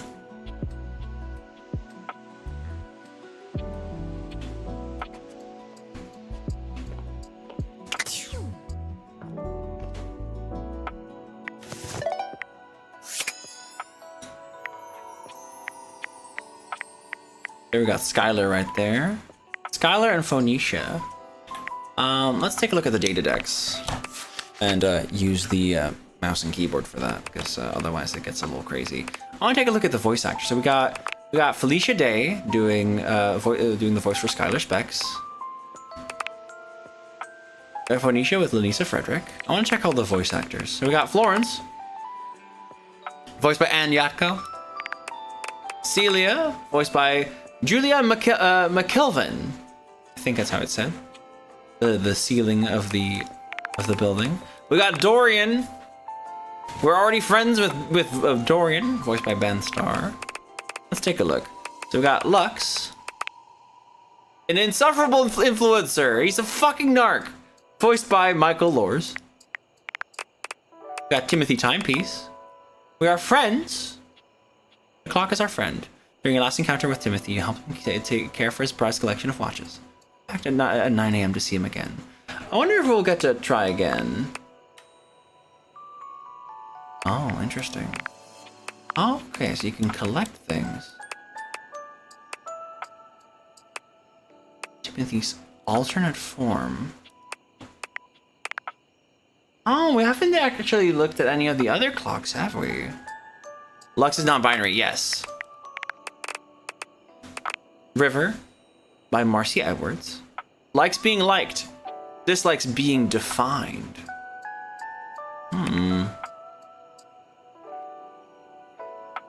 Felicia Day, she's amazing in Dr. Horrible's sing-along blog. Oh my gosh.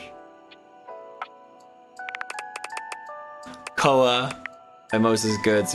Koa was a great one. Telly. Voiced by Isaac Robinson Smith. Okay, let's actually look at his credits. Let's see. Isaac Robinson Smith. That's good shit.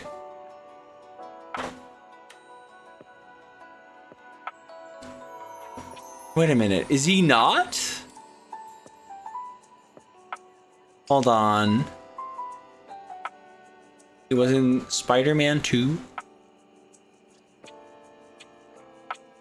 Hey, maybe I was wrong. That voice absolutely sounds like it could be the voice actor for some of the Jackbox Party Pack like trailers and games.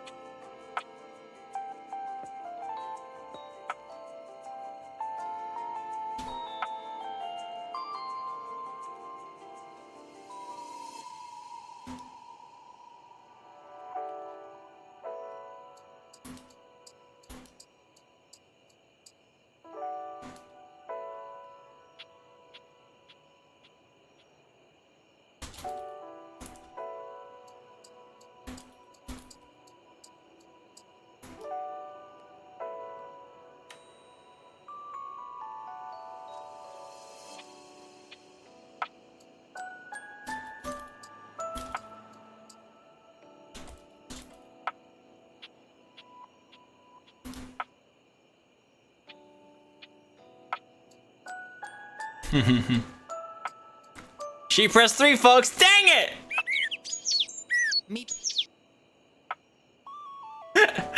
Oh, that's funny. Yeah. Oh no, I've typed :3 somewhere. Or maybe it was a like less than 3. I don't actually remember. Let's see. Reloading, looting, corridors, scraps, upholder, Celine. Dislike Celine? Ah, keys. By Joy Ofodu. Gosh. Yeah, she was from Nigeria. Was it Nigeria? Or was it? It was Nigeria, right? That voice actress was from? Or no, Namibia. Dang it, I'm getting them confused. That's not good.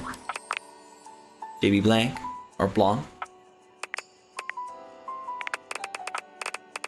Got Freddy Yeti, voiced by Fred Tanasciore. Celso the Hound, thank you for the heckin' raid. How you doing? I hope you're doing lovely. Nigerian, yes. Okay, yeah. We Googled it yesterday too. Yeah, absolutely lovely.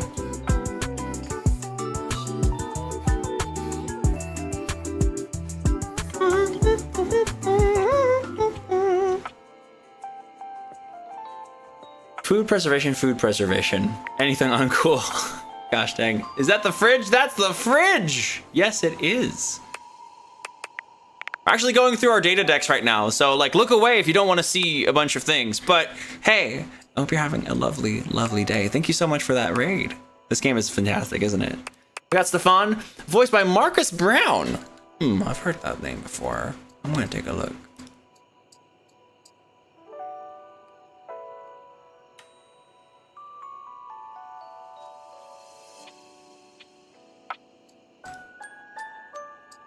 Someone is being very cute in DMs right now.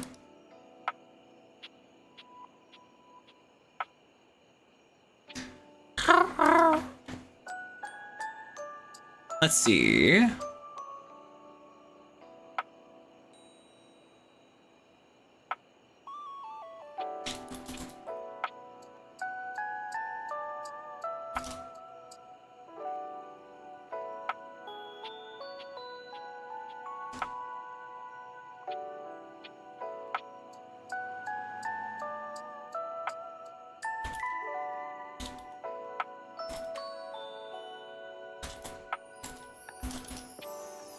Ba-da-ba-bam-bam. I typed a 3 again. Hee hee.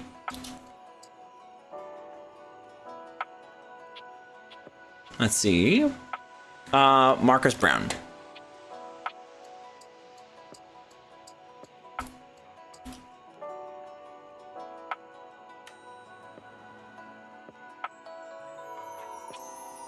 Oh, okay. Animal Kingdom. Barry, Dead to Me, Shameless.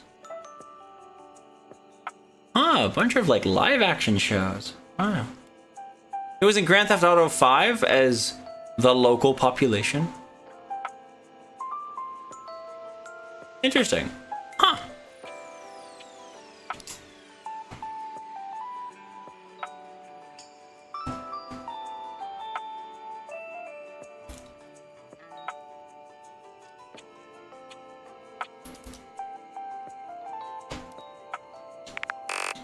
Oh shit, I can't use the I have to use the keyboard and mouse. Last time you saw her, you and Miranda talked about relationships and songwriting. Yeah, voiced by Christina V. Lovely. We got Cam, voiced by Adam MacArthur. Yeah, he's trash. Likes trash. Dislikes whatever this game is. That's funny. We got Jean-Loup Pissoir, voiced by Max Middleman. I called it. I fucking called it. You can try doing a French accent, but I can still call his name. I can still call that it's his fucking voice. Good old Ryuji from Persona 5. And many more. Oh, I'm still blushing. Dang it. Hold on. Let me fix that on my... There we go.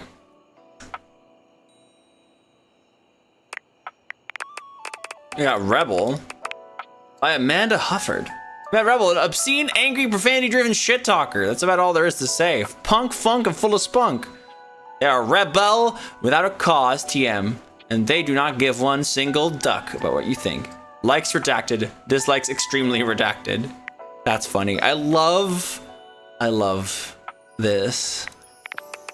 Got Barry Styles, voiced by Nick Wolfhard, written by Stephanie Sterling. That's really fucking cool. Love him. Love him. Gosh, look at all this. Whoa, hey, that's cool.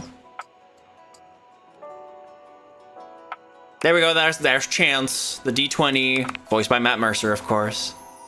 We already love him. Amanda Hufford is one of the voices on The Amazing Digital Circus? Oh, heck yeah!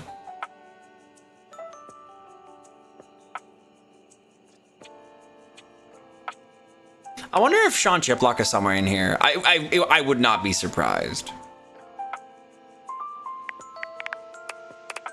We got Maggie, voiced by Ali Hillis. Bookish, sophisticated mystery hound. She's been fun. She's been very fun. We got Betty, voiced by Mela Lee. Oh, Betty is so good. Fuck. Deanna's, yeah, Erica Harlacher. That's a fun one. She's a little, crazy. Teddy, voiced by Charlie West. Gosh, love it. Bedtime has come for you. Have a good bedtime. Have a good snooze. Carolina Ravassa. She's going up to the cellar. Or attic? Attic. Not cellar. Cellar is... I always get confused because like you have the basement but also the cellar. But the cellar is also down below. It's like... Have a good one, Dave! Gosh, what a fun game. We have one charge left. Where shall we use it? You're gonna be lurking. You gotta get supper ready. All right, everybody. I want to see your suggestions. Whom shall we talk to? We've already talked to the bed. That's not gonna happen again today. You're curious about the air vents, are you?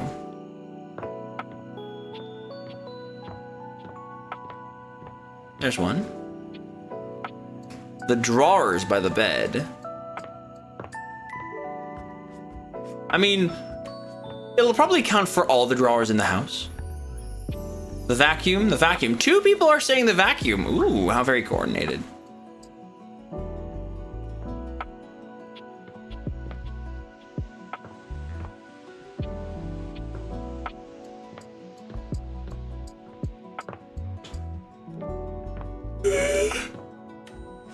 Ooh. Come on, everybody's saying the bathtub, also upstairs. Okay, okay.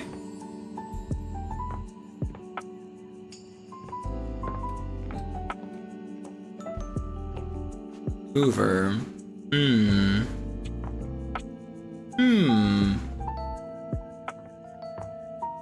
The fireplace. The fireplace could be cool. Ooh, the microwave though. Or we got this as well. Hey, that's fun. Also, hey. Oh, we can't open the door. A turntable. Yeah, it's a record player.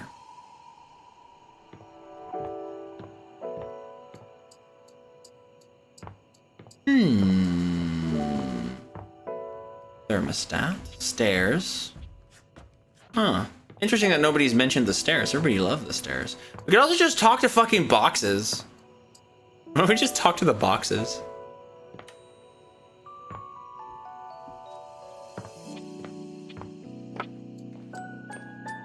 Only 2 genders? Wait, what? Yours and mine? That's a very alternate intro to the Kingdom Hearts 2.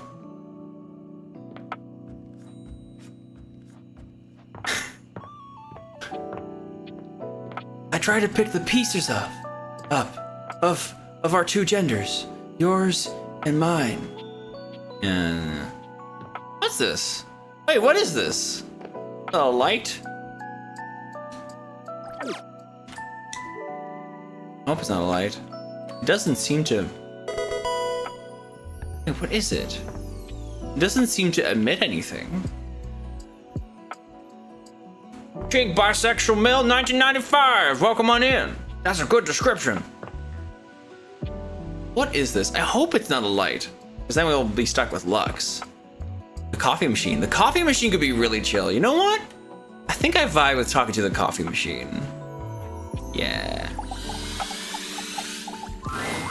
A charming barista grinds coffee in your kitchen, working so busily she doesn't even seem to notice you. You stand there for a good few minutes before she spies you, startled out of her intense focus. There's only 2 genders. There's male and Troglothor, the destroyer of all worlds. Yeah, you're so right. Hi, Stormy. How you doing? Can I get a shout out for Stormy, please? If Breeze were a blue jay, they'd be a blue gay. Oh my god. That's so true. Also, this lovely lady is so cute. Hello? Oh, hi there. Welcome to Roofbox, the home of all your coffee needs. Oh, trans girl. Hi. I'm Kopi, happy to help. Hi, Kopi. G'day. G'day.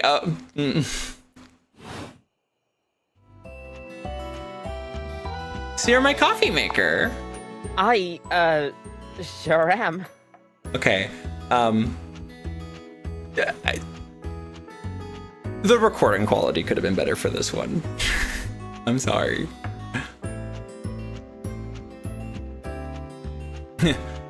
Wait, is she trans or is she Australian? What could it be? Here to make your day just a little bit brighter with a touch of coffee. Gosh, that never gets any less awkward to say. What can I get for you today? A latte. Sure thing. One latte coming right up. Kopi gets to work, grinding and pouring and mixing with an impressive speed. You're both of those two things? Oh, okay. And voila! One latte just for you. Hope you like it. Is there anything you'd like to know about the latte? Why is it called a latte? Well, that's the Italian word for milk. It sure is. If you're in Italy, you have to order it as a cafe latte. Cafe latte. Otherwise, they'll literally just give you a glass of milk. This is true. That's awkward. It's language. Right? I don't think my nerves could handle being handed a glass of milk like that. Oh my god. She shudders violently. She's cute. We'll see you next time. Oh, that was it? Oh. Oh, I actually get to drink a cup of coffee this time. That's new.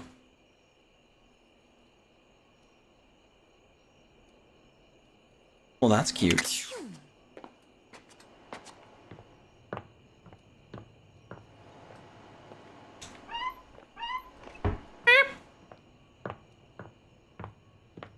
She was cute.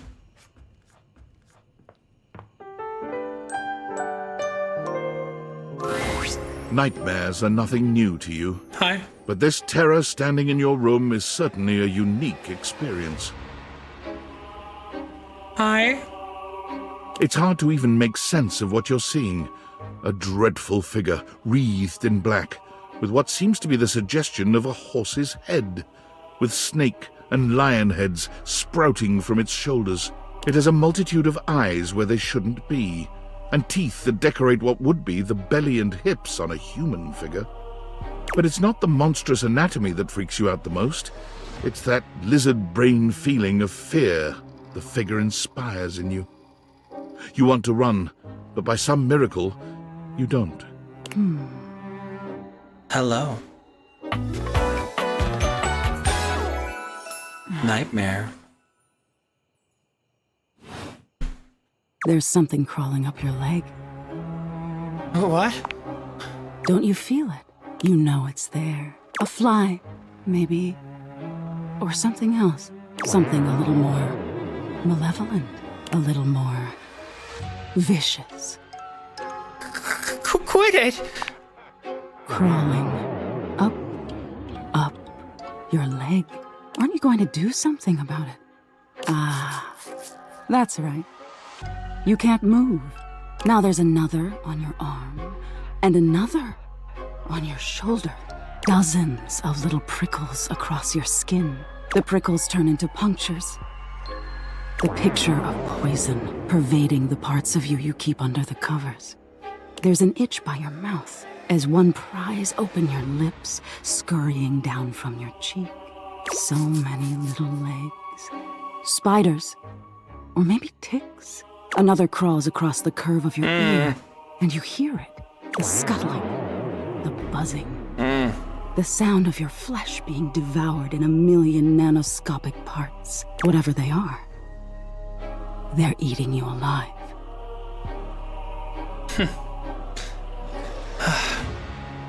You think I'm afraid of bugs? Nice try. Trying to put up a tough front, huh? No matter. I'll find out what scares you. Doubt it. In any case, it was simply delightful to meet you. So you're just a nightmare? It's not very clever. And neither are you. Until next time. Wait, how can I see you again? You'll see me sooner or later. But if you want it to happen sooner, they say coffee at midnight is a good way to invite the darkness in. Oh. Oh, that's clever. Sleep with one eye open.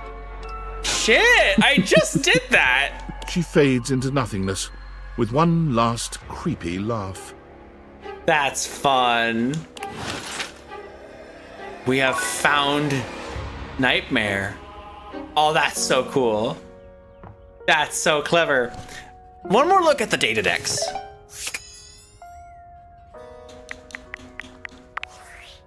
we just got a couple more characters. Just 2. A Kopi.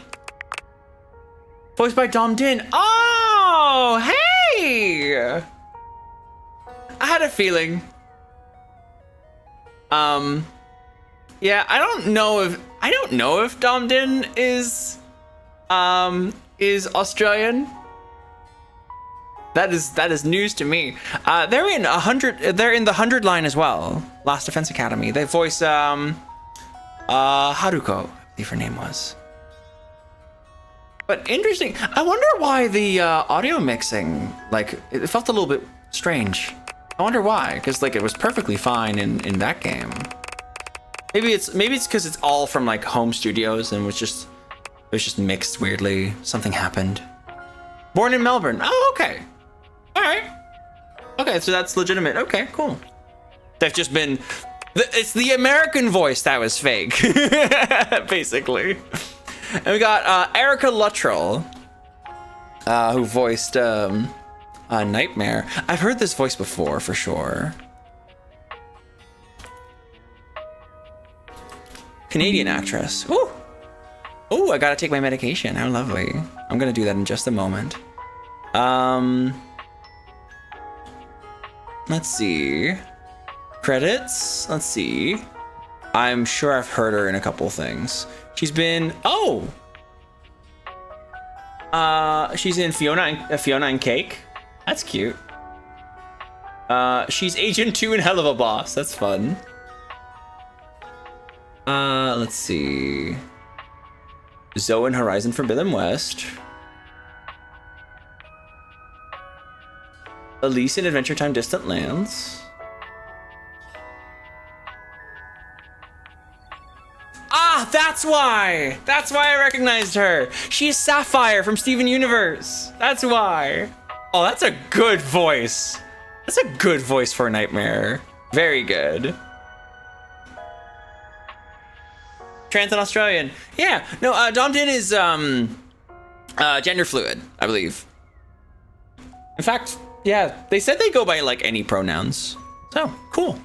Anyway, I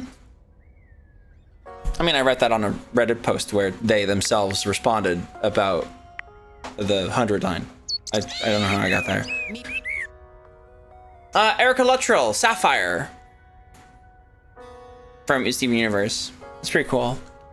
Anyways, thank you all so much for watching. I'm gonna be, oh, my peak is moved. There we go, yes. I am gonna be signing off. Thank you all so much for watching. Tomorrow, Deltarune tomorrow. Make sure to be here. We're gonna try our best to do it again. If Foxy is struggling again, we may have to move it to next week. But I think with how much sleep you've gotten, we may be able to do it. Right, sweetie? Yeah, I think so. Yeah, we're gonna do our best. Deltarune tomorrow. Yes. Thank you so much. Hi, exactly. You've been here for a while, but I have not said hi to you yet. I'm silly. But yeah, thank you all so much for watching. Make sure to stick around to the end of the stream so you get some extra channel points for rating out. And I'll see you in a bit. I'll see you tomorrow. Yeah.